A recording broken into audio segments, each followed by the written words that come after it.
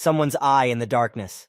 The person's look is very devastated, with blood flowing from the eye. A tired, bloody, and haggard face. The look of a man clearly devastated. The bloody guy sits on the ground and addresses a certain Han. He wants to clarify if it is definitely Khan. Suddenly, a huge monster appears out of nowhere and moves towards the guys. Han soars into the air towards the monster. The enraged monster frantically screams about crushing Han into a tortilla. His eyes squint with frenzy. The monster stomps its foot loudly on the ground, its terrifying toes visible. Dust rises up all around. The monster screams wildly at Han that he will regret getting off the ground. Khan stands motionless, his torn jacket fluttering in the wind. Khan stands confidently on the ground, his cloak slightly torn. A small blue aura rises around him. It tells him that he is not trash. Suddenly, Han turns sideways and looks at the monster, his eyes full of determination. You can tell by the look in his eyes that he is not afraid and is ready to fight. Han gathers all his strength into a fist. The fist lights up with yellow flames. The fight begins. The monster and Han soar into the air, eager to strike at each other. Han, with eyes white with anger, tries to strike first. White jets of air appear around him. He yells, "Yeah, yeah!" A young man stands against a white background, wearing a shirt and pants. His story begins. He wants to be first in everything. A report card with bad grades. The young man gets the lowest score in all subjects among all students. A soccer field. A guy in the center of the field swings to kick the ball. The guy kicks the ball, but instead his sneaker flies off his foot. The goalkeeper doesn't have time to react, and the sneaker hits him in the face. A guy is sitting at his computer playing a game. Another young man is standing next to him wearing headphones and wondering how he can play so badly. The young man points to the screen. On the screen, the character is standing with a knife on a battlefield where everyone is firing guns. The young man continues to mock the guy for his poor play and calls him cannon fodder. The guy is struggling to hold back his emotions, but inside he yells "back off" to his character. A young man is walking through town. He is in a bustling city with lots of people around. He reflects on the fact that everyone has a natural talent. He's walking down the street in the evening with a backpack. The sun is setting. He continues to ponder. The young man looks up and wonders why he has no natural talent. In the space at the end of the golden path, the image of a man with a crown over his head is seen. This man represents success. Our hero stands in a huge mass of other figures of people, no different from each other. He feels himself to be a gray mass. The hero walks a few more steps and wonders what he can be good at. He casts his gaze downward, trying to find in his mind the answer to the question of what kind of job would suit him. Suddenly, he's called from behind. He turns around leisurely. Apparently, he is still deep in thought. Standing behind him are two full-figured men. Two men. They tell him that he has a special aura. The guy's a little embarrassed and a little perplexed and asks, "Aura?" It was getting evening outside and the city was turning the orange color of sunset. It wasn't as noisy anymore, and the signs of eateries and stores loomed overhead. The two men came even closer to the young man and unashamedly began to extort money from him. The boy took 2 steps back and replied that he had no money with him. The bald man opened his book, poked his finger into the text, and said that the boy was in big trouble because the truth was expensive. They came closer again, asking him to give the money nicely. They threatened violence if the guy didn't agree. The young man was unperturbed and again replied that he didn't have the money with him. Suddenly, the bald man moved closer and asked him to give only half of the sum demanded, so that he could keep it for himself and not share it with his partner. His partner was clearly indignant and reminded him that they had agreed to share their earnings. They got into a heated argument about the division of earnings and started yelling aggressively at each other. When they calmed down and wanted to approach the boy again, they found him gone. Baldy saw the young man walking away as if nothing had happened and was about to disappear around the corner. The two caught up with the boy. Baldy grabbed him by his backpack and pulled him off the ground. They were not happy that the guy wanted to get away from them. Suddenly, the bald man swung his left hand and with a shout of "Get heaven's punishment" hit the guy. The blow went straight to the young man's cheek. His face twisted. He clearly didn't expect this. While the boy was confused, the man swung again to deliver another blow. The young man put his hands to his face to defend himself and begged the man to stop hitting him.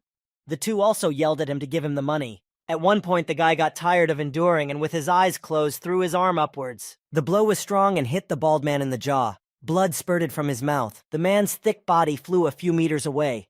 His accomplice was bewildered by the force of the kid's blow. The man crashed to the ground and rolled a few meters on the ground, already on inertia.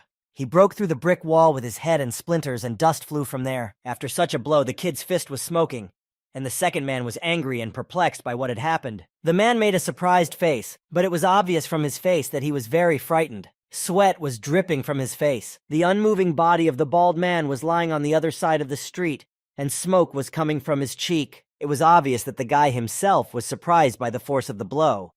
and the bald man's accomplice became quite nervous.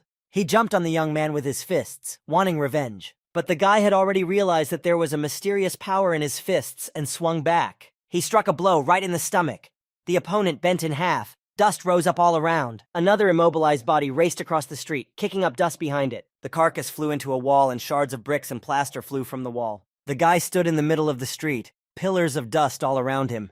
It was obvious from the look of him that he had just been in a fight. And then he realized that through this encounter with two strangers, he had awakened a hidden talent. The bald man's face was badly wrinkled, his eyes were hazy, and smoke was coming from his cheek. The face of the man with long hair also showed no signs of life.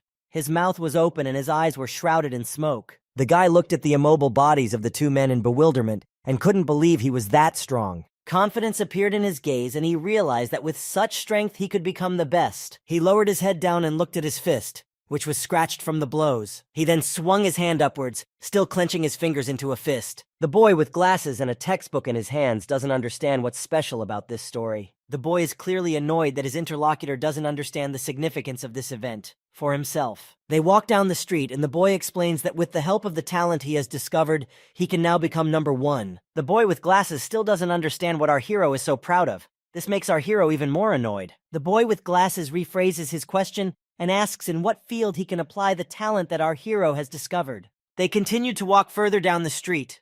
The boy replied that he would look for a use for this talent. The boy with glasses closed his textbook and continued to be clever.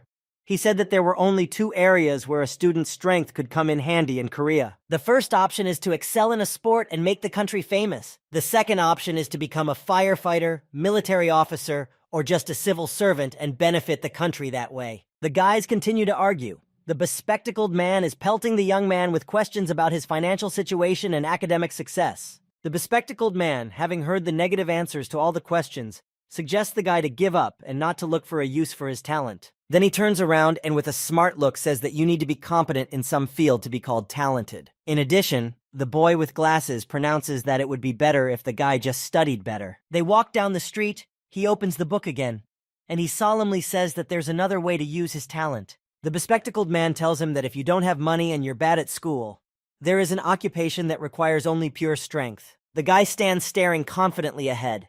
The walls behind him are shiny, so there are blue reflections on his face. Long-necked with narrow shoulders, a regular guy, medium height, and a huge, bald, bulky man. All three of them stand in a row. They lean in sharply and give a respectful nod to the man who has entered. It's their boss. To the left and right along the walls are 2 rows of 13 men. Between them stands the boss. Upon entering the room, the boss glanced at the kid to his right. The boss of the group looked at the back of the neck of the boy who was leaning toward him. Someone standing nearby told the boss that the kid wanted to be number one in the gangster world, so he was brought into the gang. The boss leaned over the young man and asked him what he was willing to do for it. The boss started telling the kid what his gang does. The kid's eyes rounded. He was shocked. The boss continued to tell the kid about how he deals with his enemies. The guy's eyes widened even more. It was obvious that he was scared. The roof of the hangar against the blue sky. Voices are coming from it. They're discussing the group. It's 2 operatives making their way through the dark hangar. They want the leader of the group. One of the operatives is very nervous and talks about how they will surely die.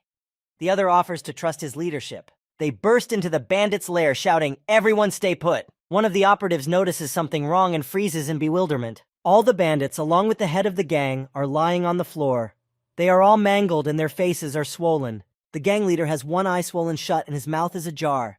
His whole face is twisted and he lies unconscious on the floor. A park in a large metropolis. It's summer outside. Cherry blossoms are blooming. The city is alive with life. On a path in the park, a boy is walking somewhere and thinking about something. He continues walking through the park, along the benches. The grass in the park is very green. He sits down on a bench and sighs deeply.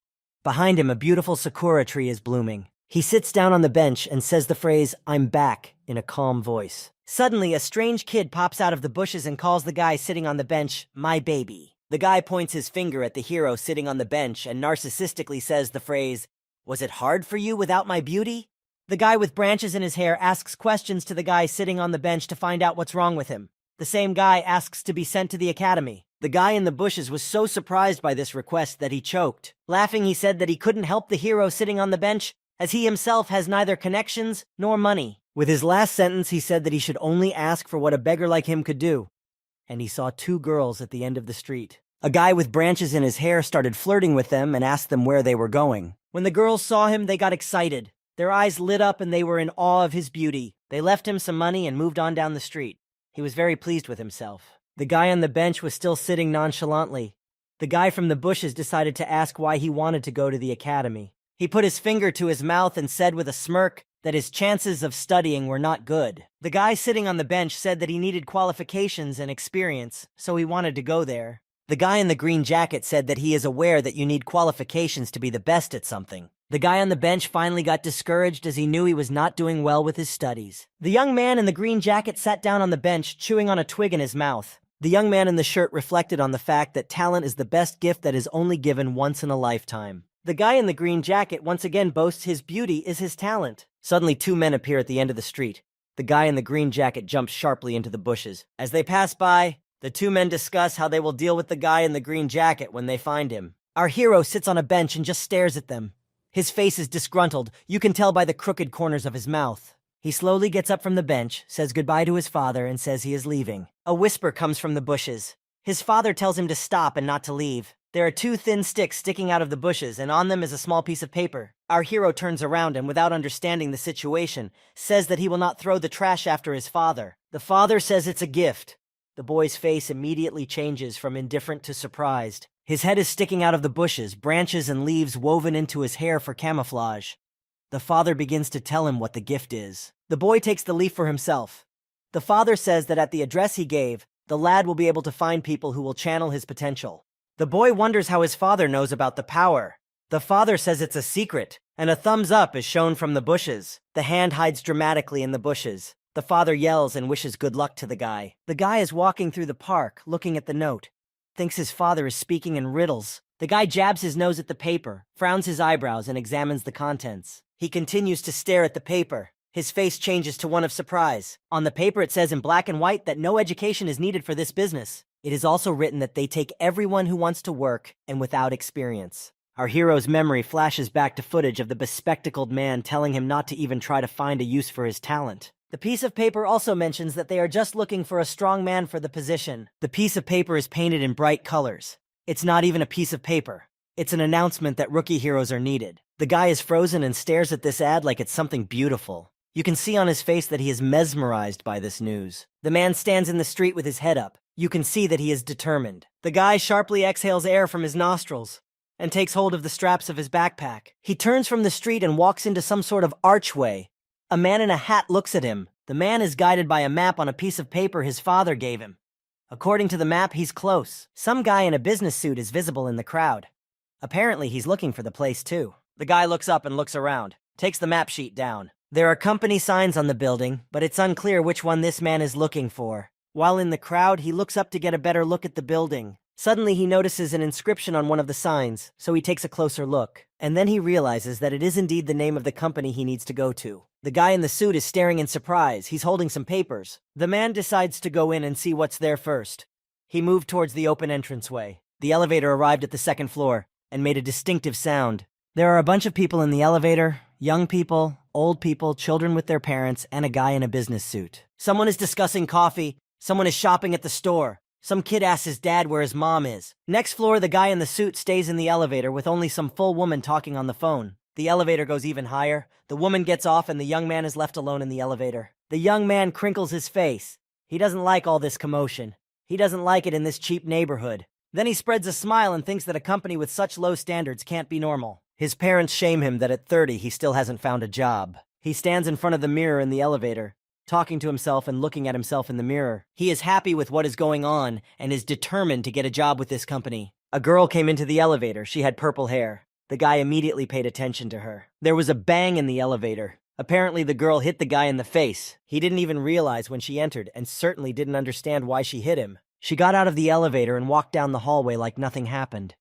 The young man followed her out of the elevator as well. He hesitated and decided that she did it because she was just not in the mood. A girl with pigtails called out his name from behind him. It was the girl in charge of the office work. Her name was Kim Ta-ni. The guy felt shy and his cheeks turned pink. He suddenly realized who she was. She leaned over to say hello. He, on the other hand, stood in amazement and thought how cute she was. She had blue eyes, blonde hair and braids, a blue dress and elf-like ears. The girl approached the guy and was overjoyed that he had actually come. The boy recoiled. The girl told him that they hadn't had any candidates in 12 years. The girl didn't understand why there were so few willing to come to them. The boy was looking at the spider on the wall and already guessed why. Then he realized that since there were no other candidates, he would automatically be hired. He turned pink with happiness. A shadow appeared from the other end of the corridor. The girl announced that there were 2 applicants for the job today. The guy in the shirt sat on a chair with his back straight. He had a very serious attitude. They were in the hallway. The guy in the business suit decided not to sit down and just stood. The guy in the suit and hat was unhappy that today he had such an unwanted competitor. The guy in the shirt, on the other hand, was puzzled as to what a high school student could forget. He turned his head away and stared languidly at the wall. He didn't say a word. The guy in the suit was unhappy at being ignored and made a grimace. He turned his head away and looked back. To himself, he thought it was the guy getting cocky. Suddenly, the guy in the shirt turned to the man in the suit and said his name. The man in turn didn't hear anything. "I'm Han Kong-chi," repeated the shirtless guy in a calm tone. He announced that they would be interviewed together, after which he began to slowly lower his head and suggested that they should try their best to pass it well. The young man in the suit obviously did not expect such an offer and was a little confused, but he accepted the offer. After this conversation, the guy in the suit decided that the young man in the shirt was not so bad. Then the girl with pigtails called them into the office.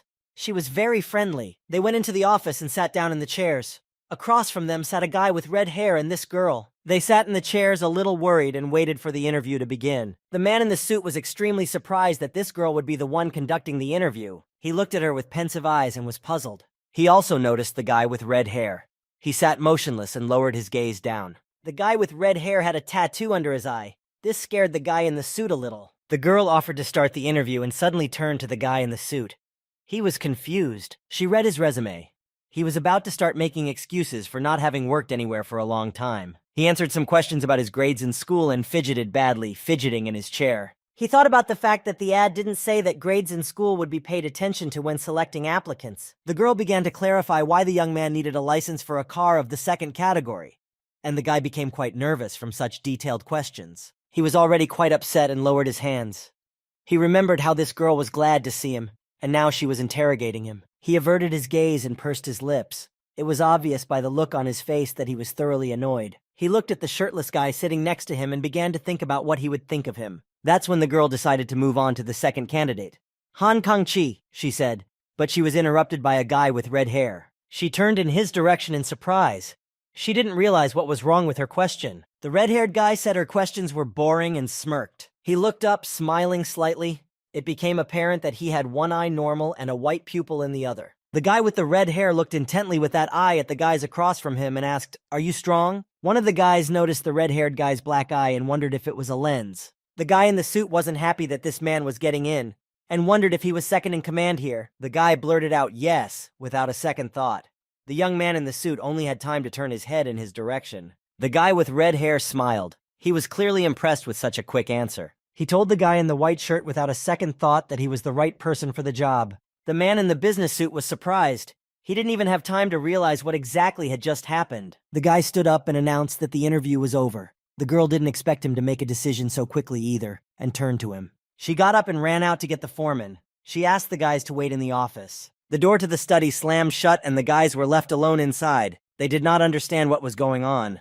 The girl tried to catch up with the departing master and suggested not to make a decision so quickly. In response, the guy with red hair replied that Han replied that he was strong, so he was suitable. The girl was confused. She started to tell her that the orders from headquarters required that the candidates must pass all 12 tests. The man with red hair thought about it and agreed with the girl's opinion. He, smiling and putting his finger up, said that it was better to do it that way. The girl stood waiting and wanted to hear the master's thought. Instead, she caught some yellow card and was finally confused. She looked at the object that was in her hands and asked the question, "Craft card?" The guy started to walk away, yawning. The girl stood at a loss with the card in her hands. The guy turned around and lastly said it was time to send those 2 to yellow. The 2 guys sit waiting for someone to return to continue the interview. The girl was glad of this information and not believing it. She asked again. The guy with red hair continued to distance himself and uttered a phrase that these 2 were both accepted and were already heroes. The girl held the card in her hands and was displeased that the master had been so careless with the test. She couldn't stand it and shouted, "Enough already!" The shout echoed throughout the hallway. The guy was not embarrassed and did not even turn around. He continued walking down the hallway. He continued her phrase, A dark aura began to waft from him. The corners of his mouth tensed. He turned sharply towards the girl. In the shadows, his face looked like the face of a madman. The girl was greatly frightened and took a step back, wrapping her arms around her books. She put her head down. She also regretted starting to argue with the master. The guy with red hair covered his eyes and smiled sweetly at the girl. Walking further down the corridor, he said to warn Pun's son. The girl didn't understand what the master meant. The master only agreed with his own statement and went further down the corridor. The girl remained standing in the center of the corridor, obviously unhappy with the outcome of events. The guy went further down the corridor. He grinned evilly and his mouth and eyes lit up red. The girl stood and stared after him. She was still annoyed as well. The office was quiet. There were some documents on the shelves and a lamp was shining. The guy sat confidently, who in the office began to talk about the extermination of villains. The young man in the jacket tensed up. From the tension, he could not stand it and expressed his indignation that they only accepted immediately sent on a mission. The man heard a positive answer to his question and immediately fell silent. He sighed heavily and thought about it. It was obvious from his face that he was exhausted from all this. The guy put his hand to his face and immediately said that he realized who the people were that hired him. A picture of a red-haired guy popped up in his mind, uttering a phrase that the job needed people with good physical attributes. He visualized being in a gang of thugs who were beating up his grandmother. The guy said that he did not need such a job. The employee did not pay any attention to him. The employee turned to the guys and told him to bring the stamps to sign the contract the other day. After that, he named the amount of salary per year and working conditions and asked if the guys agreed. The guy stands looking off into the distance. The guy in the suit blurted out that of course he agreed to the terms. The employee wanted to remind the guy that he just wanted to turn down the job, but the guy said he kept quiet. They all walked together to a door that said supply room on it. One of the guys wondered why they were here. They entered the room and the employee said he needed to give them their transformation uniforms. He pulled a box of clothes from the top shelf and set it on the floor. In the box, there was a sweatshirt with the letter H on the chest. The boys began to put on the uniform. The clothes were dusty and old, so they did not like it. In response, the masked employee only asked the guys if the size fit them. The guy in the black suit raised his hand and addressed the employee. He mentioned that he was missing a belt on his suit. The employee went through the other boxes and gave the guy in the black suit the most common suspenders. The employee brought out a box of laser guns. They looked like toy guns. The guy in the red suit picked up a gun and asked if it was real. The employee said it was real. The employee clicked his pen and told the guys to go downstairs to the store and buy batteries for the cannons. The guy in red was very surprised by this. The guys in suits were puzzled by this instruction. The employee, on the other hand, was just filling out documentation. After he finished writing everything, he glanced at the guys and told them they could go. The guy in the black suit was clearly not happy, and the guy in the red suit was just in shock. They walked downstairs and stood at the exit of the building. The two of them looked comical. The man in the red suit said about here they were out, but he didn't understand what to do next. It was noisy outside. He clutched his head like it was sore. He grumbled at the employee for not even telling him the way. The two of them stood on the street and looked around. The guy in the red suit started reading the contents of the message. He was very surprised by the message and a drop of sweat broke out on his cheek. He had a mission alert on his phone for the heroes. They needed to start exterminating the villains. The guy asked his partner if he had gotten such a message. He replied that he couldn't look since he didn't have cellular internet. The guy realized that there was no way of knowing that now and suggested that he go and sort things out on the spot. The young man looked at his phone again and hesitated, looking at something on the screen. He saw a picture of a pink bear and the name of a place on a map and exclaimed, "That's a chip, isn't it?" The guy looked at the phone screen and his partner said he knew this YouTuber. The cute bear in the picture seemed harmless, and the assignment said to get rid of it. They continued to discuss what they saw on the screen, and the guy in the red suit couldn't believe that there would be a blogger at the address. The guy decided to plot a route to the park and was stunned by what he saw on his phone. It was going to take 1 hour and 25 minutes to get to his destination. He clearly didn't want to walk that long. He asked the guy in black if he had any money and he said he didn't. The guy in red just said nothing and looked reproachfully at his partner. A cab is speeding through a busy city. In it sit the newly minted heroes. The cab driver notices the guy's clothes and asks if they are artists. The guy in red replies that they are some kind of artists. He then reclines in his chair and wonders what he's doing in his 30s. He clearly wasn't comfortable with this. The guy turned to him, asking him not to cry. The young man in the red suit jumped up and said he wasn't crying. The guy got nervous that he was doing this at his age. The guy said he didn't give a shit about it. The guy started pestering his partner with questions about why he wasn't studying. Khan replied that he was bad at studying. The guy got curious and decided to find out more about why he wasn't studying. The young man looked at him with an embittered look. They were riding in a cab and the guy in black confessed that he wanted to be the best. They had a dialogue again. The guy in red clarified exactly what he wanted to be. He heard back that his partner doesn't care what exactly he wants to be. He just wants to be the best. The guy confidently knew that he wanted to be the best and genuinely wanted everyone to know about him. At the end of his monologue, he added that he wanted absolutely everyone in the world to know about him. A bloody, long-haired figure in a plaid shirt appeared in the doorway. The guy in the cab was enveloped in darkness and uttered the phrase that he would be the best by all means. The guy in red felt that the atmosphere had somehow spoiled and he felt uncomfortable. He was either scared or surprised.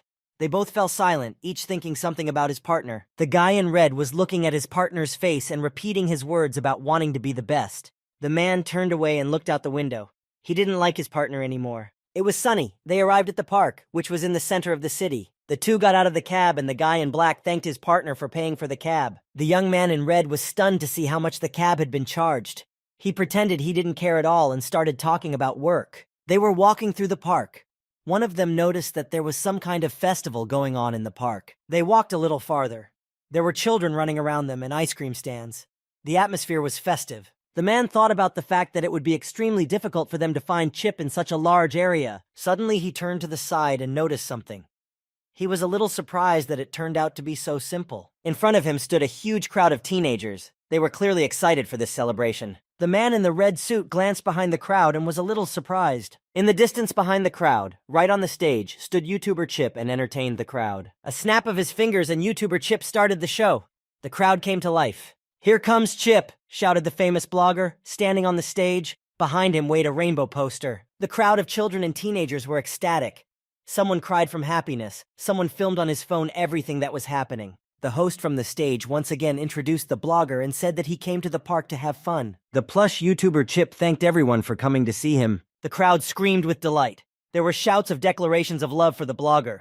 Everyone was very happy to see him. A poster was stretched in the park saying that the blogger would be holding an autograph session. There was a huge line to the blogger and everyone could come up to hug and take a picture with him. The little girl was thrilled to see the plush YouTuber and to interact with him. Chip gave the little girl a note and sweetly said goodbye to her. The little girl took her daddy's hand and waved to Chip. The last ones to approach Chip were the guys in the hero costumes. He immediately noticed that the guys' costumes were brightly colored. The photographer captured a shot of the three of them standing in front of a pink sakura tree. On the young man in a black suit, it was obvious that he was not particularly happy about the process. The blogger greeted the guys very warmly and took them for the organizers of the festival and offered to enjoy the holiday together. One of the characters said they were on another occasion. The blogger was interested in what the guys were here for and let out a questioning, The guy said they were hero interns and were here for the festival to slay a YouTuber. Chip got excited at what he heard, made a very cute face, and grabbed palm to palm. The YouTuber said he was already waiting for them. The guy in red was stunned by this information. Chip said that he was a secret messenger for the heroes, and he needed to give some items to the guys. The guys were surprised by this, and the guy in red interjected, "Items?" The blogger asked the producer if he could leave the event. The producer gave the okay, and thanked Chip for his work. The blogger then turned to the characters again and told them to follow him. The guy in red immediately agreed. The guy naively believed the blogger and thought the word extermination was the password. The guy in black, by the look of him, was on guard. They were walking down some street. It was getting evening and the sun was going down. Chip didn't give much detail about where he was taking the boys. The guy in the red suit was happy about the whole thing and asked if Chip always helps heroes. Chip replied that he always does. The blogger turned around and said the heroes are great. You could tell by his frowning eyebrows that these were not sincere words. The man was very happy to hear nice words from the idol, but also added that as a hero, he hadn't done anything yet. Chip pointed the guy in red to the end of the dark street. The young man was surprised that the item was in a trash can. The three of them walked over to the trash can and Chip began to open it. The guy stood a little farther away. The guy leaned closer to the trash can and the bear and asked what was in there. All he saw there was trash, which was a surprise to him because he was expecting to see some object. Suddenly, he was thrown into the air. He had not expected this at all. Blood spurted from his neck. It was the popular blogger Chip who had delivered such a strong blow to the chin of the young man in the red suit. The guy stood and stared, trying to realize what was happening. He was in shock. The white-haired guy in midair and with his neck split open. You could see the terror in his eyes. The bear's eyes turned red. He was furious and did not want to leave even a chance of survival for the guys. He also grabbed the guy in the black suit by the neck and wanted to finish him off. The guy couldn't break free and the bear carried him at high speed for a couple of meters. The bear pinned the guy against the wall to strangle him and started taunting them. Meanwhile, the guy in the red suit was lying on the ground. He was covered in blood and unconscious. Blood was gushing from his neck and there was horror in his eyes.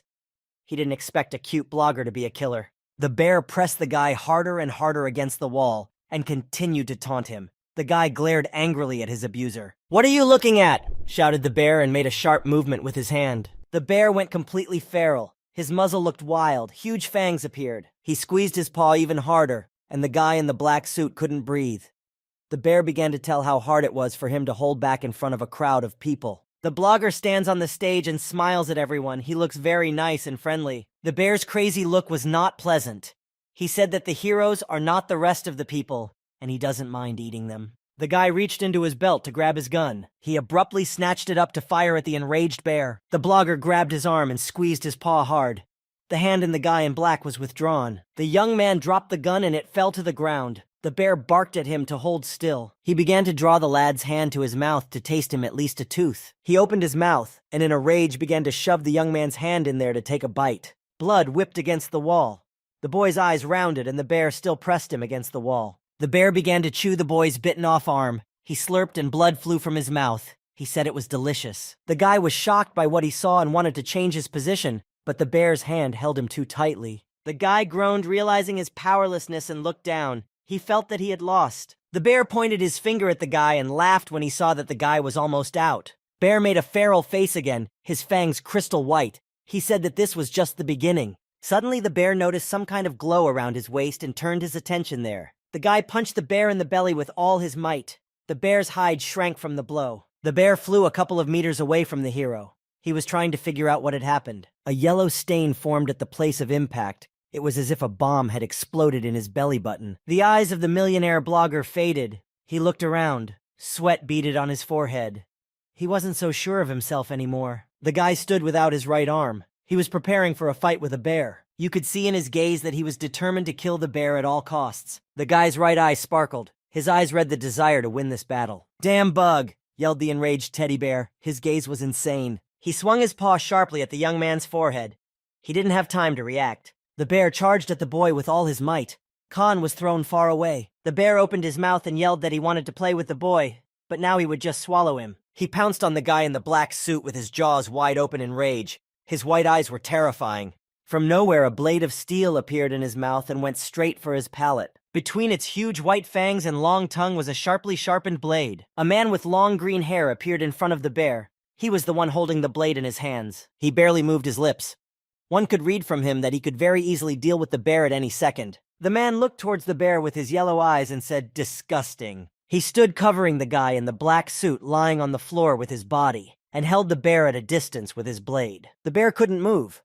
Apparently the guy with yellow eyes had the power to immobilize anyone. A blue aura was flying around them, and the bear couldn't understand where the guy in front of him came from or who he was. The guy with the blade threw an intimidating look at the bear. Half of his face was in shadow. It was obvious from the bear's look that he was shocked at this turn of events.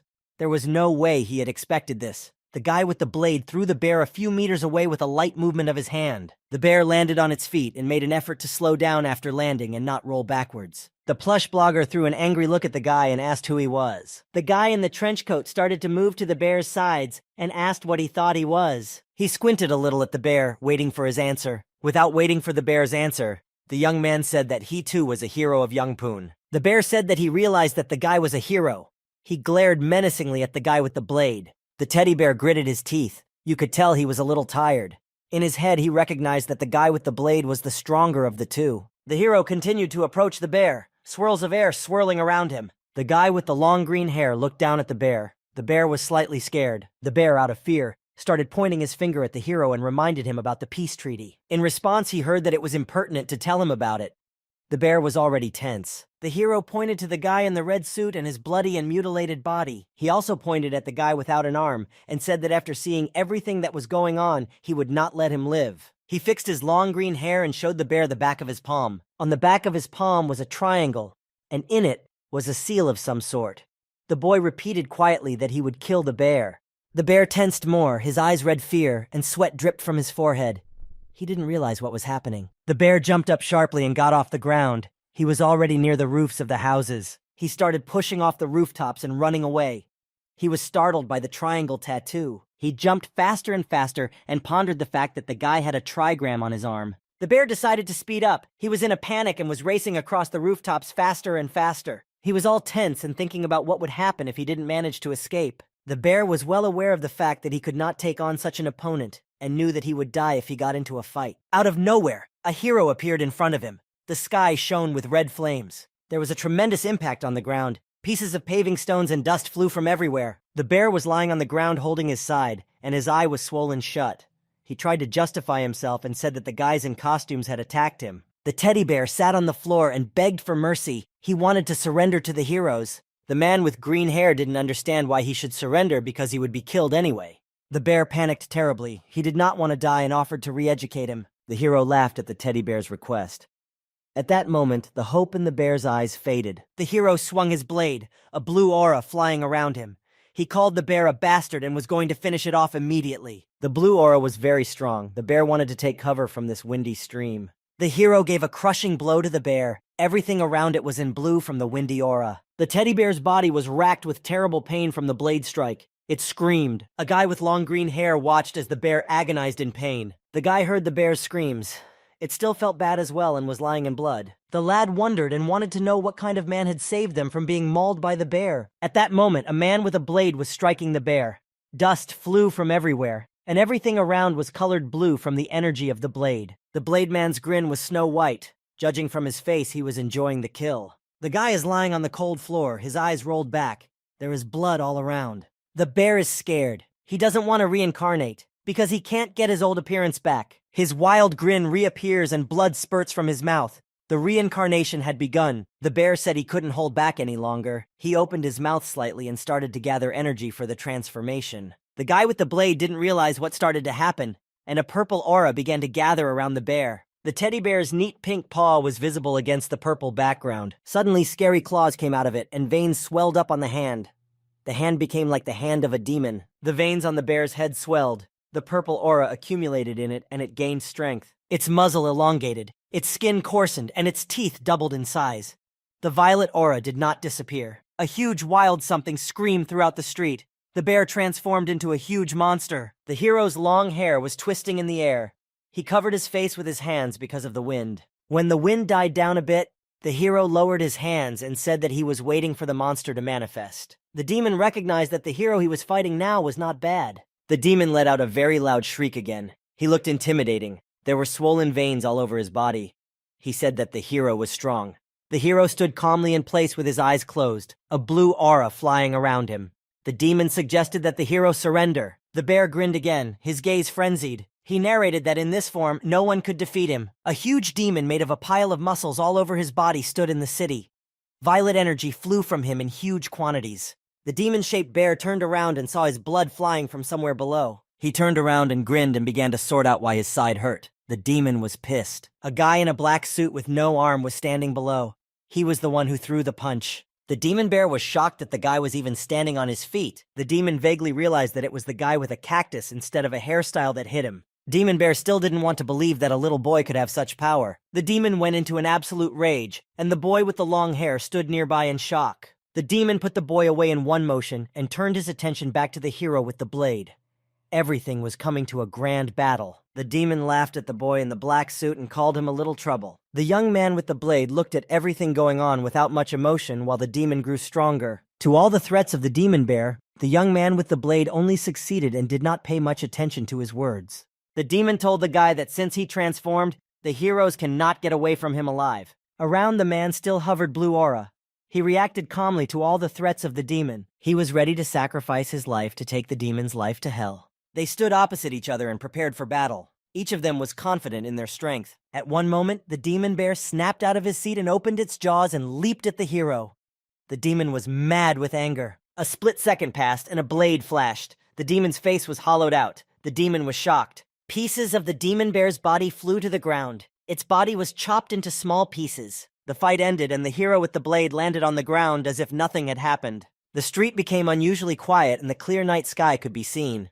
A blue aura was still emanating from the hero. The hero with the blade stood on the street and asked a question about the condition of the guys injured by the demon. The girl reported that the arm was recovering and the worst was over. Everything was quiet around. Only a small limb regeneration machine was beeping a bit. The girl informed the hero with the blade that the young man in the black suit might as well have died from such a loss of blood. It was obvious from the face of the young man in the black suit that he was in a lot of pain. The girl cheered him up and said that he was holding up pretty well. The hero began to look at the guy. His face was dimly lit by the limb regeneration machine. The hero with the blade continued to look at the guy and began to tell the story. Day replaced night. While the bear was strangling the guy in the black suit, the hero with the blade watched it from behind a pillar. The hero with the blade talked about how the guy was perfectly normal until his arm was bitten off. Footage surfaced in his memories of how the guy in black first cowered. Then his gaze became confident and frantic. In his eyes, he could clearly read the desire to deal with the bear. He gathered all his strength in the fist of his hand, which was not bitten off, and was going to strike the bear. The bear holds the guy by the neck against the wall. The guy's hand is burning with yellow flames. He's ready to strike. The guy in the black suit swung his yellow fist and pointed it toward the bear. The bear got hit right in the side. The blow was so strong that it left a yellow spot on the bear's skin.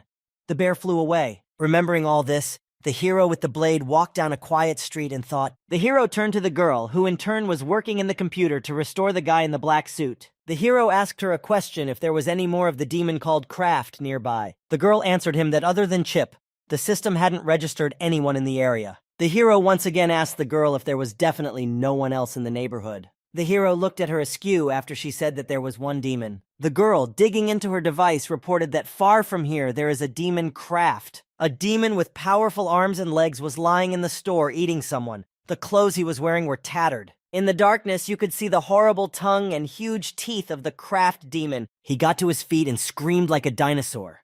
The girl revealed that it was a half monster and it had changed state 5 hours ago. The girl also informed that the demon was in the jurisdiction of the second ward. The hero told the girl not to give this demon to the second branch. She was puzzled. The hero with the blade grabbed the guy in the black suit and advanced towards the demon Kraft. The girl was surprised. She stared after them, and the hero with the blade only asked how much time was left until her arm was fully regenerated. The girl said about 20 minutes. The hero with the blade carried the guy in black away on his shoulder along with the regeneration machine on his arm. He told the girl that he wanted to see if there was anything interesting about the newfound hero. The bloodied guy was hanging upside down on. You could read on his face that he was in a lot of pain. Someone barely opens their eyes and sees a silhouette. Everything is very blurry and unclear. Someone blinks again, a little better to see that the creature in front of him has a green coloring. The eyes open wider. A monster with yellow-black eyes stands in front. It bends down and opens its jaws. In front of the guy in the black suit is a demon Kraft greets him and asks if he is awake. Kraft turns slightly and addresses him, Mr. Hero. His nasty purple tongue is sticking out of his mouth. The guy is shocked by what he sees. He's terrified. The monster says to him, Happy awakening. The guy stands all fired up and smiles broadly. Kraft leaned over the hero in the black suit and started telling him that he knew heroes could appear when they reached a certain stage. He licked his nasty purple tongue and said he was very touched by the hero's appearance. Kraft pointed behind his back at the dead company employees. He told them that he killed them because they were bullying him. There was blood and corpses all over the floor. He added that he had killed a little more than he had planned. He approached the hero face to face again, drool dripping from his mouth. He told him that he really wanted to test his new powers. Monster Kraft said, pointed to the ground and said that it was rather absurd that the hero was lying down and sleeping while he himself was villainizing. Kraft also pointed to a note on the stomach of a guy in a black suit. The note said that everyone should die and signed Hero. The guy was shocked to see such a note. Kraft, on the other hand, wondered if the hero thought he was strong. Guy looked up and listened to Kraft's monologue. This time Kraft wondered that maybe the hero was simply underestimating him. Kraft finished the sentence and sharply jumped on the hero in the black suit. The guy was taken aback. The guy managed to dodge and jump back. Kraft thrust his hand into the ground. He was clearly not happy that he missed. The guy squatted down and tried to remember what had even happened to him in the last few hours. He remembered that before that he had been attacked by Chip with huge fangs, but the exact details slipped his mind. The hero looked at his hand. He remembered that his hand had been eaten by Chip. He looked at his arm and didn't realize how he had it all to himself. Right behind him, Kraft was flying and wanted to attack the hero. The guy sat there still examining his arm. The hero turned around and saw the monster extend his blue-clawed hand and want to stab them right into his back. The guy bounced to the side again. The monster flew past him and stuck his hand into the ground again. In the next jump, Kraft grabbed the guy's head and asked why he seemed so weak to him. The guy started to fight back. He screamed and swung his arm at the monster. The sign was still dangling around his neck. The hero delivered a crushing blow to the monster's stomach. The monster bent in half. Kraft furrowed his brow and clenched his teeth. It looked intimidating. Then he opened his mouth with sharp teeth and shouted that he was really pissed off. The monster grabbed the guy's head and shoved his face into the pavement, screaming that he was weak. He swung with both hands and hit the pavement next to the guy one more time. He was outraged that he'd been sent to disarm him by some deadbeat. The battery icon was low on the battery, barely any charge. It was marked in red. Monstercraft raised his hand to his mouth. He didn't realize what it was at first. Then he realized what had happened. A guy lying on the ground covered in blood. The monster thought to himself that it wasn't the kid who was weak. It's that he himself is too strong. While the monster was bragging, a hero with a blade was next to him. The monster paid no attention to him and continued to gaze into his hands. The hero with the blade grinned. Monstercraft didn't expect to see him here and recoiled in fright. The hero decided it was a coincidence that the guy then managed to land a hard blow. The monster next to him didn't understand anything, his eyes squinting. Monstercraft, in the madness of his self-confidence, threatened to kill the hero with the blade. The same saw a guy in a black suit get up from the ground. The hero was surprised by this. The monster looked to his right and was also surprised that the guy started to rise. Red fiery energy began to emanate from the guy. Flames were swirling around him. The monster was taken aback. The guy's eyes were burning red. He was ready to kill the monster in 1 second. The battery's charge was a little higher than it was originally, but its value was still red. The monster's eyes narrowed at what he saw. He didn't understand how the guy survived his blow. Monstercraft was in complete shock. It was evident from the expression on his face. The monster's arm began to gradually inflate. The veins became more distinct and the claws became sharper. After another moment, the monster's arm inflated even more. The veins became clearly visible. The monster roared and swung at the guy. He said he would surely kill him a second time. The battery was getting more and more charged, and an orange one appeared above the red division. The monster became huge in 1 second and ran towards the guy in the black suit. Monstercraft flew into the guy with all his might and struck, dust flying from everywhere. He turned around and pulled out his nasty tongue and said that everything that was happening was very exciting. At one point, the monster looked up. You could tell by the look in his eyes that he was a little surprised. The monster was surprised that the guy in the suit was able to withstand this blow as well. The guy stood motionless. The guy was covered in blood, but he didn't pay attention to the fact that another hard blow had landed in his head. All the divisions in the battery were charged. The last third division appeared. The guy opened his eyes. They were burning with red flames. He was full of energy for battle. He shouted and lunged at the monstercraft to strike back. The sign was still dangling around his neck as well. The boy took his hand back and clenched it into a fist. The fist began to accumulate power and turned yellow. The young man accumulated even more force in his fist. His fist turned red. The guy was preparing to strike. The hero's fist finally charged up and turned red to the max. He had accumulated enough energy to deliver a powerful blow. He ran towards the monster with his arms stretched forward, lighting his way with it. Dust flew from under his feet. The hero hit the monster in the chest with all his might, and the monster flew away screaming. It was as if there was an explosion on his body.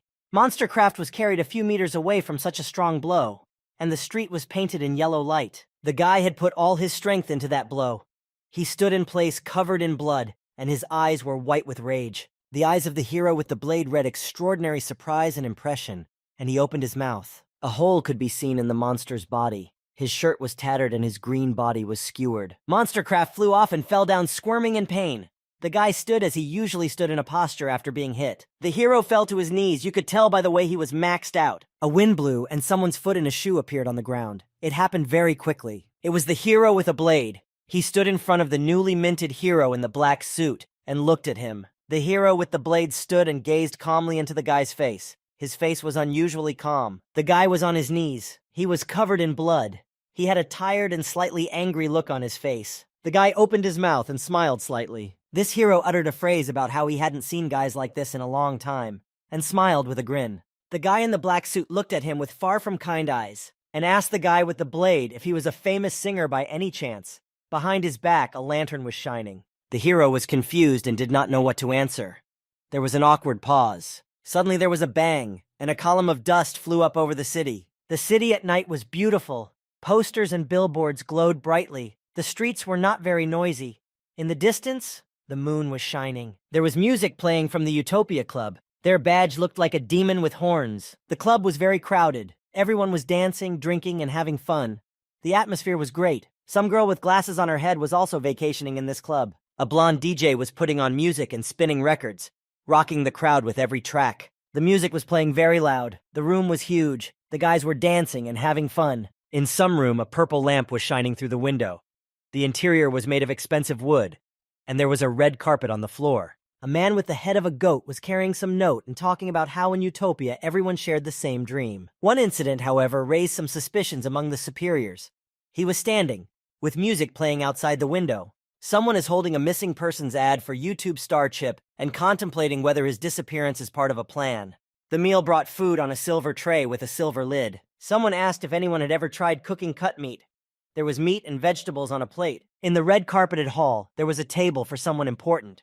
It was served by a cook waiter, and a guy with a goat's head brought the news. There was a huge chandelier hanging in the hall. The young man with the goat's head listened to what the man at the head of the table was telling him. The man with the head was listening about how to cook meat properly. His gaze was calm. So, how to enjoy delicious meat was the question the man at the head of the table asked himself, and cut a piece of meat on the plate. The piece of raw meat was lifted upwards on a fork, and it glistened as if to complement the whole atmosphere around it. A girl with red hair was eating this meat. She had red hair, earrings in her ears. She proceeded to tell a metaphorical story and look at the meat. "Give it time," she said. She laughed and covered her mouth a little with her hand and began to bring the piece of meat up to her mouth to eat it. She took herself by the chin and slowly began to pull the skin off her face. The man with the goat's head stood still in the center of the hall and listened to the woman's speech. Beneath the mask were fearsome fangs. Demon-like fangs. The mask slid off his face, and only the horrible part of the teeth became visible. It was clearly some kind of demon. The young hero's eyes were rounded. He was staring off into the distance and was frightened by something. There was a band-aid on his right cheek. The boy hero was lying on a bunk. Everything looked like a hospital. The white bedding gave it away. The sun was shining through the window. The man raised himself from the bunk. An IV was held to his arm. He looked around. A picture of the toothy demon Chip showed up in his memories. A picture of his grin stood in his mind. A memory of the demon Kraft also popped into his mind. His yellow eyes, blue face, and white teeth were terrifying. The boy froze in his hospital bed. He furrowed his brow, horror in his eyes. The sun began to fade, and the room went dark. The boy sat on the bed and looked at his hand. There was a band-aid on his palm, and his fingers were a little scratched. He himself was dressed in white pajamas. The man got up and decided to leave the room. He opened the door to the hallway. He stepped out into the corridor. He looked around and wondered where he was. It seemed to him that he was in the office of a company. The guy walked along the booths down the hallway. The sound of his footsteps echoed off the walls. The man turned the corner and looked at the end of the corridor. He had a question on his face. Meanwhile, a guy with a blade walked into the office of the guy who was on a mission in a red suit and stood across from him. The blonde-haired guy told the hero with the blade that he wanted to quit. The guy looked downcast. The guy was scared. His eyes were filled with fear, and he said that he would never have accepted such a job if he had known what awaited him. A memory of Chip's cute little bear appeared in his mind. The guy said it was terrifying. The guy was standing in the ward. He too was dressed in a white suit. There was emptiness in his eyes, and he decided to add some phrase. The man stood in horror, and in front of him he could see someone's figure. The man in front of him was a head or even two taller than him. The man in front of him lowered his gaze and looked at him intimidatingly with his yellow eyes. Suddenly, the hero with the blade flashed blue flames and looked at the white-haired guy even more intimidatingly. After that, the guy with the blade questioned what else the young man wanted to add. The white-haired guy was completely taken aback and stared at the floor. His nerves were strained to the limit, and there was terror in his eyes. The guy began to compare the man in front of him with the villain, and decided that this one looked more intimidating. Then the guy with the long green hair told him to get lost and opened the door for him. Lastly, he looked at him and talked about how he'd rather let him die, and at the end he called him a lowlife. The hero started to leave the room. The man with blonde hair stood with his head down. After leaving the room, the hero with the blade slammed the door very loudly, and the guy still stood there with his head down. In the other room stood the hero Han. He was staring languidly at the floor. A band-aid was visible on his cheek. The girl ran down the corridor after the master and was glad to see him. He didn't stop and walked down the corridor further. She smilingly wished him a good journey. In response, he insultingly uttered the phrase, "Get off my back." The hero with the blade aggressively told her to brainwash the guy with blonde hair and send him home. The girl was surprised. He walked down the hallway with his hands shoved in the pockets of his black jacket and didn't choose any expressions to describe the blonde-haired guy. In his mind, he stood with a dark head and slumped shoulders. The hero wondered why they would waste their time with cowards, and accused the girl of doing a poor job interview. The muscles in the green-haired guy's face tensed, and he asked the girl what she was thinking when she accepted him. She stood confused, hugging a stack of papers. She didn't know what to answer the master. The man with the red hair was staring wildly somewhere. In the semi-darkness, his face looked intimidating. He said, "Excuse me." The girl swallowed her saliva from fright and pressed her lips together. She was very much frightened. Standing with his back to the girl, the hero with the blade asked her about the condition of the guy with the spiky hair. The girl was confused and didn't answer right away. She told the hero that his condition was grave and his injuries were serious. She was telling it like a report at school. She froze ever tighter, clutching the notebooks in her hands. Her ears pointed up. She said, "What?" The guy sat on the bed and told her about the fact that he would continue to work for this company. You could see in the guy's eyes that he was 100% confident in his abilities. He added that he would not quit this business. The hero continued walking down the corridor along the doors, pipes. Every step he took gave off a rumbling sound. He turned to the girl, smiled slightly, and said that he knew it. What exactly he meant was not clear. She stretched out an in surprise. Right behind her back, one of the staff members ran towards them with all his legs. Stopping, he announced very loudly to the foreman that there was a problem. The girl stayed behind him and was surprised to see him so quickly. The man squinted at the employee, and the man blurted out for the foreman to watch the news urgently. "News?" interjected the foreman. "On the news."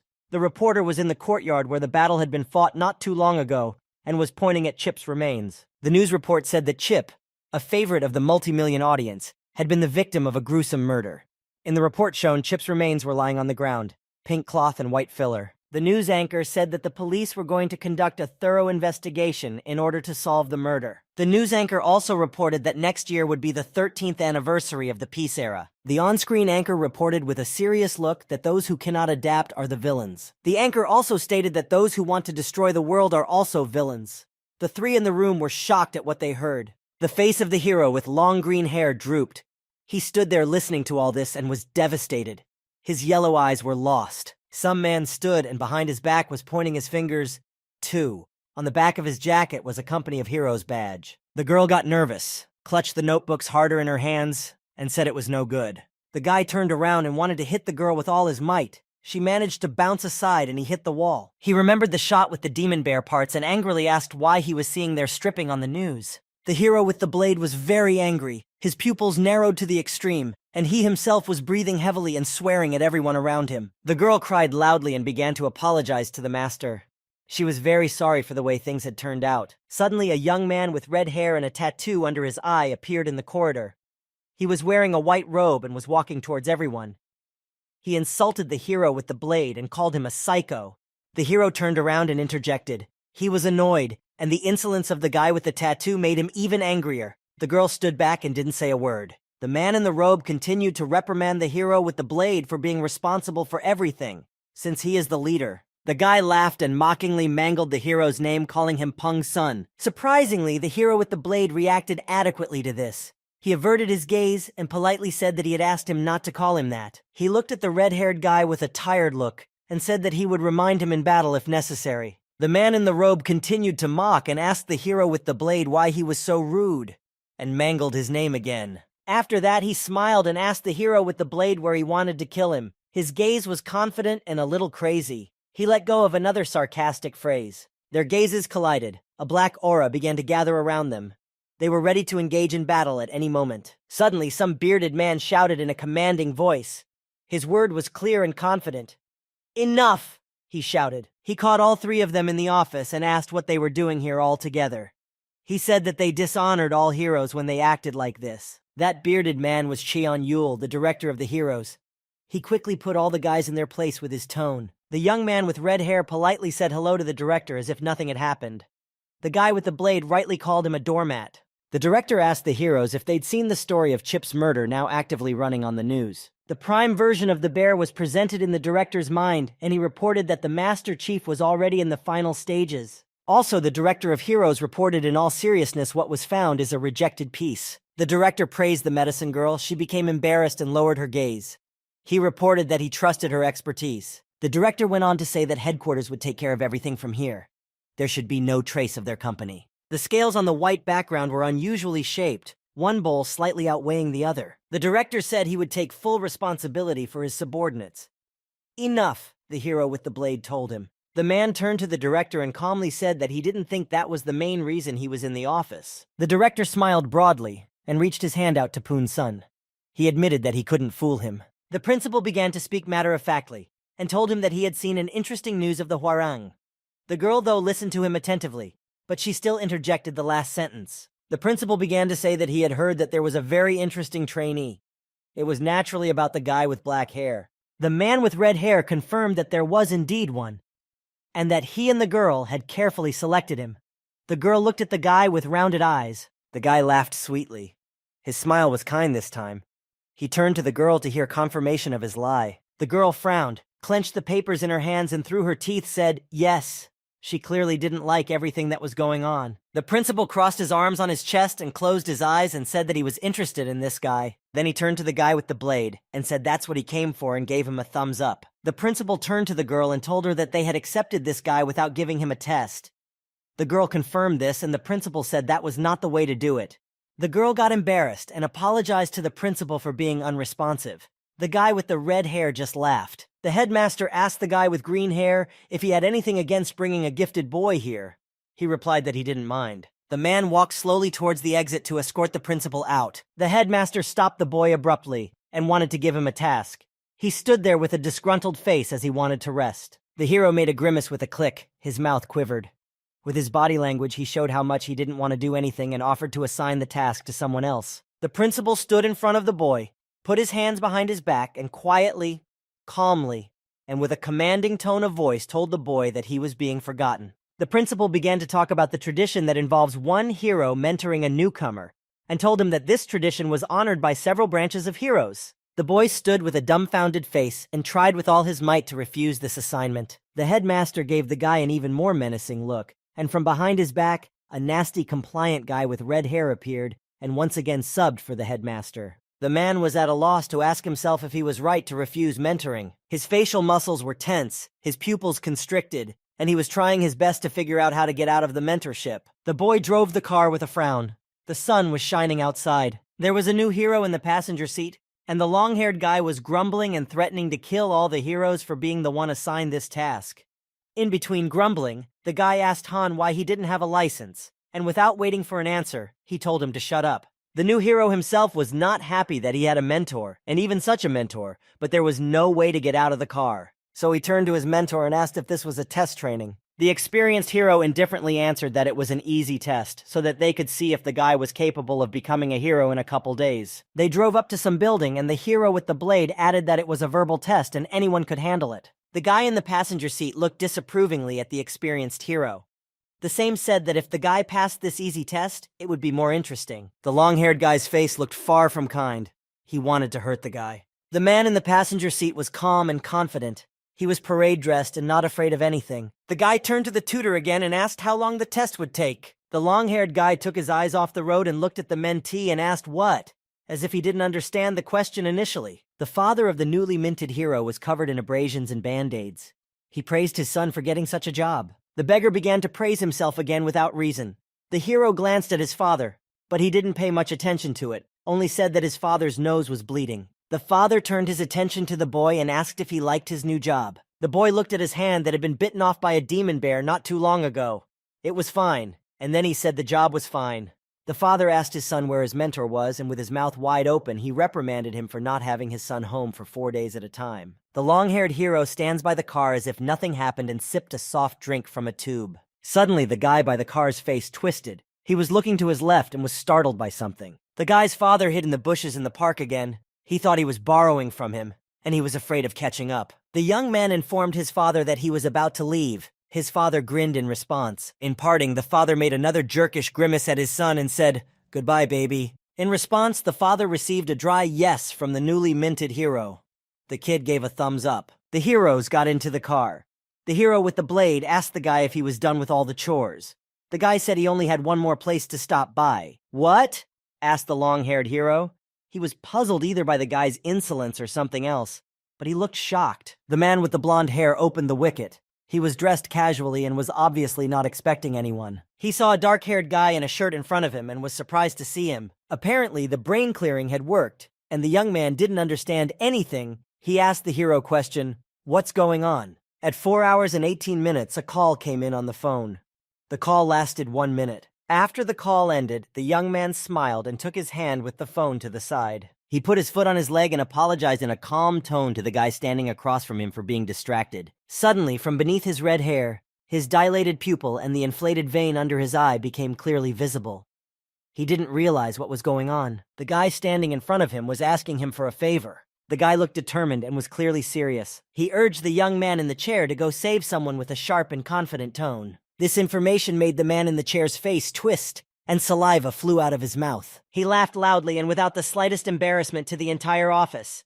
This laughter stunned the guy across the hall. When he came back from laughing, he admitted that he didn't expect to hear such stupidity from the guy across the hall. The guy in the chair talked about how there was no way to save Young Pan since he had killed a man. Young Pan sits on a bench in the prison, bulky handcuffs on his hands, and his face is barely visible. Narrow chin, long blue hair, pale face, and white prison suit. This is what a criminal looks like. In the office, the young man still continues to sneer at the guy's idea, and said that he considers only those who save someone in danger to be heroes. Suddenly, the young man's pupil dilated again in surprise. He was shocked by the words of the guy across the room. The guy in the tracksuit stood nonchalantly in the center of the office and began to tell his story. In a dark cloud of memories, a picture of Young Pang asking him to come after him comes into view. The boy believes Young Pang and looks for reasons for this request to him and not someone else. Frowning a little and still as confident, he utters the phrase that he and Young Pang are a team. The young man in the chair lowered his head and laughed again, so hard that it could be heard in the corridor of the building. A young man in a shirt stood in front of the white-haired guy. The white-haired guy asked him the question, "Who are you?" The shirtless man bowed as a sign of respect. The white-haired guy became even more confused. Suddenly, the man in the shirt took off his seat and ran away. The white-haired guy looked at him in surprise. The white-haired guy looked away and thought to himself about what kind of weirdo had just come to him. He looked down and saw something. The guy said questioningly, There was an envelope on the steps below, and on the envelope was money and a small note. The white-haired guy leaned closer to examine what the note said. He saw the phrase, "Thanks for paying for the cab." The guy in the shirt returned to the car to the hero with the blade and informed him that he was now ready to move on. The hero with the blade frowned. Suddenly, the green-haired hero straightened up and calmly looked forward through the windshield. His green strand curled along his face. Suddenly, he abruptly shifted the gaze of his yellow eyes to the left and stared intently. In the left rearview mirror, the hero with the blade saw a confused white-haired guy with money in his hands. The hero looked even more closely. In the confused eyes of the white-haired guy read complete incomprehension of what was happening. The white car was rushing in the stream of other cars on the city highway. The sun was shining brightly outside. The guy turned to the right and said, "Excuse me," with a questioning look. The hero with the blade calmly asked the young man, "What is it this time?" The man remembered that the hero with the blade had saved him from an angry bear, and once again said the words of gratitude. The man in the shirt began to thank with aggressive pitch and confident eyes that the hero with the blade had saved his life. The hero took his eyes off the road and calmly looked to the right at the young man in the shirt. Afterward, he rolled his eyes upward. There was a feeling that the upstart in the white shirt had worn out his welcome. The guys braked sharply at the traffic light, and the hero with the blade calmly uttered the phrase, "Shut up." The girl is flying around in pink hearts. She holds a file folder in her right hand and smiles. Outside, the sun is shining. A huge concrete and glass building stands in the city. In the elevator cab, the names of companies are signed near the floors. On the button of the 7th floor, you can see the symbol of heroes. Near the button with the heroes symbol, there is a sign that says, "Restricted Access." A man with glasses, a gray jacket, and gray hair is standing in the office. He said he was waiting for Sunbae Nim. The guy and the man in the shirt walked into the office. The hero with the blade wasn't particularly happy to see the man in the suit and called him a bespectacled man. The guy in the jacket struck up a conversation. The hero with the blade stands and has his hands in the pockets of his leather jacket. The guy in the shirt stands behind him. The guy with green hair gets more rude to the guy in the jacket. They get into an aggressive verbal altercation. The guy with gray hair looked at the guy in the shirt. He asked if he was the new intern he'd heard about. The man in the gray suit started looking at the guy in the shirt. He started talking about how he was surprised that the first branch led the intern. The guy started asking questions to the guy in the shirt. He began to wonder why the guy wanted to join the heroes. The young man in the shirt, holding onto the straps of his backpack, began to answer. His look was full of confidence. The boy spoke of his goal to reach the top. "Just as I suspected," stated the guy in the gray suit. The green-haired hero didn't understand why he said that. The guy in the suit asked the huge black guy to escort the young man to the exam room. The huge black guy asked the guy in the shirt to follow him. The young man said okay. The hero turned around and walked towards the exit, waving his hand. The guy asked him to wait. The bespectacled man offered the hero with the blade to drink a rare tea with him. He added that there was no such tea in Korea. "As expected," pronounced the young man in the gray suit. The guy with green hair didn't turn around. The man in the gray suit said that he knew the green-haired man's answer would be negative. The guy says that's why he came with it. His gaze is confident. The hero with the blade stopped. He clenched his fists. The sun was shining very strongly through the window in front of him. The hero looked around, his hair slightly ruffled. He looked intently at the guy. The guy tilted his head slightly to the side and said, "Sure." The hero with green hair looked even more closely at the guy with gray hair and asked about the color. The guy with gray hair also looked intently into the eyes of the hero with the blade and said the color was yellow. The hero is sipping some kind of drink through a straw. His strands of hair are flowing downward. The seasoned heroes are sitting in a luxurious living room drinking tea. The guy in the suit suggests that the hero's taste for this drink has not changed with the click. The guy in the gray suit sitting in the chair says that this is their first meeting in a very long time and asks a question about things with Hua Ran. The hero with the blade turns away abruptly and says that if he hears that name again, he'll kill the guy with the glasses. The guy laughs in response. The hero breaks away from his drink and looks in the direction of the guy with the glasses. He asks what he's doing here by himself. The hero calls this place useless. Some guy is taking a test and the examiner is writing down the results. The hero asks in bewilderment why the guy with glasses was once famous, but now has been rotting here for over a decade. The guy calmly sipping his tea asks to be careful with his words. After all, he himself does not consider all this test useless. The guy looked up at the hero with a flick and said about the rules and regulations in this center being very strict. The hero laughed and said that the guy in the suit hadn't changed a bit in the time they hadn't seen each other. He continued laughing with his foot on his leg and said about how it was all a bit unexpected. The guy continued to drink his tea quietly and said that he was surprised that a trainee from the first branch had come here, but he was even more surprised that the hero was the one who brought the intern here. The guy asked how that happened. The guy got angry and asked sharply what the guy in the gray suit was implying. He stated that he didn't mean to come here. The guy with the blade said he was tricked by the head of the heroes from the first branch. That's the only reason he ended up here. Next, the guy in the suit asked if there was more to the fact that he was the one who brought the newcomer. The face of the hero with the blade cowered. "What?" he asked. The man in the suit calmly told the hero with the blade that the man would not see him off. He informed him that he realized that the intern the hero with the blade had brought was interested in himself. The hero sitting on the couch with his head down and deep in thought. Well, he's intriguing, he thought. A fight. The hero in the black suit hits the craft monster with all his might, and it flies away. A huge yellow flash appeared from the impact. The green-haired hero answers the guy in the suit with a smirk with a question. "Does he seem suspicious?" "Suspicious?" interjects the guy in the gray suit with a bit of surprise. Suddenly, an empty plastic cup flies into his head, ricochets and flies further away. The hero with the blade tells him that the guy is noisy. The hero gets up from the couch, says he's leaving, and walks toward the exit. The guy in the suit asks, "Already?" After all, he didn't sit with him long enough. The man lastly wishes the hero with the blade good luck and not to die. In response, the hero with green hair sends him away and shows an obscene hand gesture. Walking out the door, into the hallway, the green-haired hero stretches and then says, "Finally." He smiles and talks about how it's time for him to go home to watch the show he missed on the movie service. A man in a shirt approaches the hero with a blade. The young man looks serious. The hero is a bit crestfallen and surprised. He asks the guy what the guy is doing here. In response, the young man, still holding onto the straps of his backpack, said that he was told to go home. The man informed the hero with the blade that he was disqualified. The green-haired hero cringed at this information. The hero stood there in shock. He asked the guy how he managed to fail the basic test. Suddenly, a black-clothed man appeared behind the guy's shirt back and said, "That's the problem, master." "This man!" exclaimed the black man and added, "He doesn't have the base." The head of the hero's first squad and the girl stood in the hallway with surprised faces. The head of the squad asked, "What?" The head of the first squad asked the guys, "No base. What do you mean?" The guys stood calmly in front of him. Silence hung. The men continued to stand in the center of the corridor. Suddenly, a guy turned his head towards the guy in the shirt and shouted out, "6." The green-haired man continued to stare at the guy in the shirt and said, "3, will it be?" His eyes read shock. The guy in the shirt did not let go of the straps of his backpack and looked at the hero with the blade. He was a little scared and puzzled. The guy started scratching his chin and thinking. Everyone in the hallway was really waiting for him to answer such an easy question. He stood for a bit longer and asked if he could use the notebook. The heads of the head of the first ward and the girl were covered in sweat. "The answer is 18, asshole," yelled the hero with the blade at the guy in the shirt. He recoiled. The hero continued to ask simple math questions to the guy in the shirt. When he answered another question incorrectly, the hero became furious. The head stated that he was very surprised that the guy did not have basic school knowledge.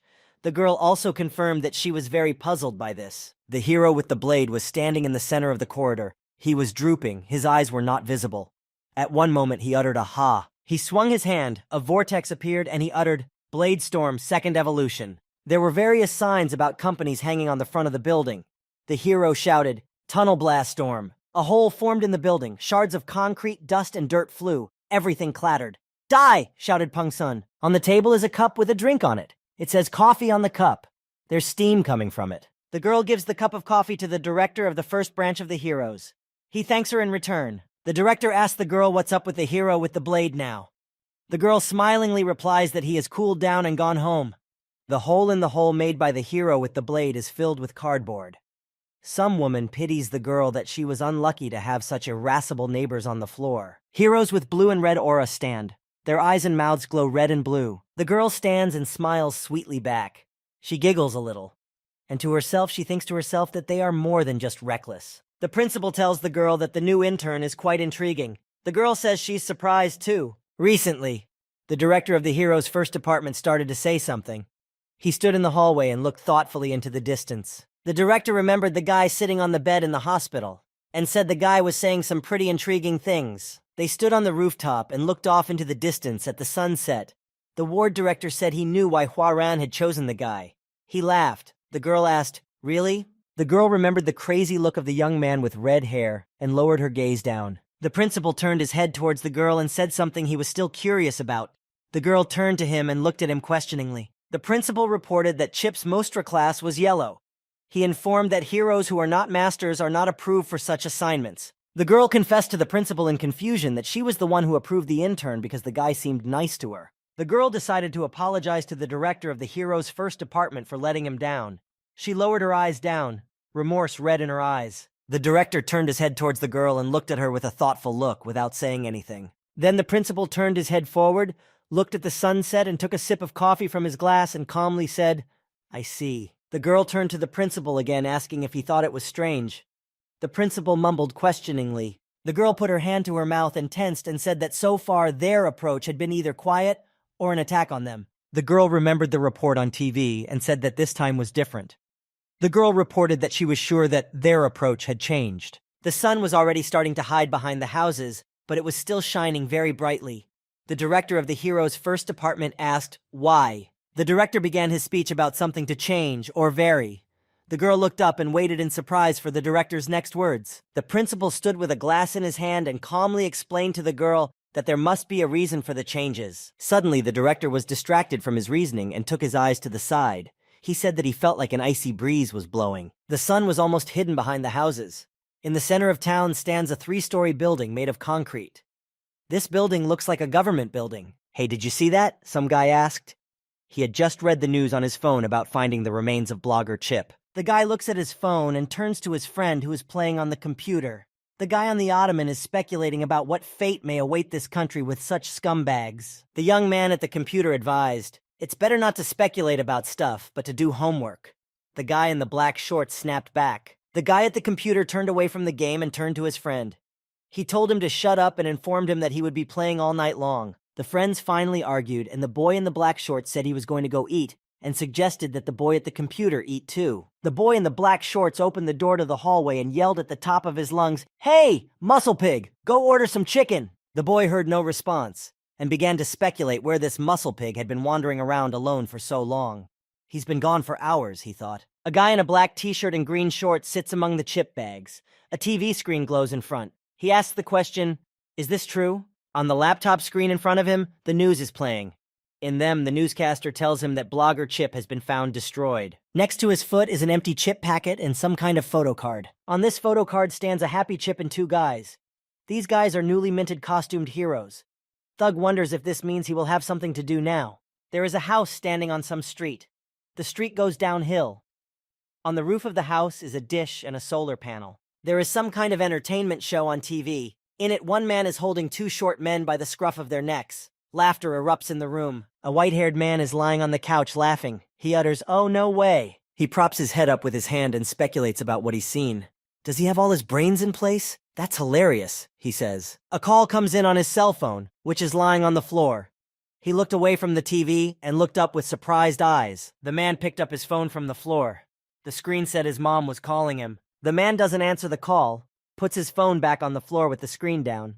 He continues to watch the show and talks about how the show pokes fun at him. A guy is lying on the couch. Suddenly someone's foot appears above his head. It goes straight for his head. It hits him so hard that the pictures on the shelves stagger. The guy is lying on the floor, holding his head and moaning in pain. A disgruntled girl stands next to him and says, "Finally got you." The young man's sister yells at him and asks why he doesn't pick up his phone, and asks if he cares more about the TV than his own mom. The young man looks at the phone with a surprised face and pretends to see a missed call for the first time. His sister tells him not to even pretend, because she saw the whole thing. The girl stands with her arms folded across her chest and reproaches her brother for being unemployed and asks him to have a conscience and at least answer the phone. The girl informs her brother that if he ignores one more call, he is dead. The young man replies to her with a, "Yes, ma'am." The girl leaves with a loud slam of the door. The guy sits on the floor and resents her for talking to him like that. The guy stood there for a couple minutes thinking about how uncool his sister was. At one point he turned around, wondered if there was anything to eat, and headed for the refrigerator. At that moment, his sister stood outside the door trying to catch her breath. She wondered when her brother would start acting like a normal person. The girl took a breath and noticed something in her room. She said, in surprise. The girl saw that someone had pulled a box out from under her bed and opened it. A man is walking across the room with a bag of chips and trying to remember where he left off watching TV. Suddenly, a kia-ya is heard behind him and his sister's foot flies into his back. The guy bends forward and drops a bag of chips. The girl stands over her brother and yells at him again. She asks how dare he come into her room without her consent. The man says in his defense that he was cleaning up, so he came in. The girl continued in a disgruntled tone that in that case, he could have limited himself to cleaning. The girl pointed to the poster and asked why the young man was going through her things and opening the box of posters. The boy sat on the floor and was puzzled. He said he was curious to see what it was. The guy asked his sister about the company she works for. The guy thought they were handing out flyers. The sister had a look on her face that said she wanted to kill her brother. The girl got really pissed off and asked what her brother meant by that. She stated that this company was just using their name. She pointed to the flyer again. Her eyes were full of anger. She told her brother that her company wanted to sue for the copyright of the company handing out such flyers. The young man responded by saying that he thought the whole thing was strange and questioned his sister about why her company distributed so many samples. The girl continued to yell at her brother. She said that their company was very sensitive about it. The young man replied, "Oh, really?" The girl started to walk away. She said she couldn't take it anymore and should complain. The girl holding the flyers walked to the front door, stopped and thought about something. She turned toward her brother and asked if he was going to go to the job interview on that ad. The young man sitting on the floor said about how he was not stupid and he did not go to such suspicious events. He stated that he was not that desperate. The young woman started to leave and asked to make sure the young man had time to clean up the house before she returned. The man raised his hand to say goodbye and asked if his sister was going to stay longer. He heard, "Why?" in response. The guy said, "I want a snack," in a cocky voice and asked if his sister could give him $10. In response, the girl slammed the door very loudly. The young man got upset. The boy got angry and said, "But it's only $10," and called his sister a greedy girl. Suddenly, he heard that a new notification came on his phone. He was surprised. He opened the notification and saw that $10 had been deposited into his account. The guy looked at his phone and thought to his sister that she was kind. Suddenly, the guy frowned and started to remember something. He had a strange look on his face. The man put his hand behind his back and slipped his hand into the back pocket of his shorts. He pulled a piece of paper with an ad on it out of the back pocket and thought it wasn't worth it. The man reread the contents of the flyer one more time and thought to himself that it all sounded strange. The guy is sitting on the floor and thinking very deeply about something.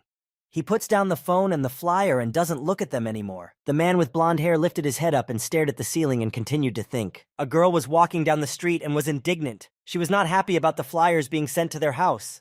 The girl quickened her step. She proudly stated that there was no chance of her taking it up. The girl stated that she didn't want to be associated with branches that didn't have interns. The girl stopped and loudly declared that she was the novice ace of the 4th branch of heroes. The girl dialed some number. She was annoyed. She said to contact the 1st branch to express her grievances. The other end of the line answered, and the girl started gibbering into the receiver. In response, she heard, "Please press 1 to connect with us." The girl stopped and looked thoughtfully at the phone screen and then pressed the number 1. The girl became furious. She threw the phone on the pavement with all her might. She stood there clutching the flyers very tightly out of anger. The girl declared that she was not ready to put up with all this. and said she would go to the first branch in person. The hall of the computer club. All the guys are playing games. Some are very focused, some are just playing for fun. A blonde-haired young man is sitting and eating noodles in some canteen. Suddenly he gets a message on his phone. He looks at his phone with a surprised look. The message that came to him reads, "I apologize, but you have been denied an interview. Thank you for your interest, and I wish you a good day." In the canteen, besides the young man, there are a lot of people. Some sit in groups, some eat alone. The boy went outside. Even though he was wearing a tracksuit, he noticed that it was still cold outside. The guy remembered that his favorite show was about to start and decided that it was time for him to go home. Suddenly, some person appeared in front of him and hit him with his shoulder. The guy in the tracksuit flew off from the impact. The man landed on his butt and hit his head. The guy who hit him asked if he was okay. The guy apologized again for hitting the young man in the suit and asked if he was okay. Yeah, replied the guy in the tracksuit. The blonde-haired guy noticed the hat in his hand. He was surprised to see it. He remembered the guy in the shirt who had come to see him not too long ago. The man reflected on the fact that he didn't remember anything. How had he managed to get his lost hat back? Sitting on the ground, he pondered who the guy in the shirt could have been. The man got up off the ground, informed the man who hit him that he was okay, and told him not to worry about him. The man opened his mouth wide and told the guy, "You're a very kind man." "Thank you," said the guy in the suit and walked away from the man. The guy walked down the street and thought about the fact that since he was apologizing like that, he couldn't charge anything. The guy in the purple tracksuit started walking further down the street and wondered if the man was a bodybuilder. The man stood and stared the guy in the guy's wake, and the guy was still in thought. He considered the man to be quite large. Huge muscular back, green pants, and blonde hair. That's exactly what the man who hit the guy looked like. It's late at night outside. The house of a young man without a job is plunged into darkness. The guy sits and stretches on his striped couch. He wants to sleep. The guy opens another packet of chips and thinks about how no matter how many times he watches this program, it always makes him laugh. The man with blonde hair glanced at the clock hanging on the wall. At the same time, he was eating chips. Filling his mouth, he thought about the fact that his sister said she would come early. "So why isn't she here yet?" he pronounced. Suddenly, he looked to the side and heard some rumbling from the next room. The man got out of bed and headed for the front door. He thought his sister had gotten drunk again. The guy opened the door and from the threshold said, "Come in, do you know what time it is?" Suddenly, the boy realized that his sister was not at the door. The young man became confused. He closed the front door, and as he walked to the room, he thought it was just a prank. The man sat down on the couch, put his hand in a pack of chips, and started thinking about who could do something like this. The guy put his hand into the bag of chips, but there wasn't a single chip in it, although he hadn't finished all of them yet. Suddenly, the lights went out in the house. The guy was sitting quietly on the couch. The man wasn't the least bit frightened. Another blackout, he thought. The guy again wondered where his sister was now. He was worried about her and decided to call her. The guy started nervously dialing numbers one by one.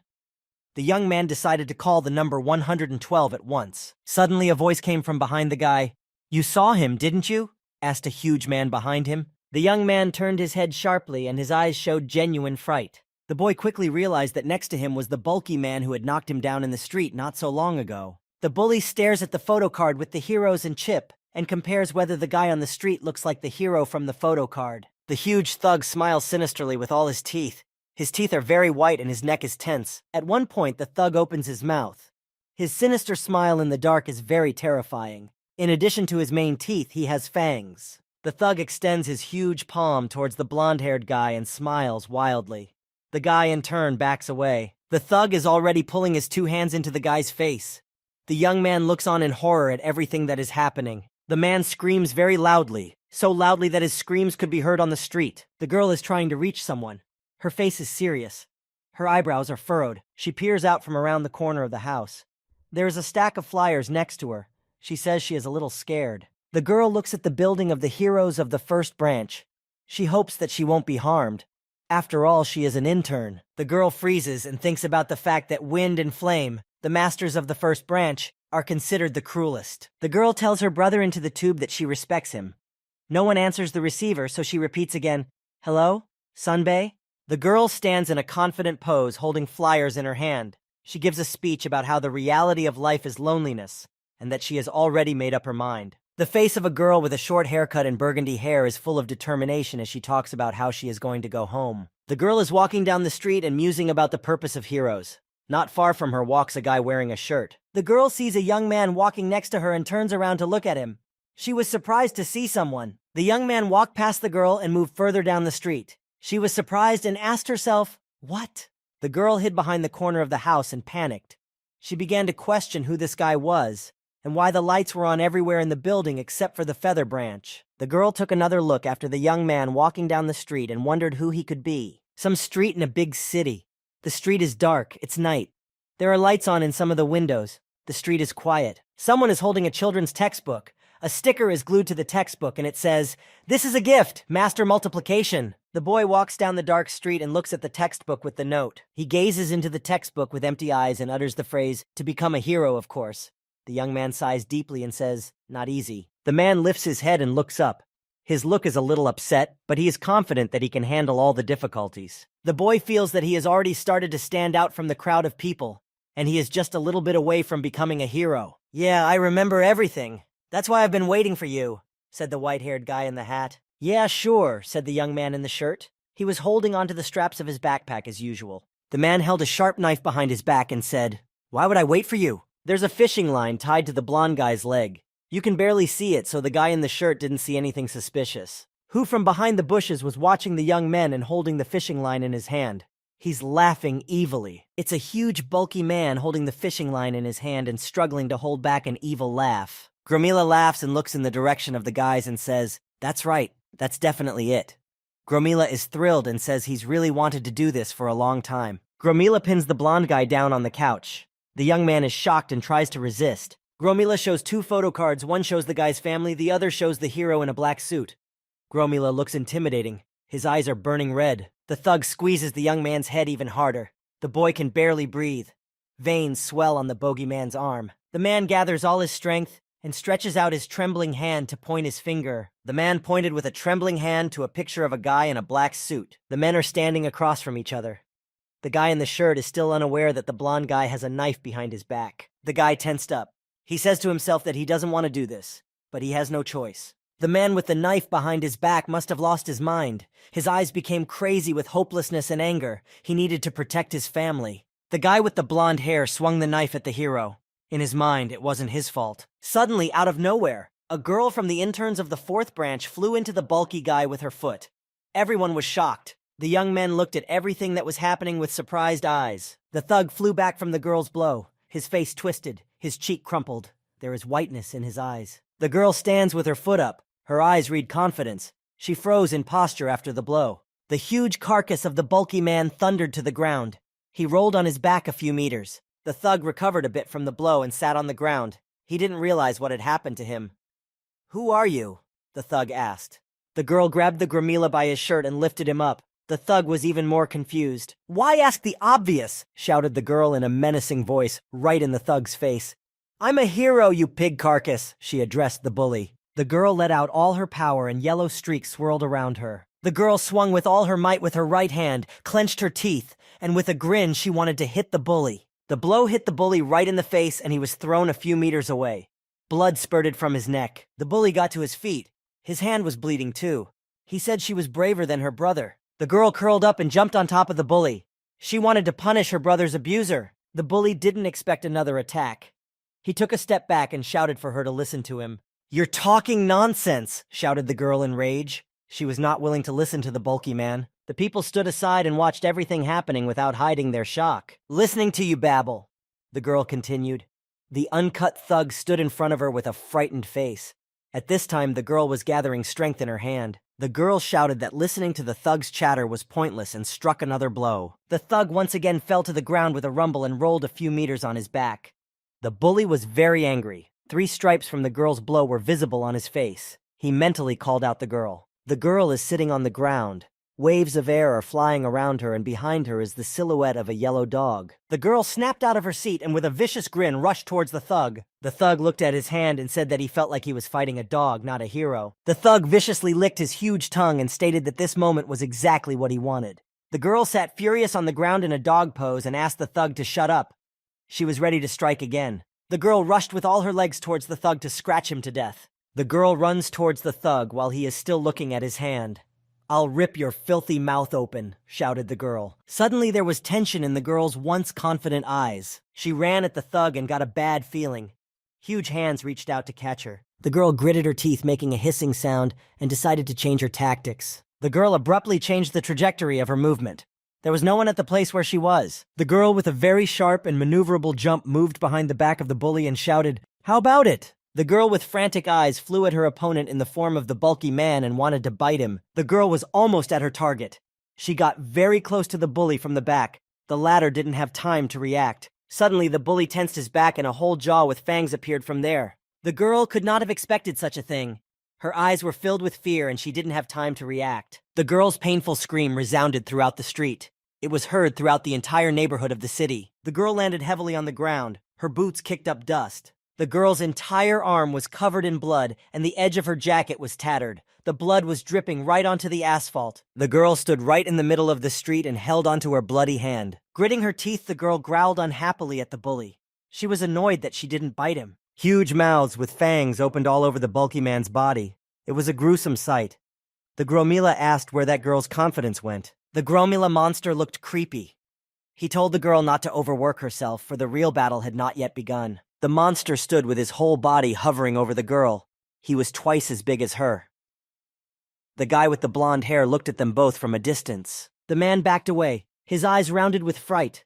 He didn't understand what the hell was going on right now. He looked at his sister with surprised eyes and couldn't believe that his sister was a hero. The man shifted his gaze to the monster and thought about how the monster looked much bigger and scarier now than it did a couple minutes ago. The man sat down on the ground in shock, but afterward he immediately decided that he needed to get himself together right away or his sister would die. The man in the hat turned around to the guy in the shirt who was standing next to him. The guy in the hat thought to himself that he couldn't stand still any longer. The young men have very tense faces. The guy in the hat decides that it is urgent for him to act. A huge bulky man with a pile of muscles towers over a girl with a bloody arm. The girl bravely looks at the bulky man and shouts, "No way!" at him. The girl stands and analyzes the monster in front of her. She realized that the monster has heightened consciousness, raised its physical level to the max. The girl realized that this huge monster standing in front of her is a yellow level, and wondered what the first branch was doing. The girl gritted her teeth and said, "I can't believe I have to fight a yellow one by myself without my masters. It's a bloody thrill," the girl uttered and licked her bloody hand with her tongue. The girl assumed her fighting stance. She was excited to be able to test her strength. She said that she would not miss such a chance. The girl rushed upwards from her seat with a whoosh. Only a circle of dust was left on the asphalt. The girl began to move very quickly around the monster, leaving only white streaks of air behind her. The thug stood motionless. The girl shouts to the thug monster, "Even if you manage to overtake me with my sudden change of speed." The girl pushes off the wall with her foot to give herself acceleration and change her trajectory. The girl flies into a rage and in a steep dive wants to bite the monster in the back of the head. The monster turns around slightly, the muscles in his back tense. "I think you're wrong," utters the Gromila. "I'm not the one who needs to overtake," he utters with his next phrase, and a huge fanged mouth appears from his back, and it is about to eat the girl. The jaws from the thug's back close and the girl's hand is caught in the fangs. She screams furiously in pain. The Gromila monster asks to say hello to his back Judy. The monster informs him that he is protecting him while he can do his favorite things. The Gromila hits the girl with all his might with his right hand and the girl flies far overhead. The girl falls to the ground covered in injuries. She moans in pain and tries to get up. Her hands are covered in blood. The monster flies at the exhausted girl and wants to finish her off. The girl tries to get up, but she fails. The monster digs into the girl's arm with fangs from her stomach. The girl turns away and screams in pain. The monster thug slides his huge arm up and seems to want to punch the girl. The monster hits with all his might, but misses and hits the asphalt with his hand. Pieces of asphalt fly in different directions. The monster giant stands up after the punch and squares his shoulders. He is breathing heavily. The monster turns to the side. He can't believe the girl managed to dodge his punch. The monster calls the girl's name. The girl stands in the center of the street with bloody hands. She analyzed her opponent and those incomprehensible mouths all over his body. The girl furrowed her eyebrows and looked menacingly at the monster. She realized that none of her attacks did any damage to the monster. The girl took another look at the monster and realized that this is what is called absolute defense. The girl realized that she couldn't hit the monster yet after the first two attacks. She said she had saved something for the camp but would use it now. The girl spread her bloody hands apart. She realized that she couldn't defeat the monster. The girl stands in the middle of the street with her legs spread wide, a yellow aura flying around her. She is ready to continue the fight. The girl drew stripes on her cheeks with her blood from her hands. She was determined and informed the monster that she was ready to give her best. Suddenly, from behind the girl's back came the voice of her brother. The guy stands with a bloody knife and tells the monster that he did what he asked. A man in a shirt lies bloody on the pavement. The guy in the hat stands over him with the knife. The man in the shirt is writhing in pain, lying on the ground.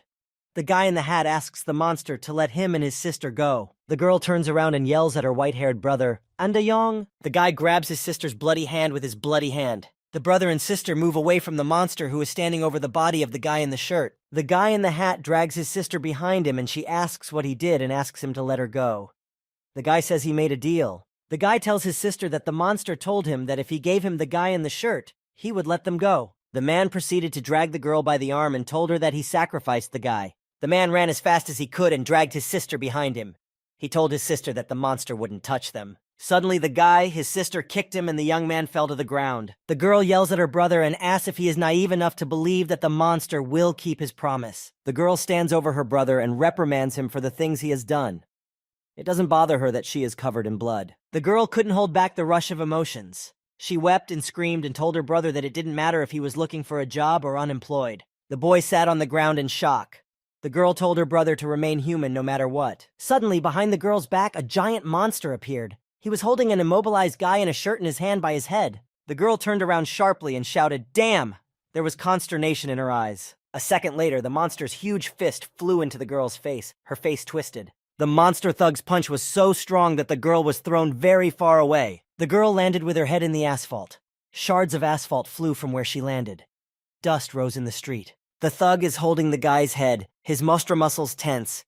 He's talking about how things just kept getting worse. The Gromila looked angrily at the guy in the hat sitting on the ground and told him that he had ruined all his plans. The monster thug opened his mouth and let out a small, loud laugh.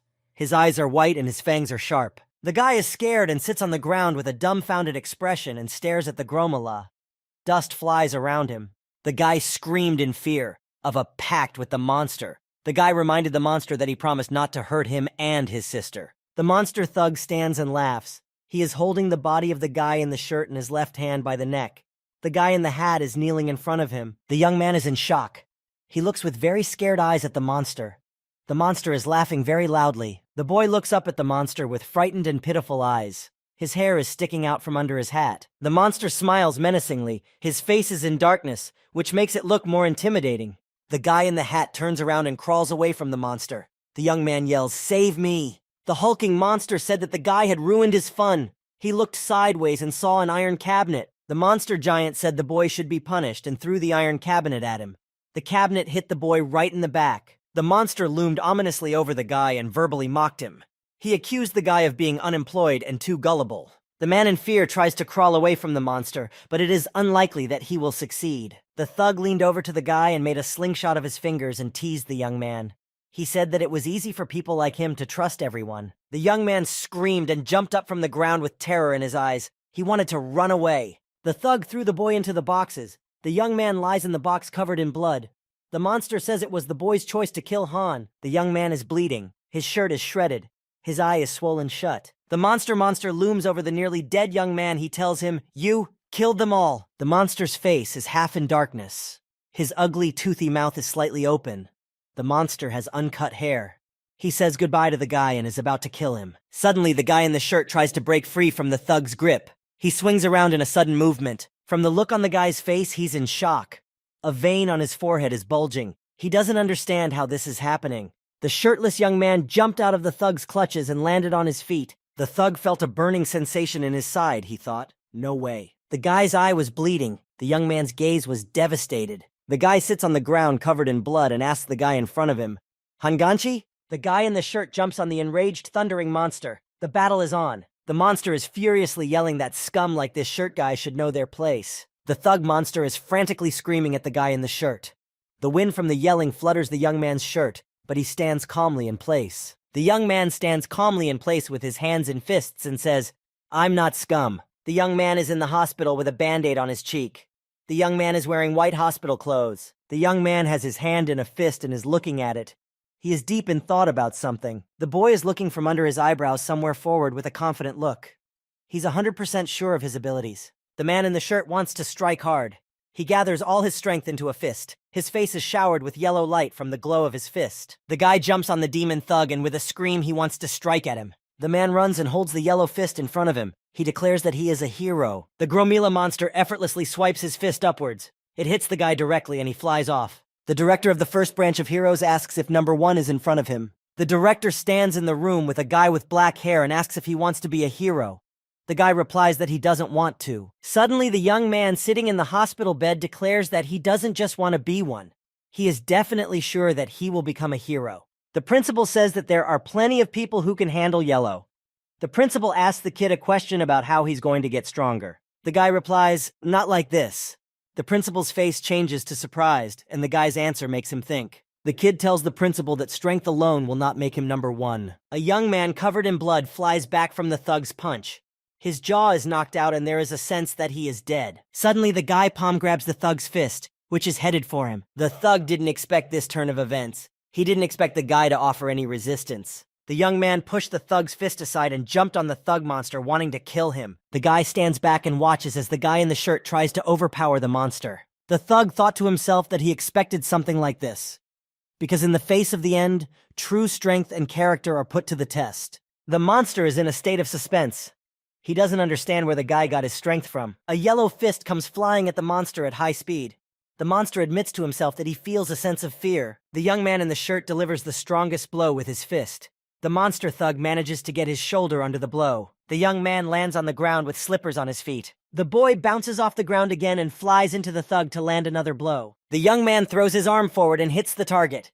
He is confident of his victory. The Gromila monster stands with a skewed face. He is shocked that the boy managed to land a blow on his cheek. Judy is frightened by the guy's strength and doesn't react, only growls angrily. The giant monster looks at the guy with surprised eyes. His face is twisted. The monster utters the phrase, "Now I get it." The Gromila looks at the guy. The young man stands in a fighting stance. The monster thinks about the fact that one day this guy will be a source of concern for the Naruraki. The monster thug grinned, his expression becoming very sinister. "It's not too late yet," he thought. "I'll tear you apart!" shouted the Gromila monster and waved his hand upwards menacingly. The hulking monster elbowed the guy from the turn and hit him right in the jaw. The guy's immobilized body soared high into the air again. The thug's blow was of incredible force. The young man in the shirt grabbed the Gromila's elbow with his teeth and clung to it with all his might. The hulking monster tried to throw the guy off, but the guy was no slouch. He held on with his teeth to the last. The young man jumped sideways as the monster thug wanted to slam his head into the ground. The monster found that he had lost sight of the guy. He was trying to find him. The hulking monster tensed up and sweat began to drip off of him. He couldn't see the young man. That was what was stressing him out. Suddenly, the monster Gromila noticed the guy flying at him from above, swinging his fist at him. The guy was about to deliver the strongest blow. Suddenly, the thug monster shouted, "Don't mess with me!" He tensed his back muscles and let out 1,000 teeth. There was no way the guy could change his trajectory. The man dodged the monster's barbed back with difficulty. He was frightened by this unexpected surprise. The bulky man gathered all his strength in his fist and swung towards the guy. A green aura of power flew around the monster. The monster thug once again landed the strongest blow on the guy. The man flies upwards, immobilized. The guy is flying in the air. He can't move after being hit by the monster. The Gromila monster stands on the ground with sharpened teeth sticking out of its back. Suddenly, the monster snaps out of his seat and jumps up behind the guy. He swings to deliver another blow at him. The monster hits the guy with all his might with his fist in flight. The guy in the shirt is thrown to the ground with incredible speed. The man lies on the ground. The thug swings 2 arms for a blow at the young man. "Die!" screams the monster. 6 whirlwinds of air fall on the young man first, and then the thug monster himself. The hulking monster laughed and told the guy to remember it well. After all, this was the power of a big Judy from the elite troops. The thug was already aiming to finally deal with the guy, when suddenly he noticed something wrong. Air slowly began to escape from the bulky guy's body, and his muscles began to deflate one by one. The bully stood in shock. Suddenly, the blonde-haired guy's sister struck a blow on the monster's head. The blow was so strong that the monster was bent in half. The face of the thug turned. He began to fly away. The girl, despite her weakness, struck hard enough. Another jaw with teeth grew out of the Gromila monster's cheek. The Gromila said about how he was even surprised by her punch. The Gromila monster swung around and retaliated with a knee strike. The girl was folded in half from the impact. The Gromila screamed that the girl had scared him. The girl was thrown a few meters away from the blow and crashed into the wall. Shards of concrete flew from the wall. The monster stood there and watched it all. The monster stood and looked at the immobilized and bloody body of the girl. He thought to himself that the fact that she had any strength left was incredible. "Nice try, Ji-yu," said the monster thug, approaching the girl. The monster wanted to finish her off. "Halt!" shouted the guy behind the monster's back. His voice was ringing and determined. A man with blonde hair stood in the middle of the street covered in blood and holding a sharp shard of glass. There were huge spikes sticking out of the monster's back. The monster didn't even look at the guy behind him. The man told the monster that he couldn't take it anymore. The man stood there covered in blood. His clothes looked like rags. The guy started talking about how he couldn't keep his promise even now. The monster Gromila did not hear the guy's speech, but with a sharp movement knocked a sharp splinter out of the guy's hands. The man did not understand anything. The guy screamed in pain. His hands were shredded by his own weapon. He hadn't expected this. There was terror in his eyes. "What are you doing, Dayen?" the monster thug asked the guy. The monster asked if the guy thought he could do something if he mustered up the courage. The hulking monster looked at the guy and told him not to get too upset. The Gromila monster stated that he would kill the guy along with his sister. At that moment, a girl flew behind him at full speed to hit the thug. The thug turned around sharply. Apparently, he was ready for an attack from behind. He swung his elbow. The monster's face creased. He realized that he was unable to turn his body all the way around to strike, but he didn't realize what exactly the problem was. The man stuck his head into the monster's stomach with his teeth, thus blocking the monster's actions. The thug realized that Big Judy was doing things on his own accord. This confused the Gromila. The monster looked at the area of his stomach. The guy said that he is well aware of his worthlessness in this world. The girl who is the boyfriend's sister screamed in horror. She did not realize what her brother was doing. The guy clenched his teeth. He was bleeding all over and could barely get his words out. He wanted to say he was, at least. The guy's eyes filled with tears. He realized he was about to die. He got his teeth stuck in the monster's teeth, and bleeding all over, he uttered the phrase, "For the last time." The guy shouted the last phrase. He didn't want to die as a loser, and remembered the guy in the shirt fighting for his life. "Grab your left arm!" the guy with blonde hair shouted loudly. The monster's teeth had already sunk into his head. The girl used all her strength to wrap her arms around and immobilize the monster's left arm. "Pull it!" shouted the white-haired guy again. He wanted to die not useless, so he took command. The girl pulled the arm of the Gromila monster as hard as she could. It was unable to resist. The lower part of the monster and its left arm were immobilized. The monster uttered a "ha!" A guy in a shirt was already running towards the Gromila monster in order to deliver the strongest blow, and perhaps even the final one. As the young man approached the monster, his fist turned yellow and gained strength. The guy screamed off the ground, his eyes frantic. The guy probably wants to kill the monster. The man's fist became very yellow. A yellow aura of power flew around him. A blow of incredible strength came straight to the side of the huge monster thug. The man screamed in pain. "Pulse 60, shouted the medical girl from the hero's first division. She said that the life force was running out. A man with blonde hair lay on the ground, a bunch of medical machines around him. "Inject 500 milligrams of adrenaline," shouts the girl. "How is he?" asks the hero with green hair with interest. His yellow eyes have a drop of sympathy for the guy. The girl informed the hero that because she had regenerated the cells a couple days ago, their regeneration was now extremely low. The girl didn't understand why a deep stab wound remains on the guy's right palm. The man is lying on the ground wearing an oxygen mask. The girl says she tried to regenerate 2 of the guy's hands at once, which is not easy. Man attacks Judy. He fearlessly jumps right into her mouth. The guy did it to hold him back. He used himself as bait. Because of that, the monster thug hurt his side and it gave him an attack in that area. "Among all the strategies I've seen, this is the most terrifying," the green-haired young man uttered while slightly opening his mouth. The green-haired hero smiled wildly and wished the newcomer to survive. The guy opened his eyes slightly and began to question what was going on and where he was. The guy didn't understand why the man in front of him was smiling. The hero and his smile looked terrifying to the guy lying on the ground. The guy lying on the ground gradually cried. He thought to himself that he just felt terrible. The monster thug watches from afar the treatment process of the guy lying on the ground, breathing heavily. "Phew," said the Gromila and held onto his mangled side in parallel. He couldn't catch his breath after the fight. The monster walks down the street, leaving bloody footprints behind him. He thinks about the fact that there can be no mistake, and the guy with long hair is definitely from the Octagon. The monster is very nervous and thinks that he should run far away. The monster ponders that he will die if he doesn't run away, as the figure of the hero with the blade appears in front of him. The monster is horrified. The hero with the blade informs the monster that if the heroes were fighting for their lives, then they would have to die then. The thug was covered head to toe in sweat, and the hero with the blade added that the monster didn't even have basic manners. "Shh!" shouted the monster. He was holding some sort of red thing in his hand. The hero with green hair stood calmly in front of him. "Did you think I wouldn't have a trump card up my sleeve?" asked the monster, clutching something tightly in his hand. The monster thug pointed to a brick building nearby and said that he had planted explosives on it. The monster revealed that a mother and her son were crying after leaving alive. "But they don't know what awaits them yet!" shouted the monster. The hulking monster turned to the green-haired hero and told him to hurry up and save them. The hulking monster began the countdown to the explosion. "5!" he shouted. "4!" pronounced the hulking monster. The green-haired hero didn't budge. "3!" Heavily smirking shouted the monster. He was serious and had no intention of joking around. Suddenly there was an explosion. Scorched bricks flew from a building nearby. The monster froze in horror. The eyes of the guy with green hair were wild. There was no pity in them, only a desire to kill the monster. "Psychopath! You killed ordinary people! You're a hero!" shouted the thug monster. "Oh, really?"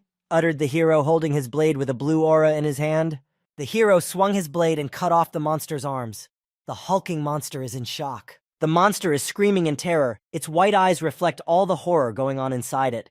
"What's going on? Stop!" screams the monster to the hero. The hero with the blade doesn't understand what the problem is, and says that the monster himself didn't dodge his blow. The man puts his blade behind his back and lights up the entire street in blue. He reports that he has done nothing wrong. The hero looks at the monster with a ruthless gaze and says that he will leave it at that and wants to kill the monster thug. The hero cuts the monster into small pieces. The monster's dead face is the only thing that remains in the hero's memory. The girl runs up to the master and asks how he's feeling. The master, ignoring the girl's question, asks, "What did I say earlier?" The girl said that all the residents of the building that exploded were evacuated before the explosion. The girl informed the squatting hero that the condition of the injured has stabilized and they only have to wait. Some woman with a suitcase walks over and talks about an intern in the 4th Division being taken by the divisional engineer. The woman frowned her eyebrows slightly after her speech and looked intently at everyone around her. The medical girl reported that this was the first time a yellow rank had been found so late. A young man with green long hair stared intently at the map. The hero, looking at the photo card with the rookies and chips, stated that someone could have pretended that the card didn't work. Suddenly, a young man with red hair appeared from around the corner. He grinned through all his teeth and headed towards everyone. "What's the meaning of this?" he asked. The medic girl questioned the red-haired hero. "Master, why are you here?" The red-haired hero informed her that the appearance of a high-ranking, mysterious person whose card was not activated could not help but attract his attention. The red-haired hero approached the hero with the blade and asked if the hero suspected him. "No," replied the hero with the blade. From such a confident answer, the red-haired hero was taken aback. He interrogated, "What?" "Of course I believe you," said the green-haired hero. You could hear from his voice that he trusted his partner completely. The hero with the blade said he believed the red-haired hero because they were a team. The guy was either dumbfounded or impressed by such trust from the hero with the blade. The man with red hair snickered. The hero with the blade didn't turn at his lunge. The girl stands between them and doesn't interfere. The young man with red hair said this time he took a chance. The red-haired hero says for the hero with the blade to keep watching everything. The hero with the blade walks away with a clear and confident look on his face and his actions. His eyebrows are only slightly furrowed. "We're a team," he thinks to himself. The director stands with a small piece of paper in his hand and asks, "Secret?" The director asks the hero with the blade's secret investigation. What does that mean? The hero with the long green hair talks about yesterday. There was yellow. The guy hesitates and wants to provide a photo as proof. The principal stares intently at the photo and says that since the hero with the blade was given such a photo, he can understand why the man acted that way. The director frowns his eyebrows and says, 12 years of formal diplomatic relations with humanity. The director remembers the thug and continues, "For someone who was suppressed in peacetime." The thug is happy to see the photo card. It's as if it makes the light fall on his face. "It was like a revelation," the director of the First Ward concludes his speech. The director stands and speculates that since the system couldn't detect the appearance of the monster, it's a serious problem. "What if this is the beginning and not the exception?" suggests the hero with the blade. The hero with the blade and the director of the first branch speculate that perhaps the monster's level was above yellow, so the system failed to recognize it. The green-haired hero informs the director that he wants to know more about that hairy thug. The hero with the blade reported that the media is playing the chief. The principal states that this is the first time this situation has happened since the beginning of the world. He questions the guy with the blade as to why he wants to investigate covertly. The hero puts his finger out and twirls it around. He says, "On the back of it." "Backside?" the headmaster asks and slowly begins to turn over the card in his hands. On the back of the card it says, Utopia. Utopia? Asks the principal, holding a scorched piece of card in his hands. The hero informs him that it is Utopia, an old bridge that the principal himself knows about. The hero averts his gaze to the city and talks about how Utopia is the association of humanity. The director of the hero's first ward stares at the card, trying to catch the essence in it all. The hero talks about how it's all a bit suspicious. The director turns around and starts to leave. Lastly, he says that he will do everything in his power to keep everything a secret. Suddenly from behind the headmaster came the voice of a guy. "Master Nim, I'm back," said the young man. The heroes cowered at him. The headmaster turned towards the young man with surprise, because he was able to recover in such a short time. The director looks at the man and the medical girl next to him and asks, "Are you that trainee?" "It's been a month already, right?" the green-haired guy asks calmly. The director of the first ward interjects in shock. "A month?" The green-haired young man turned around. Some building appeared in his mind.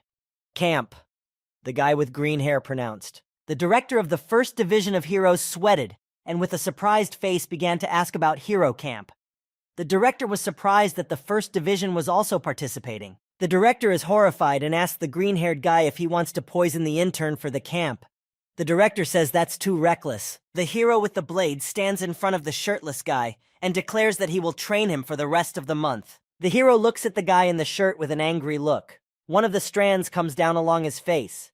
He says that since the guy doesn't have a base, he needs to prove his ability another way. The man with the band-aids on his face looks up at the hero with the blade. The guy's gaze is confident. The sun is shining outside. The man stands against a backdrop of concrete buildings. The guy is wearing a hospital shirt. The man is trying to visualize the camp. He imagines a meadow, and there are grills and tents in the meadow. The rank card description begins. The color of the cards defining the tasks is assigned depending on the grade. Masters include yellow, orange, and red hero cards. Officials are blue, and green hero cards. Trainees, on the other hand, only include purple hero cards. Some SUV is speeding down the highway. The SUV's badge glistens in the sun. Someone in a black glove is playing a game on his phone and notices that the connection on the phone is not good. A massive man in a work suit sits in his car. He's contemplating how he will get through a new level in a game on his phone. The guy opens his mouth wide without unclenching his teeth and sighs heavily. He can't wait for it to arrive. The car is speeding down a country road. Someone in the car shouts, "It's just an old village." The man in the work suit looked to the side, sighed heavily, and said, "Oh ho, you lazy asshole," said the young man. The man in the work suit slapped the little guy sitting next to him with all his might, causing him to bend over. The boy continued to yell at the guy sitting next to him. "How did you fall asleep if you're so nervous?" he asked. A small guy with glasses and a green backpack behind his back, scratching the back of his head, apologized to the young man in a work suit. There's a camp built on the mountains, small Chinese houses sticking out among the rocks. The wind is blowing. The main building of the camp is on the ledge of the mountain. This is the third division of heroes. Some man in a brown cloak with some kind of symbol on the right side of the cloak is standing in the middle of the office. This man is standing in the center of the room, with similarly cloaked men standing around him. "And we are noble brethren who continue to take pride in our land," the cloaked man utters. The hall is not heavily lit.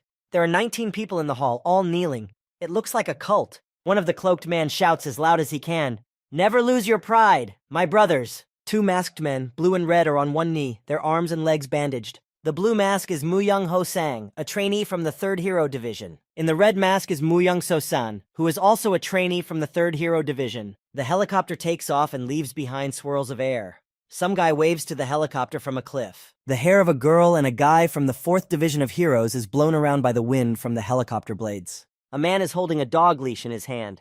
The dog is big and looks like a husky. A man and a girl stand among the trees against the background of the mountain.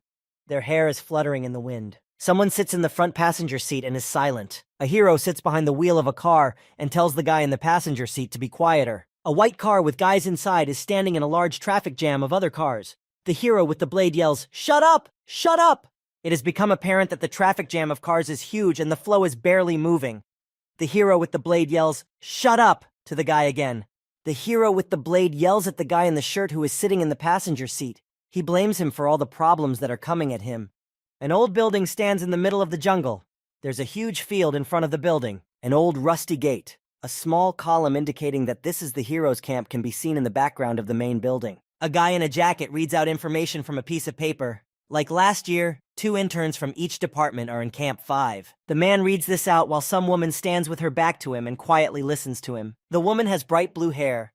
She stands with her arms folded across her chest and says, I'm still guessing who will be an employee this time. The girl looks at the screens that display the faces of the interns. She utters, looking forward to it. Some robot with a hero's badge on its chest is standing there waiting for something. The robot has blue eyes and a gray torso and continues to read out information from a piece of paper. He states that due to the lack of participants this year, HQ will cover their shortage. Therefore, this time the headquarters is using the T-17 model, utters the young man, and looks at the robot sitting on the chair. There is a brief silence. The woman with blue hair hesitated for a few seconds. The woman turned to the guy in the suit and asked him, "Where are the contestants from Division 1? The young man reported that they had not arrived yet. The woman clarified whether the Division 1 trainees had been informed of the exact start time of the event. The young man replied that they had been informed. The woman scrunched her eyes and asked why they still hadn't arrived, since it had been 25 minutes. The guy politely replied that he didn't know. The guy said that he had been trying to contact the First Division for the last 10 minutes, but they weren't answering the phone. The woman remembered the red and blue heroes' faces from the First Division and wondered why they had joined them in the first place. The woman held her right palm up and wondered, "Are they even going to unplug?" she asked. The young man with green long hair was furious. He was sick of standing in a huge traffic jam. The young man in the jacket asks the woman what they should do and offers to move the time up a bit for the First Division. The woman puts her hands to her sides and says that nothing needs to be rescheduled and that she will not tolerate disregard for the rules. The woman talked about how if they didn't show up for the test, which would start at 12, they would automatically be expelled. The young man replied, "I see." There is a clock on the wall that says, "Welcome to LPU." It shows that it is now 15 minutes to 12. All the interns are sitting in a semicircle on chairs. Only the intern from the first branch is missing. The office is very dusty. The guy is yawning. A little guy in glasses massages his shoulders. A man in a work suit tells the little guy with glasses that he gets 100 points for the massage. The little guy says thank you in his squeaky voice. The man in orange turns to the side and says he feels sorry that everyone in Division 4 is female. The guy continues to mock the 4th Division and asks if they thought putting on their military vests would make them stronger. The trainees from the 4th Division don't respond in any way. Although if you look closely, says a young man in a work suit and raises an eyebrow, he looked at the stomach of one of the Division 4 trainees and said he would give 40 points for those assets. The guy looked at the cape-clad contestants from Division 3 and gave them 20 points maximum. The guy turns his attention to the robot and asks if the robot is just here to play chess. The robot waves its hand and says, "Hey, how's it going?" A young man yells with a dumbfounded expression on his face that street games are more interesting than this hero camp. The guy in the work suit yells and sputters. He says, "Soo-jung, this camp gets 10 points max." The girl from Division 4 aggressively turns to the guy from Division 2 and tells him to shut up soon. The guy abruptly made an innocent face and apologized if he suddenly interrupted someone. The guy sticks out his tongue and utters, "Even when you're mad, you look pretty darn cute." The girl is beyond pissed off and yells that the guy is totally freaking out and threatens to kill him. "That's enough," the girl's partner says calmly. He sits back in his chair and doesn't move. The guy talks about how fighting at camp is punishable by immediate disqualification. The girl's 4th Division partner says that the guy in the work uniform specifically wants to take her out. The girl says she knows it herself. Fat guy continues to taunt and shows a heart with his fingers and winks. Fat guy turns to his partner and asks why he stopped giving massages. The guy informs him that he was afraid to interrupt him. With these words, the guy in glasses only caused the guy in the orange suit to smirk. The fat guy grabbed the glasses guy and mocked the fact that he was scared. He said there was no place for fear in their relationship. The girl and the guy from Division 4 listened quietly as the fat Division 2 trainee mocked his partner. The trainees from the 3rd Division of Heroes sat mysteriously in their masks and brown cloaks without saying a word. The guy with the pink hair was sweating all over, his glasses off his eyes and onto his nose. He said, "Thank you, Seok-jin." The fat guy informed his partner, whom he held in his right hand, that nothing would stop him personally in this 10-point camp. The guy looked up and spoke about how the only one to worry about was... He didn't finish the sentence. He looked at the empty chair in the corner of the office and said that the only one to worry about was the guy who hadn't shown up yet. The two from the 3rd Division also looked at the empty chair and discussed the fact that the 1st Division was participating this year as well. The guys from the 4th Division are peacefully waiting for the participant from the 1st Division to show up. The guy sighs heavily and says, "Still haven't arrived." The figure of the young man from the 1st Division of Heroes stands on fire. An incredible power emanates from him. The fat intern in the orange suit looks at his hands and talks about how the only one he wants to look at is the intern from Division 1. He makes a silly grimace on his face again and sticks his tongue out. He said he already had an idea of how many points the Division 1 trainee would get. Suddenly, the decrepit door to the office swings open and a strong wind blows in from the hallway. The 4th Division girl reacts and sharply shifts her gaze to the side. Her dark-haired partner sits with his eyes closed in his chair and doesn't react in any way. The blue-masked intern's face has changed. He sits in suspense. The fat, nasty guy in the orange suit from Division 2 says he's finally here. A huge, muscular man in a jacket stands in front of them. His eyes are bloodshot and blue lightning flies around him. The man furrowed his eyebrows and the scar on his cheek became visible. Everyone was dumbfounded. The guy from the 2nd Division is impressed and yells out, giving the guy in the suit 90 points. The guy, and with tensed arms, stands in the aisle. His look is intimidating. Suddenly, the bulky guy lets the young man in the shirt pass and says he needs to go to this office. "Yes, thank you," replies the guy in the clean white ironed shirt. The trainees from the 4th Division sit in shock. A decently dressed young man stands for a second or two at the entrance to the office and holds onto the straps of his backpack. The guy raises his right hand palm up to everyone and greets everyone at the event. A girl in a black dress and white and purple hair introduces herself to the contestants. She announces that she will be administering the first test. The girl in the black dress carefully adjusts her glasses, looks at the contestants and says, "Ew." The girl reports that she is very experienced and says that she can easily determine the morale of the participants. The girl in the dress looks at all the participants again and reports that they all look very agitated. The girl approaches a trainee in a work uniform and says that he is particularly agitated and that his face is yellow. The trainee from the 2nd Division suddenly screamed. The girl is a little startled herself and starts screaming too. The guy points his finger at the man in the shirt and asks how such a brat can be a Division 1 trainee. The man in the shirt turned his head towards the yelling guy, still not letting go of his backpack straps. The guy pointed his index finger toward himself and asked if the guy in the orange suit was addressing him. The guy recalled that the fat guy had given him 90 points. "That was a misunderstanding," shouted the fat man, pointing his finger at the guy. The interns, whose faces were hidden under masks, also discussed the guy who was a high school student. They agreed that they didn't understand why the 1st Division had made such a choice. A girl and a young man from the 4th Division also discussed the intern from the 1st Division of Heroes. The fat man yells at the guy in the shirt that he's taking 9,000 points away from him. The young man in the orange suit is furious and declares that the guy in the shirt is an embarrassment to the entire competition. The girl in the dress announces that the first task is starting. The fat man in the suit doesn't calm down and continues to take imaginary points away from the camp. The girl in the dress tells him to focus. "Destroy this horrible, disgusting camp," the fat guy from the 2nd Division shouts restlessly. The dress girl jumps up and hits the fat guy in the jaw with her knee. "Quiet!" yells the girl to the guy. The orange-suited guy's huge body falls to the ground with a thud. The girl with white and purple hair corrects her glasses and informs him that she will tolerate any display of emotion, but acts of defiance against the camp are not going to be tolerated. The girl in the dress announces that the first task is a team fight and shows something on her phone. The man in the shirt, the 4th Division girl, and the 3rd Division trainee in the cape. They are now on the same team. The 4th Division girl tells the shirtless guy that she didn't want to mess with him. The man stands and holds on to the straps of his backpack. He asks the girl, "Do you have anything to say to me?" The girl remembers her brother with the knife. He is standing over the body of the guy in the shirt. The girl is horrified. The girl replies that she doesn't want to say anything. She asks the young man if he wants her to apologize to him. The 4th Division girl calmly says that her conscience is clear to the young man in the shirt. The girl stands with her back to the guy in the shirt.